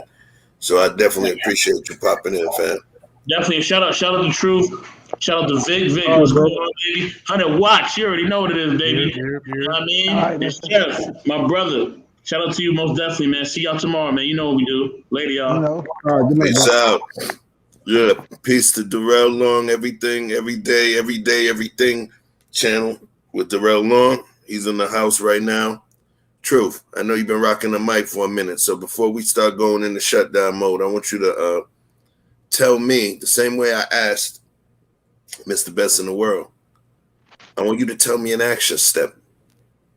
Tell me an action step that could potentially bring about the ideal that you have in terms of how we educate them. Because I know you're tired of the information that brings about questions of our pain and may create psychological inferiority, if you will, right? So give me an action step that you think that we can go with potentially to make this thing better, to eliminate that psychological control or demeaning that's going on. Very simple. How can something affect you if you're not aware to it? Don't talk about this bull crap, man. Just don't talk about it. That's it? Simple. So what you're saying is... No, I just gave that... No, because you're saying don't talk about it, right? But I'm just saying, so this is history, though. See, now you're going... No, that's not... simple. I gave it to you simple. You didn't want I know. I mean, it's okay. You can give it to me simple. Okay. The thing is, I've been quiet. You know what I mean? He didn't... Mr. Best in the World... I guess he agreed with what I was saying, so there wasn't any pushback. I'm just throwing it out there. And what I'm doing is I didn't even make a disagreement. I'm asking you a specific question, so to clarify.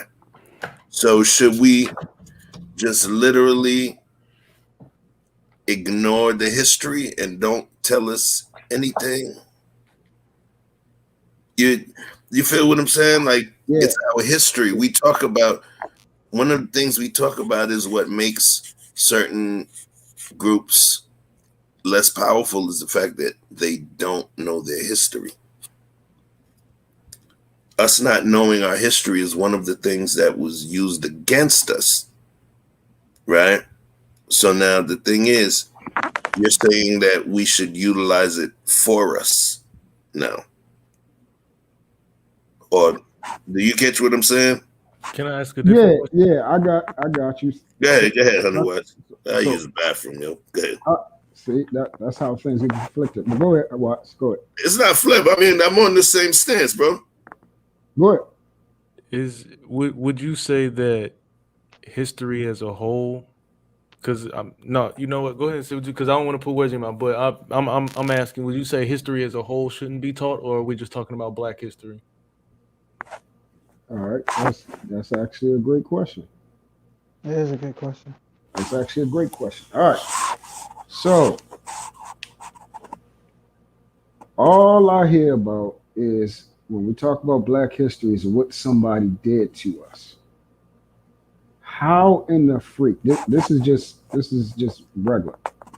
How is that helping me to learn what somebody beat the crap out of somebody that, first of all, I got to try to trace back to see if I'm even an ancestor of that person. So number one, I got to go actually look for the problem. I got to go look for the person that they beat, strung up, killed, or anything like that. So I got to go look for that person to see if I'm related to that, to see if that trauma is even passed down to me. Because a lot of people talking about this stuff and it has nothing to actually do with them. So I got to go find. So let me find out if I was one of these settlers from Africa and my person came over here, he was enslaved, and I'm a descendant of that slave that got beat, put in slavery, hung up, fed daggone cornmeal, all this type of stuff, castration, all that. I got to go find that trauma. So I'm going to look for something negative. How is that helping me become sane in my mind, bro? Truth. I got you, bro. So listen, what I have a problem with is the fact that even when I went to school, when they were still teaching quote unquote Black history, it always started at slavery. So as far as I'm concerned, if that's all you got for me back there, you hold it. But the whole thing is, when people address their history and knowing their history, it's usually a great history. It's the positive times that they're recounting. It's the when our kingdom was great, when we used to be one, when we owned all of this, when the land was like this. It's something positive that they reaching back to. We reaching back to a pool of blood, trying to get what? Inspired by anger, pain. It ain't said that you shouldn't know it, but in a room full of hungry people, I ain't gonna keep talking about how hungry I am. I'm gonna be talking about how enough is we gonna get something to eat. Exactly. And anybody sitting here complaining about hunger is just pissing me off. I'm trying not to think about my hunger pains. I'm trying to think about a way out, and you keep distracting me, playing with my mind, as if you more serious about your hunger than I am. You got me your whole shit twist backwards. I've been hungry for a long time, and I know how to feed myself. So if you ain't contributing to that, ain't no problem, but don't be mad if you get this energy. You know what I'm saying? But I reserve that, you know what I'm saying? Fuck. Yeah. So I'm saying I don't need, maybe people need a little bit more added motivation. Maybe they need to say, oh, I came from this to I mean, I don't see how knowing that I was messed up is helping me grow into something good. I can't see that. Like how you said, now, if you want to talk about what we used to have when we was growing land, had property, that's something inspiring. Let's talk about that. There we go. We could talk about that all day. I'm tired of hearing every time with somebody, man, ain't nobody powerful than me, man. Like, I'm not playing about that. I'm not playing I don't feel like I never felt inferior, and a lot of people didn't have it as hard as I did. So when you say that, you have pride in yourself when you say that, correct? Not proud, but proud. So you're proud. So you're proud. Yes, they're very different words. Yes. Okay. So you're proud when you say that. I'm not. Now I need you to explain the difference between pride and proud for me to be able to understand my question. Pride cometh before the fall. Very simple. Very simple. Okay. That to me it sounds like a present past tense. That's what it sounds like to me. But okay. All right. So you're proud when you say that you're a strong man, right? Mm-hmm. Okay. So would it also be valid for someone to say that they're proud that they come from an immigrant family? So if they did like having my research and where my family is, to know that my grandmother came from another country to America to get her citizenship and raise her kids and all of these other different kinds of things, I'm proud of that. That's great story. Not, you see, we're on the same page now because you're not talking about what I was just talking about. I'm talking about the trauma. You talking about something of triumphant. You talking about a woman that did something great. people all we talk like majority of time, not all we talk about, majority of time is we gotta get our power back. Like I'm trying to figure out where this defeatist attitude came from, but I know where it came from. It's been pushed inside that stupid school we went to, which I found out was nothing but a bunch of lies. That school we went to is another delusion that pushed all this crap in our head and created this so-called white power. We learn in U.S. history about their daggone history like they conquerors. Man, yo, like you notice one thing I don't know if you see in the screen, Truth, because I wanted to make sure we clarified the differences between the two things because there are differences. And so you see it on the screen. Mm-hmm. Pride is an emotional response or attitude to something with an intimate connection to oneself due to its perceived value. Mm-hmm. So what 100 Watts did was he spoke on the pride that he had with the particular success that his ancestor, his lineage had in coming over here. So he was exhibiting pride because it was an emotion. He was having an emotional response or attitude to something with an intimate connection to himself, and it should say something or someone, which was his parents, grandparents, what have you, coming to the U.S. Now, you said proud. There's a difference.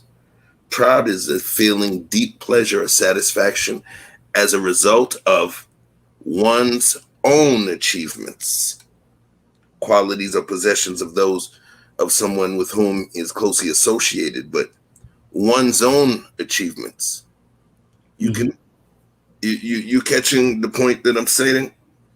Yeah, I know what that's saying, and this is why a lot of times we cannot always take what Webster say all the time, because everybody know the difference between, before we actually saw that, everybody would know if we ran around the room and said, okay, what would you consider worse, being proud or having pride? Okay, so I got something for you right here then, in terms of what you're saying. All right. We can run with that. No. I want you to see this, because you were talking about in terms of we can't trust them and all of that, right? So you see that word that's up there right there? Jambalahega, right? Go ahead. You know what it means? No, I have no idea what it means. It don't mean shit. I made it up, and it's not in Webster's. Definitely. So what I'm saying is, yeah, I don't know. We gotta have. I mean, at some point, that was my funny way of saying, bro. We gotta have some point of reference? You know what I mean? If not, we in the debate, and then we're gonna question. It's like me. Well, my reference is contest, and then I go use the calculator, and it's like, you can't trust that. That shit was made in Japan.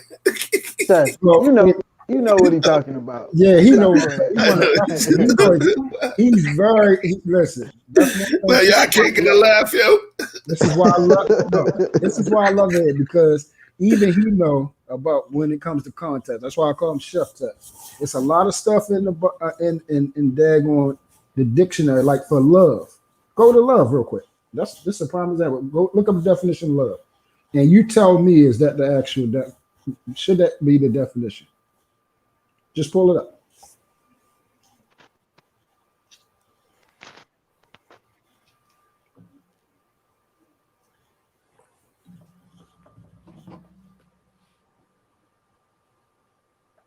I can't hear you, bro. Chef, mute. You on mute. An intense feeling of deep affection. Is that love? It's one of the definitions. Yes. Like yes, it is. Remember, there's the noun and then there's the verb. We had this conversation before. Right. We can't conflate the noun with the verb, because I remember you were talking about that, and I remember Sherelle was saying the same thing. I brought it up. Right. And you felt that love was y'all, there was a difference. There's the feeling of love, and y'all were talking about how showing love by the acts and the deeds. Mm-hmm. And that's what I'm saying. Those are two different things, and we can't conflate the two. There's love now, and there's how we show love. There's differences. Okay, so what I mean by this, man, is when we're trying to solve, like we claim to be solutionists, right? What are we going to use to solve problems? Would we consider love a noun? I mean, honestly, let's be honest. It's 4 men up here. Or would we consider an adjective, a verb? I mean, a verb, which means active. So the verb of love is to feel. And you asked, it's to feel or to like very much. You are talking about showing love. We are just talking about, this is the feeling. To feel deep affection for. That's the verb. To feel deep affection for, or to like or enjoy very much. Exactly. Verbs. Right, hold on. The noun, an intense feeling of deep affection. Noun, a great interest and pleasure in doing something. What you're talking about is showing love. That's the piece that I'm getting at. I'm not saying what you're saying is wrong. What I'm saying is that it got a different name.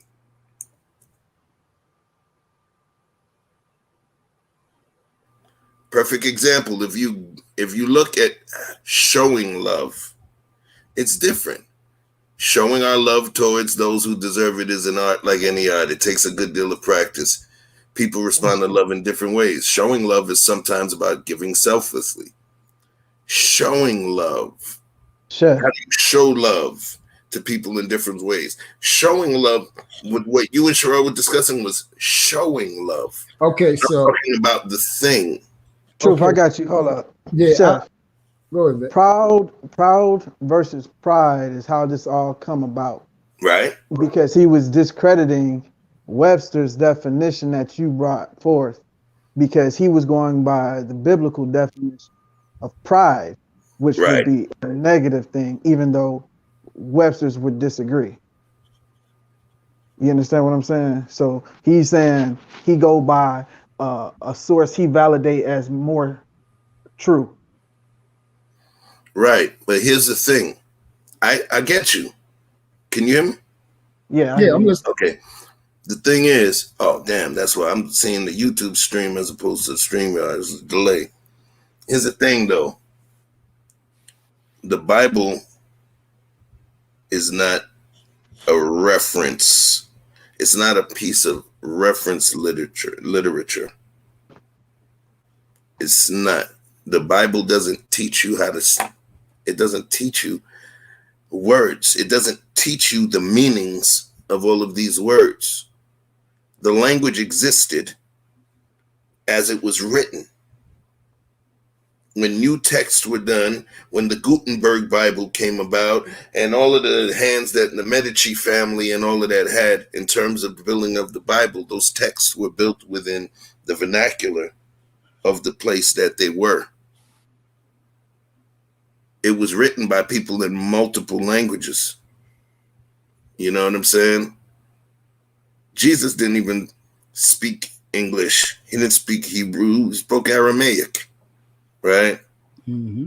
So what I'm saying to you is, right now, basically, watch this, True. If what you're saying is accurate, then none of us know what those words actually mean. Because you're going by a Bible that was written much closer to the time that you were born than to the time that Jesus was around. Did I say that apply to all words? No, but forget the all words, just the ones we were talking about. Pride versus proud. So when we were having a debate about it, at one point, when you'd be like, we talking about it, proud versus pride and blah, blah, blah. And then it's like, aha. And then you're like, yeah, but this is all the Matrix, so it ain't real. You catch what I'm saying? The thing is, that's the text that we have. We don't have a different language to learn from. But what you're speaking to is, and remember, I grew up in the church and I respect my Lord and Savior, right? But here's the kicker. It's a text that was written by multiple mortals over a long period of time and rewritten, okay? And then summarized, and then broken down, and then changed, okay? King James, all of these different things. So all I'm saying to you is, how can we truly debate the meaning of any word then? How can we truly debate the meaning of any word?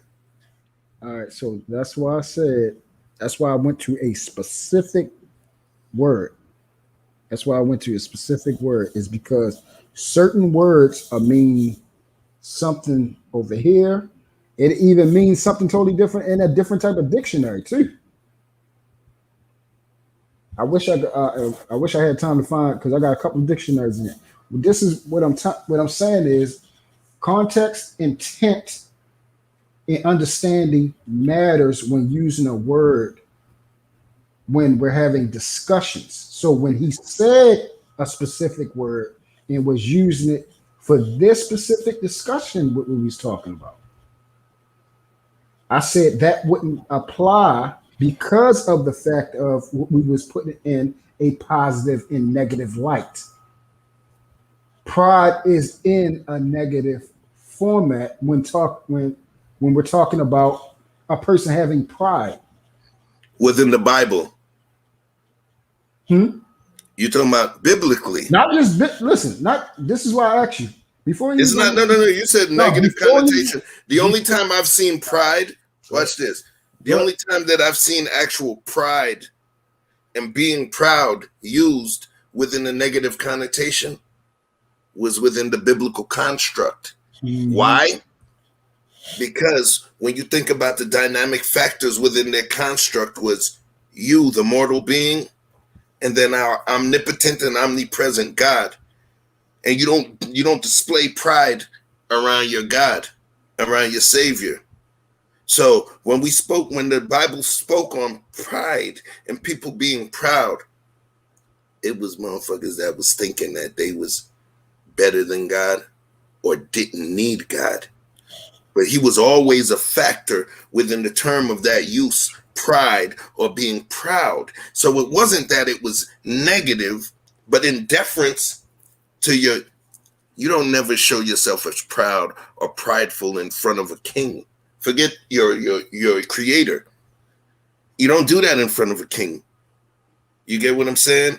You bow. Dogs, when they're around the alpha of the pack or wolves, when it comes to a certain time, when there's a certain growl, a snarl, what happens? They put their hands down and they back away to show deference. So what I'm saying is that when we talk about pride, I get what you're saying, bro. But the pride that you're discussing is the pride from the biblical story. And it was always related to God feeling, oh, okay, this motherfucker's been getting a little big for his britches now. Because remember, what kind of God is our God, bro? Jealous God. Vengeful, wrathful. Okay? Jealous. Right. So that's the same God we talking about, my G. So you don't exhibit pride against, in the light of that creator. You don't. So I get you. The biblical pride is the negative connotation. You get what I'm saying? But what happened? Black pride, this pride, that pride we got going on. Is it really negative? No, but in deference to our Lord, we are supposed to be humble servants of our Lord and Master. So pride is not supposed to be within the vernacular when it comes to us dealing within the bubble with our Lord and Master and Creator. So I get where you are coming from. All I'm just saying is that the biblical pride is the negative one, not the pride that exists now. You know? What you think about that? I don't I don't disagree, but it's still. I'm just gonna agree with it because we went further into this instead of what I was trying to answer as far as with Watts. But I'm gonna disagree. Because we went further in this instead of talking about the history part. So I'm gonna just history, that was important. That was the part that I was trying to get, but we got caught up because I said that they were different words. So I'm gonna just, like I said, we could argue about that probably another, go back and forth and all that type of stuff. I want to get to that history part that he was talking about, whether or not should we you said should we make that relevant, right, Watts? I said should we not teach history as a whole or just Black history? Right. So if we want to talk about, us having, if we're talking about America, so we're in America, we're all Americans. If we want to talk about that type of stuff, for me, this is my opinion. I only focus really the majority of stuff, 80% of stuff you learned in school, I haven't used. 80% of that stuff. The main things that transcends time is math, science, and I could say music. U.S. history is U.S. history. American history is American history. That's not important. Those men are dead. I'm trying to create my own history. I'm trying to become my own book. I want my children to have a story. I want the people I'm interacting with, like you brothers, to have a story. That stuff, their story is not going to help me feed my child. So let me give you a little pushback, because I was actually having a conversation with one of my nephews not too long ago, and I was asking him, and he's only like 12, 13 years old, so I know that his mind can very much change in the future, right? But I just wanted to have a conversation just to see where his head is. And I said, when you become an adult and you finally move out of your mother's house, what is it that you want to do? Like, how are you going to take care of yourself and your family? And he said, I want to be an inventor. I want to learn how to create things. I want to learn how to build stuff. So then we just started having a conversation. Like, we went on Google and started pulling up different people. If I'm gonna keep it a bean with you, a lot of these people's names I don't remember, but he started figuring. He learned about the Black man that created the cotton gin, the Black man that created the street light, like all these different Black men that have created these inventions. But some of these inventions are attached to them being stolen by someone else. So it's not like you can just ignore or run away from the pain that's attached with our history. Now, I do agree I do think that it is kind of fucked up to start teaching a kid and be like, all right, the beginning of your life is coming over on a boat and getting thrown in chains. Like, that's a fucked up way to give a kid perspective on where they come from. Like, I completely agree. Like, why would you tell somebody that? Because they're not teaching the Irish kids about when they came over here and they were indentured servants and all of these things. They're not teaching them none of that. They're teaching them about how they came over and they got all of these opportunities with fire departments and police police units and all this other kind of stuff, right? So I understand what you're saying. Like Vic said, like reaching back to blood. We don't got to reach back to blood, but we can't ignore that there is some bullshit that come across our history. Like I said, these stolen inventions. So talking to my nephew, this was part of the lesson. Like, look, bro, you're probably gonna come up with some shit, but I need you to be aware of the fact that it is a very high probability, because of where you come from and what you look like, it is a lot easier for you to get finessed and you coming into where you okay, so right there. Like how is that you can't ignore that? No, but I'm not telling my children somebody's going to take something from them. So that's not a reality in any way, shape, or form. That's weakness. That's not a reality in any way, shape, or form. Everybody doesn't get stolen from, man. Okay, he's so saying that's fear mongering. Yeah. Okay, so let's take fear mongering. All right, interaction with police officers. Do you believe that that's something that's a black thing, that's a race thing, that's a class thing? What would you say about that? Let's, because I don't want to go down this whole daggone. Yeah, you got it's a part of it though. It's a part of it. We can remember. We can't. Gotcha. Listen, I don't care. I don't care. I will go down it with y'all. I'm just saying, make sure y'all be ready to go down it. That's all I'm saying. No, but it's. I mean, think about the question though. That was stuff off, but as soon as I go, y'all. No, you good, but that was a lucid. That was a valid question that he said. So then, how do you train the young men? How do you give them those lessons, and how do you give them the why? Well, he was talking about the cops. That's what. Yeah, that's what I'm saying. That lesson. Right. Do you? Go ahead. All right. So he asked me, "Is that a real thing?" First. So that's not just a clear cut for me. Oh, okay. I have a history. I have history running with the cops. I haven't been in a situation where a cop has done something to me when I haven't done something wrong.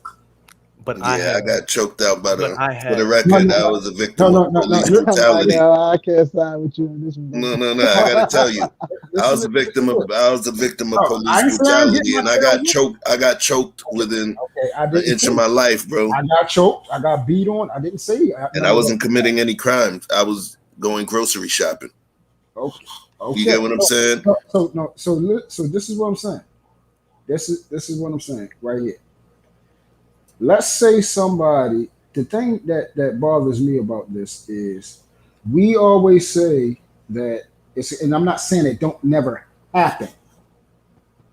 We're talking about I look at things as a majority and a minority of things. And sometimes we make the minority bigger than what it is because of how it made us feel at the time it's done. That's the problem. You live the wild life though, bro. You remember you can't. Remember you got to be the same person that lived that wild life too, because we got to get back to that because that's gonna change your perspective. I'm going to get into that. All right. So again, this has to, even when I said this the other day. Only thing that changed with me, my behavior, my mindset. I always thought like this. When I was outside in the streets effing up, I knew I was effing up. I didn't make excuses and say, "Oh, this shouldn't happen to me." I didn't say I shouldn't be locked up. I didn't say if I disrespected the cops. I didn't say, "Oh, that a man that's inside of a shield, if I disrespect him, he shouldn't want to throw no hands." I never thought like that, man. Like my mind never thought that I deserved something, or that because of how my people was, that I'm supposed to have a deserving factor when it comes to somebody. If I get pulled over with my tags, if I'm smoking in the car, but I'm not doing nothing wrong, but they want to give me a ticket and then I don't listen to them, so they beat the shit out of me. I was raised to respect authority. I was raised to respect people, period. When I didn't do that, that's when stuff happened. When people what we're talking about, and that's why I said to you about back then. We're still talking about back then. No, we talking about really. I'm talking about you, right? The back then is part of the nature versus nurture, which is the nurture that made you the truth you are today. What I'm saying to you is, and that's why I brought up you being in the streets and doing them things.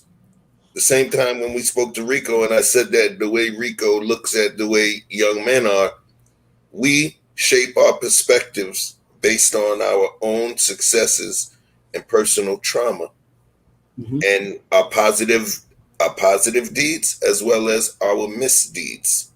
And sometimes we judge the book by virtue of the lens in which we lived our own lives. The people we're talking about is the innocent people, the ones that didn't do nothing, the ones that was not out in the streets. Remember, You're looking from the lens of somebody that was out there and did all of those things. So I'm talking about the brutality that happens to all of those other people that had nothing to do. Let's do it since you want to talk about that. Eric Gardner, was he wrong? Was Eric Gardner wrong? Oh shit! Hey, Truth, don't do this. No. I want to play. Let's do it. I want to play. Let's do it. I wasn't trying to go this way, but let's do it. We're gonna go all the way down the whole line because we're gonna tell the truth now. Let's do it. We're gonna talk about it. Let's go. All right, because Eric Gardner, I know somebody else actually related to him. I did not know Eric Gardner, but let's talk about it since we know the truth. They came and messed with him for selling Lucy's. First of all, those were not ATF police. Those were not ATF police. Those were not, the police that come and deal with cigarette stuff. Those were not even beat cops. Those were detectives that was looking for something else. The cigarette charge was what they charged him with after the fact. You know how it goes. You know how it goes, right? So the question was, did he do anything wrong? According to ATF, he sold loose cigarettes. That's not why they approached him. They thought he was selling drugs, and they were wrong. And because of his size, they used an extreme amount of force on him. Literally an extreme amount of force on him. I saw the video. I see the whole video, bro. So did he do something wrong in the totality of what went down? No. Watch this. They would have jumped on his ass if he didn't give someone a cigarette. Remember, they never proved he was selling cigarettes. Mm-hmm. That's the reason. You see what I'm saying? So no, I don't. So I mean, which part did you miss? Because I want to make sure you see. No, I hear what you're saying. I just don't agree. I don't agree. It's not. When you say you don't agree, I'm not. I'm not freestyling, bro. This is documented. Okay, and I'm not. This took place within my city. This was a big thing. Go ahead. Like you can go right off. Let me know when you finish. Because I said, go ahead. I'm finished now. Go ahead. All right. So everything I don't disagree with. Nothing you saying except for the fact of we're asking, was he wrong? Okay. Number one thing. Will you answer that question? All right, go ahead. No. I want to just make sure if you're going to answer that question too. That's what I'm about to do. Okay, cool. Yeah. So outside of every majority of stores, I ain't gonna say every store. Vic, what's outside of stores? It's a sign that says what? Enter. No. No loitering. Okay, so this is number one. So you don't know about New York. Okay, go ahead, talk. Go ahead. I'm gonna let you finish. Go ahead. Do your thing. All right. So that's number one. So if you go to the video, because I didn't disagree with everything you said, but the problem is this. They did ask the man to leave, and when he said, I ain't going to motherfucking place. That's exactly what he said. That's what he said. So when we're talking about wrong, if I'm posted up and I know this is a loitering situation, so if they ain't get him on cigarettes, like you said, because it wasn't ATF. Oh yeah, by the way, just to make sure you're aware, the cop that filed the report literally put, that it was bogus. NYPD cop admits filing report after Eric Garner chokehold death, claiming his sale of loose cigarettes was a felony, was a total mistake. Mm-hmm. It's cool. It's cool. Again, we're talking about, was he wrong? I'm saying he's wrong again for not listening. It's very, very simple. And when we make choices, consequences come behind it. Again, I never said that, when I go out here and do something, that it's supposed to like again, we keep expecting these reactions to happen how we want them to happen for some reason. I don't understand this. I don't understand this way of thinking. If I tell somebody I ain't going no fucking way and stuff like that, so they supposed to just allow you to do whatever you want to do. Are your consequences the same as a white man the same age as you with the same amount of kids as you? Let's stick on this first, and then we can go into that because I got another story for you since y'all like the white thing. I'm just asking questions. Yeah, I got another. I do this all the time for this. So let's do this, man, because we can't do this all night. But I want to say this, right. And I'm going to put out 2 facts. Right? Here's one of the facts.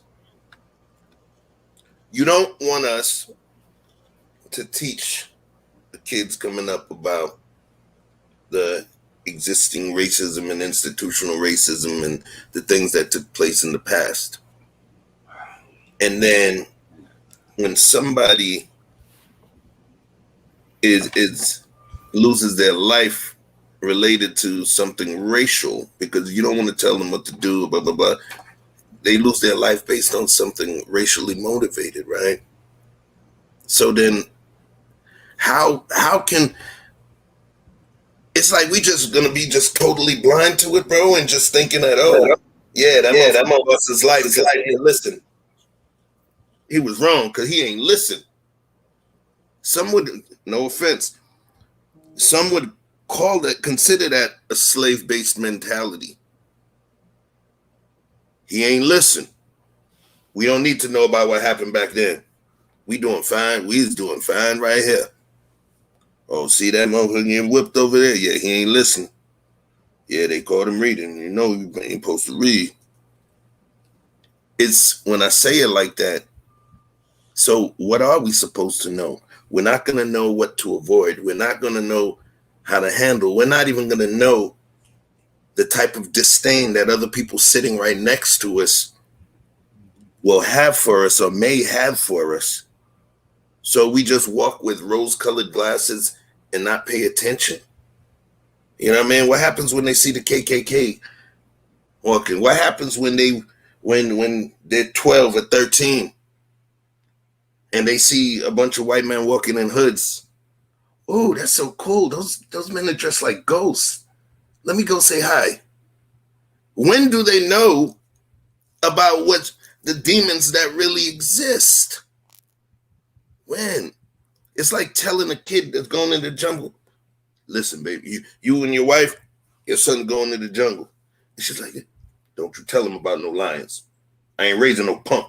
He don't need to know, be scared of that shit. Go on, son. You could do it.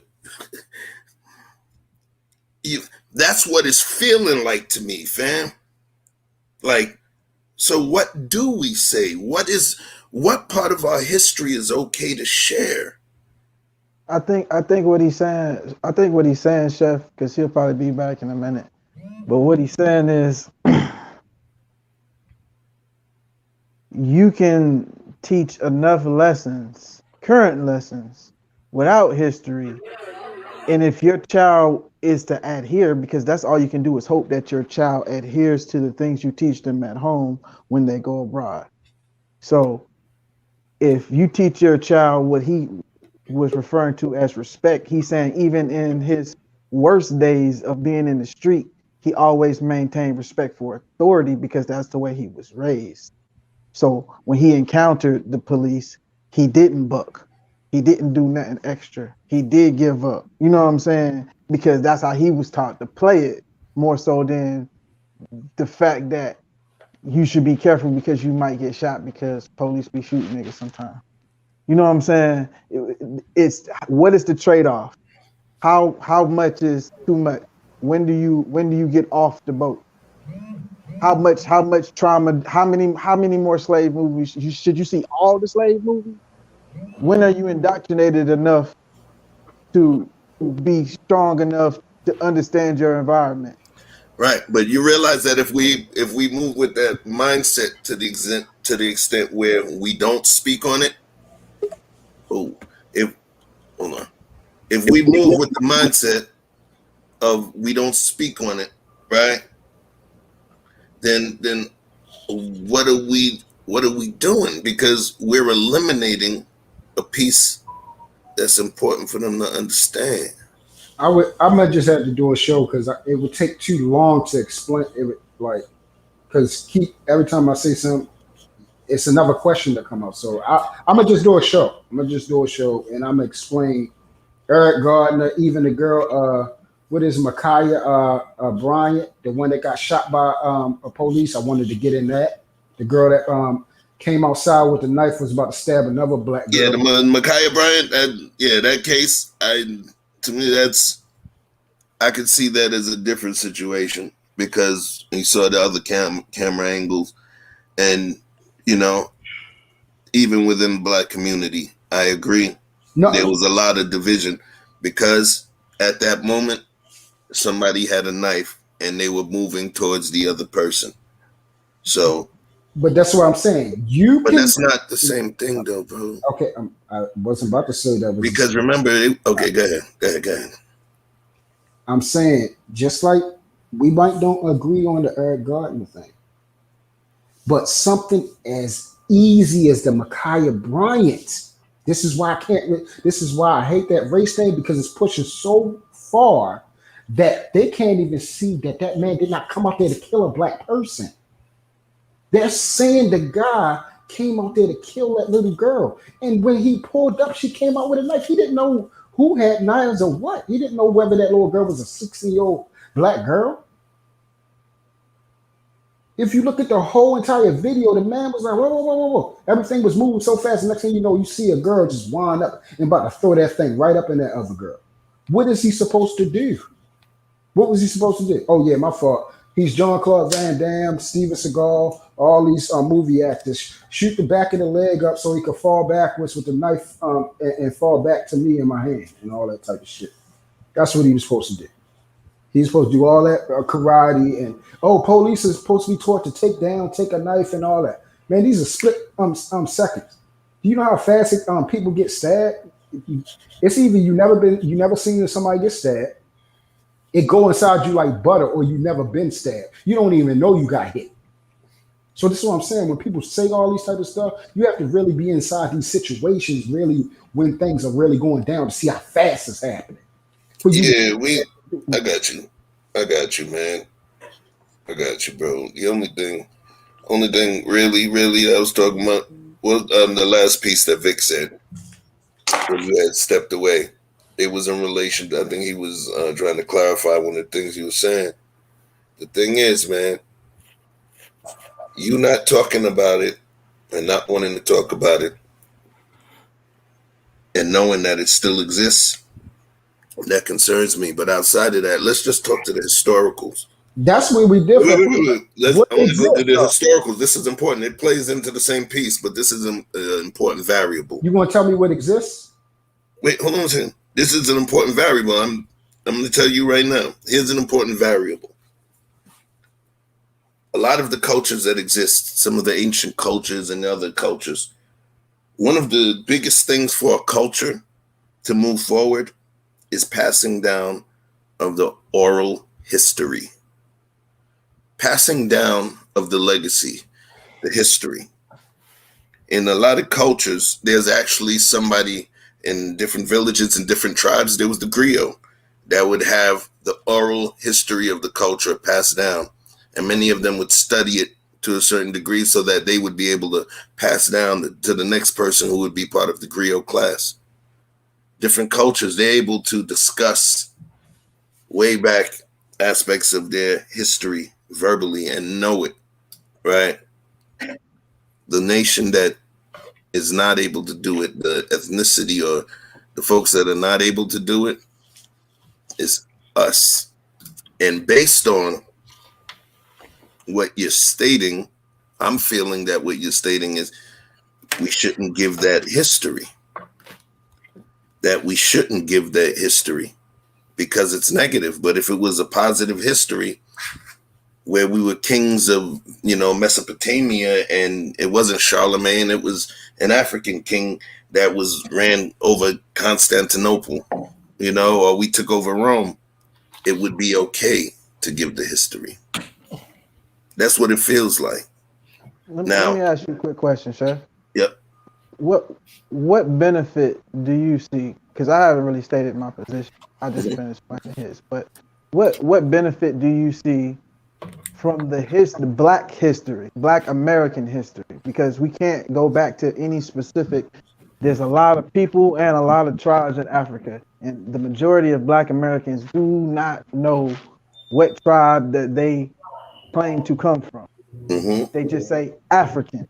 Africa is a big place with a lot of countries, a lot of tribes, a lot of dialects, more languages than any other country in the world, a continent in the world.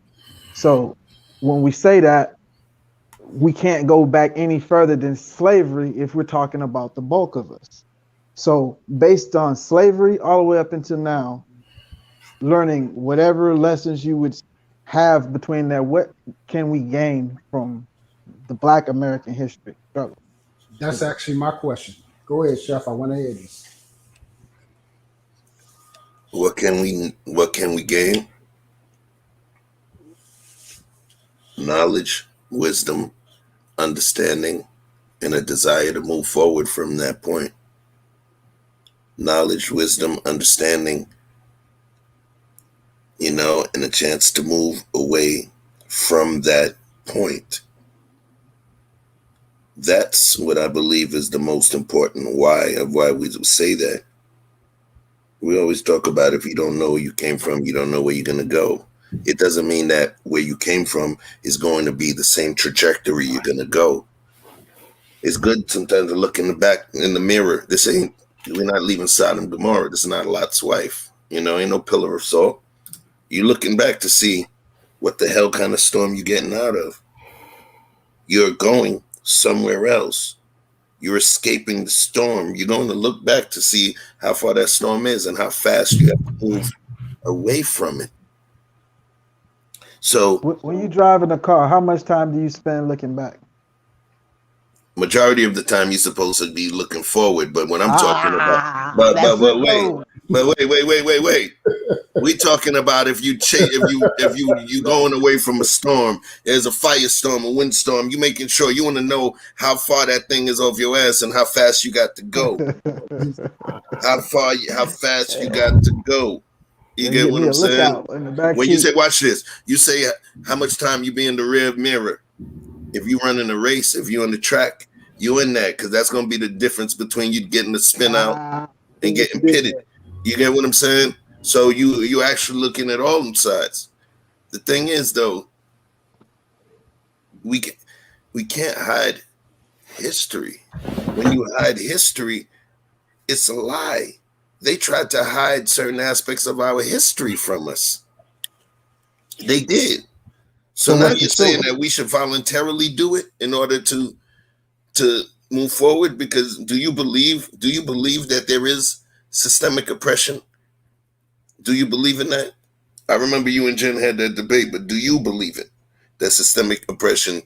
No, it was Jen and Sherelle. Do you believe systemic oppression exists? And that's where I think is the sticking point. Do you?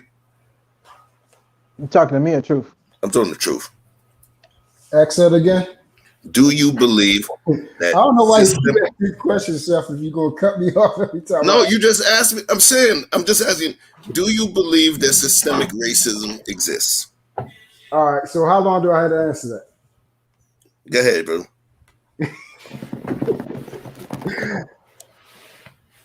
Yes, I do exist. I believe it's a construct created by ourselves, though. And what I mean by that is this. What I was talking about, you see it on television. We have it in the news. We have it in the media. Every time, all you hear is promoting a black person getting killed by a white cop as if a black cop never kills a white person. Why do they show that all the time? That's what people is not asking themselves. Why is this the only thing I see? White cops is not killing white people. Black cops is not killing black people. Why am I, every time they always want to make this known to control your goddamn mind, to make you angry, to put you in fear. Oh shoot, everybody's in fear now every time the cop pulled them over. Everybody. Because of this stuff that's being promoted. If it wasn't, how can you fear something if you don't even know it even exists? You can't. So how you protect yourself from? How do you protect yourself? How do you protect yourself from Great something question. that you don't know exists? Okay. It does. Okay, great question. Now, how do you protect yourself from something you don't, that you don't know exists? Don't know exists. Okay. I'm gonna use this analogy. Does a nun need condoms? Is she hanging out with me? No, I'm joking. No, that's funny. That's actually funny as hell. I'm just trying to be serious right now. Oh, I know that joke. Does a nun need condoms? Nah. You know why? Because she none in the morning, none in the afternoon, none at night. Okay, yeah, you got the joke. But so let's seriously, a nun that's raised in a monastery that has been sheltered, she is not aware of these things. She's not aware of these things. So why would she need protection of sex? Well, they teach them how to dodge a dick now. No, listen to what I'm saying. Listen to what I'm saying. Yeah, I'm playing, man. But that actually goes into my point. This is why stuff keeps happening.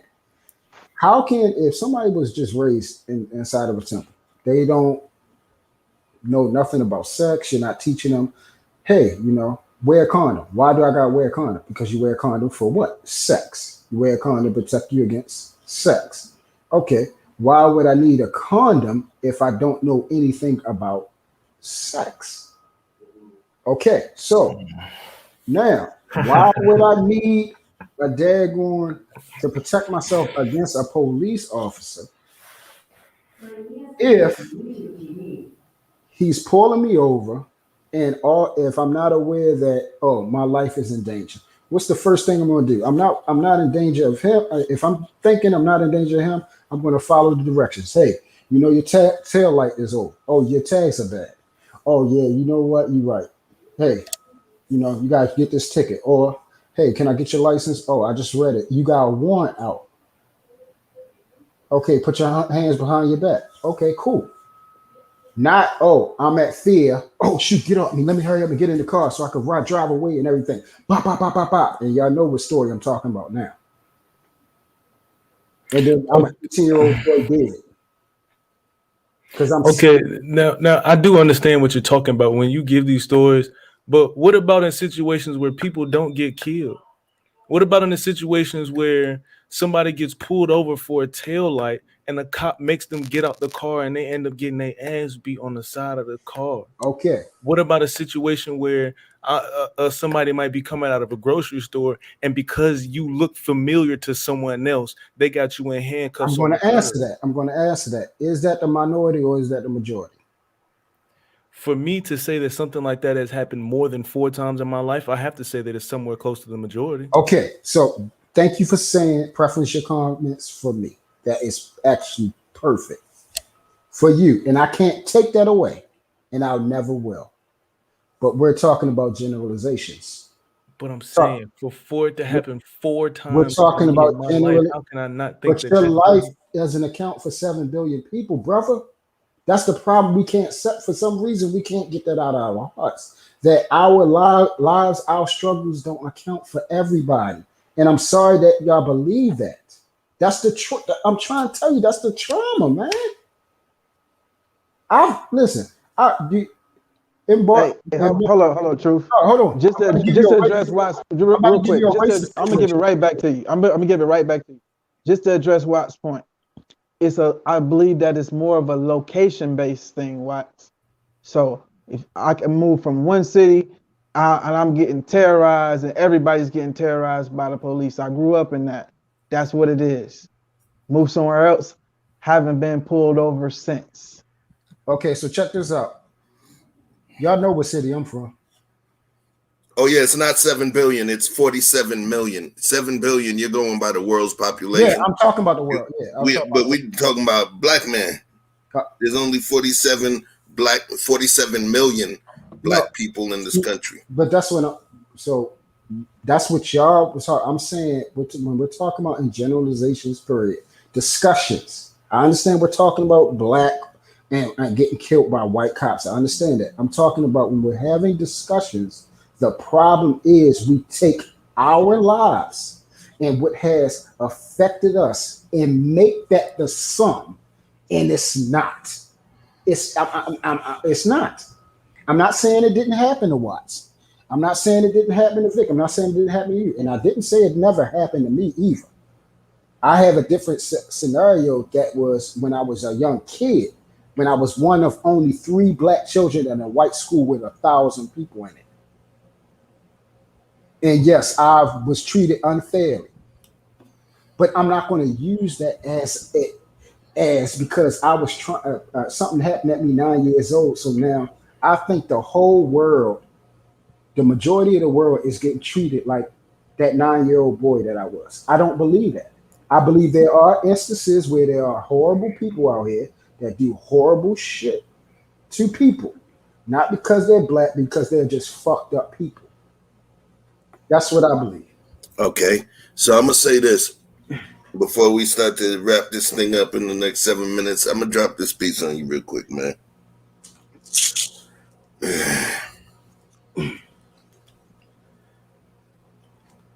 This shit happens, bro. It happens. It happens. It happens. It happens. And I understand that. I said that. No, I got you. Okay. The thing is, when we look at this thing here, all 4 of us that's on this screen here, we didn't know each other from Adam before this YouTube experiment. And something landed us, and we didn't know anything about our previous lives before we landed on this screen here. So let's scale down. Let's scale down your math for a minute. When you talk about minority, majority, let's just scale down. Is it, and there's a term that I used to tie it back in, that I used earlier. Is it a coincidence or just a series of unfortunate events that 100% of the people that's on this screen right now are victims of police brutality? So when you say that, we are just speaking from our own personal experience. I only met you a couple weeks ago, the same with these gentlemen here. But good golly, 100% of us have experienced it. And we just scaling down. So now we can't just say, because if we want to get scientific and clinical, then the clinical thing would be for me to take and extrapolate the amount of cases that took place where you're from, and then scale it up when you talk about, say, a big city like New York, where it's cities within a city, and the percentage, and it ends up being a lot more. Do you realize that 1% of 1,000 is 10, right? 10 is too much. You're looking at us as simple statistics. Fuck it.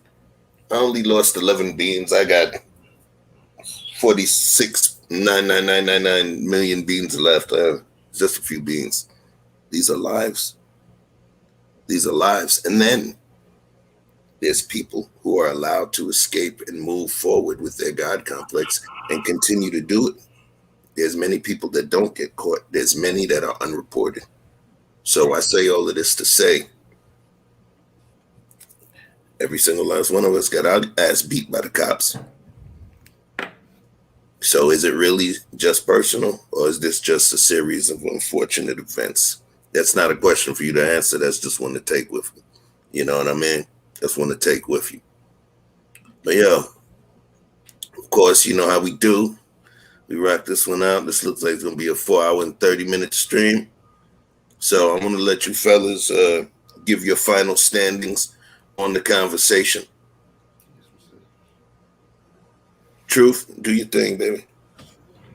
I mean, I'm gonna do a show tomorrow on this. I was supposed to be doing something else, but I'm gonna have to do a show on this because again, I'm saying one thing, but for some reason it's getting missed. So I'm gonna just do a show on it. Again, you're doing that biblical English. Rest in peace to Eric Gardner, everybody who has died, who has passed away for whatever reason. But there is a reason and there is a truth. And that's all I got to say. Appreciate you. Give them your page. Let them know your page info, fam. You know you're about to get it bubbling. Let them subscribe early. I mean, I already got my page up on the popping. So, I mean. No. I'm saying promote it. I'm telling you to promote it so they can go and subscribe. Yeah, Truth is never favored. I mean, Truth is never favored on YouTube, y'all. Go check them out. You know, the conversations I know are going to get deep, extra deep. I'm going to call that, you could call that show the Biblical Battlegrounds. I'm going to use that. Yeah. My guys, Nighthawks, talk to me. What's happening? Yeah. What it is, I go by the name of 100 Watts. You already know who I am. Now, normally I do promote my page. I'm going to pause on that tonight because after just talking to my team, we about to do a whole rebrand. I got a whole complete idea of what needs to be happening with the network that we're building over there. But do be aware, Pops Knows Best will be coming out soon. Going live, you know, the news of 100 Watts. I'm always doing my thing. Earning My Stripes podcast we did just go live tonight. But like I said, we got a whole new rebrand, a whole new wave coming. I don't know if y'all have noticed, but I've been wearing a shirt. You know what I'm saying? I got demo work being done right now for merch that I'm working on right now. You feel me? So plenty of things headed. You can follow me on Instagram and Twitter at 100watts_2fly. Make sure you put that Z in there, not that S. That's 100watts_2fly. Appreciate y'all. So Earning My Stripes is not popping off no more, bro? No. So Earning My Stripes, honestly, Earning My Stripes is a podcast. That's one show on an entire network. Okay. So because of that misunderstanding and understanding, you know, marketing and everything like that, I've come to realize that that's the misunderstanding.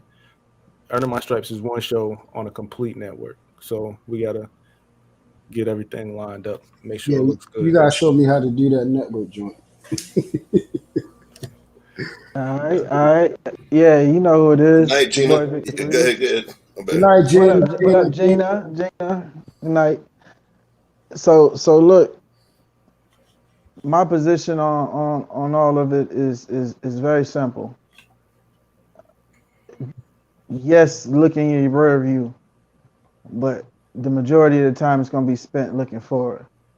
So is it important to look back? Absolutely. And to the side.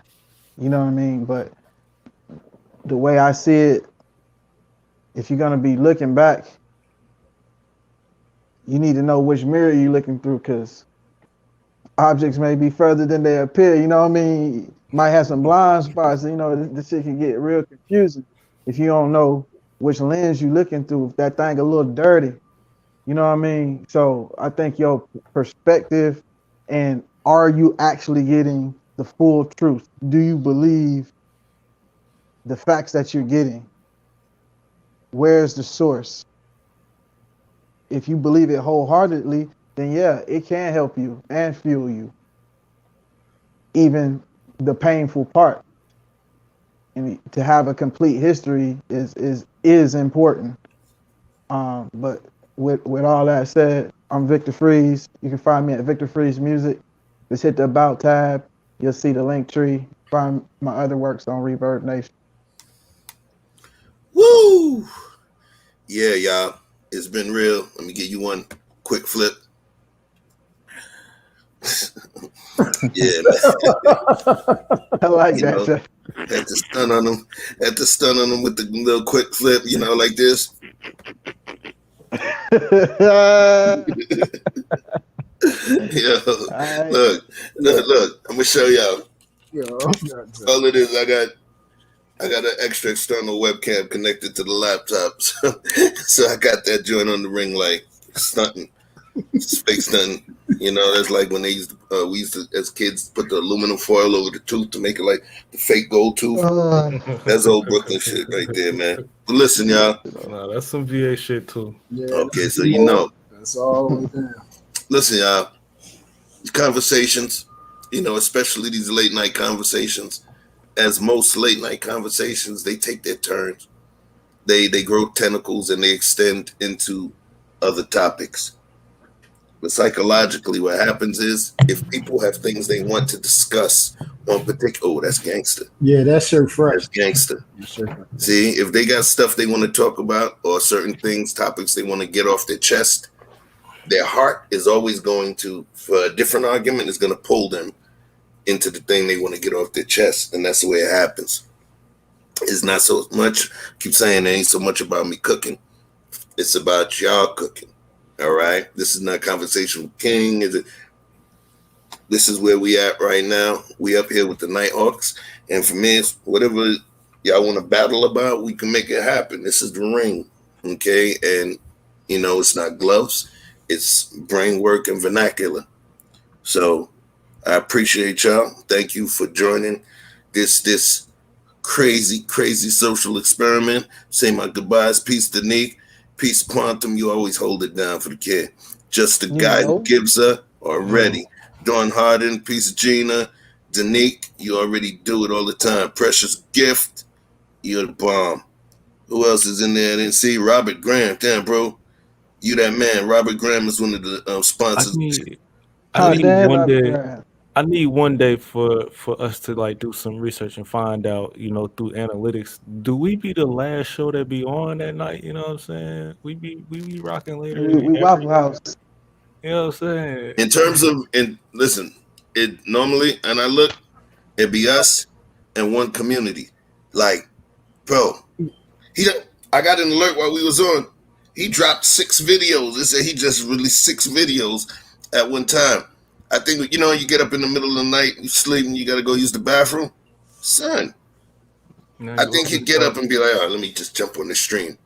Because he doesn't really schedule them out. It's just like he'll do a quick thumbnail and then jump on. So I wouldn't be surprised if he's on right now. Yeah, that's what I'm about to be on. I'm about to just put out. But yeah, man. Listen, I mean, at this point, this is our slot. We had double-digit viewers at 3:05 Eastern Standard Time. You know what I'm saying? Yo, 50 likes tonight. That's what I'm saying. Please subscribe and leave your likes on the way out the door. And I was advised that some of y'all, you know, like to have a second to say your goodbyes and all of that before you leave the room and leave your stuff. So I was advised just leave a little music playing for a couple of minutes to let you guys exit the club instead of us pushing you out to the street. So 100 watts. Truth is never favored. Big homie.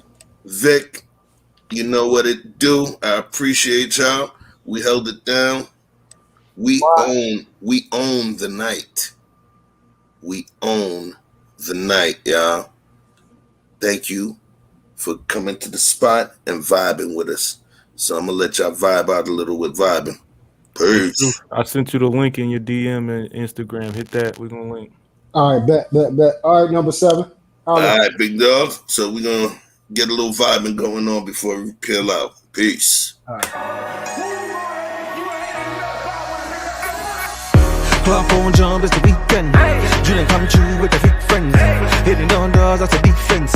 Rolling with all, that's that offense. It me change, you let me peach in. With a bull shaking to my maybe drop pins. So they don't buy, and I say, so they don't buy, you the kid play, baby, tell me what you want. Julian, I know you need fun. Ever since remember we been knocking at the door. Y'all been moving paper, we be running up the school. Y'all before that pillar, we was sleeping on the floor. West side Africa, you know the shit ain't hard. I don't care what they say. We don't care.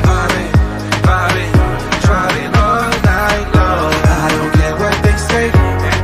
We don't care. Pop it, baby. Come roll with me. All night long. That's time for now, fuck who got next, here's my number, just send a text, you got a man and she responds, nah, okay, sure enough, I'ma let you go, don't wanna hold you up, I'ma call your phone when I put it up, whoever let you go must be dumb as fuck, wait for, girl you so fine, I'll pay for, fly you first class to the lake for, body so blessed, I pray for, body so blessed, I pray for, because I don't care what you say, I don't care what they say, we don't care, vibing, driving all night long, I don't care what they say, we don't care, vibing, driving all night long, why did I kill it? Night long, it's the part where you get your girl, nigga, make sure she focused, nigga, make sure you focus, nigga, let's go, 1, 2, 3, hit it. I don't care what they say, we don't care, vibing, driving all night long, I don't care what they say, we don't care, vibing, driving all night long, I don't care what they say, we don't care, vibing, driving all night long, I don't care what they say, we don't care. That's a hit for your ass, nigga. Hit for your ass, nigga. Prophet the One. Follow me on all Instagram sites, PROPHETTHEONE. That's Prophet the One in case you couldn't spell. But if you could, you already got it. Like Prophet like God, and then duh like duh, nigga. And then one like nigga, I'm the motherfucking one, nigga. You can't miss it. Follow me now.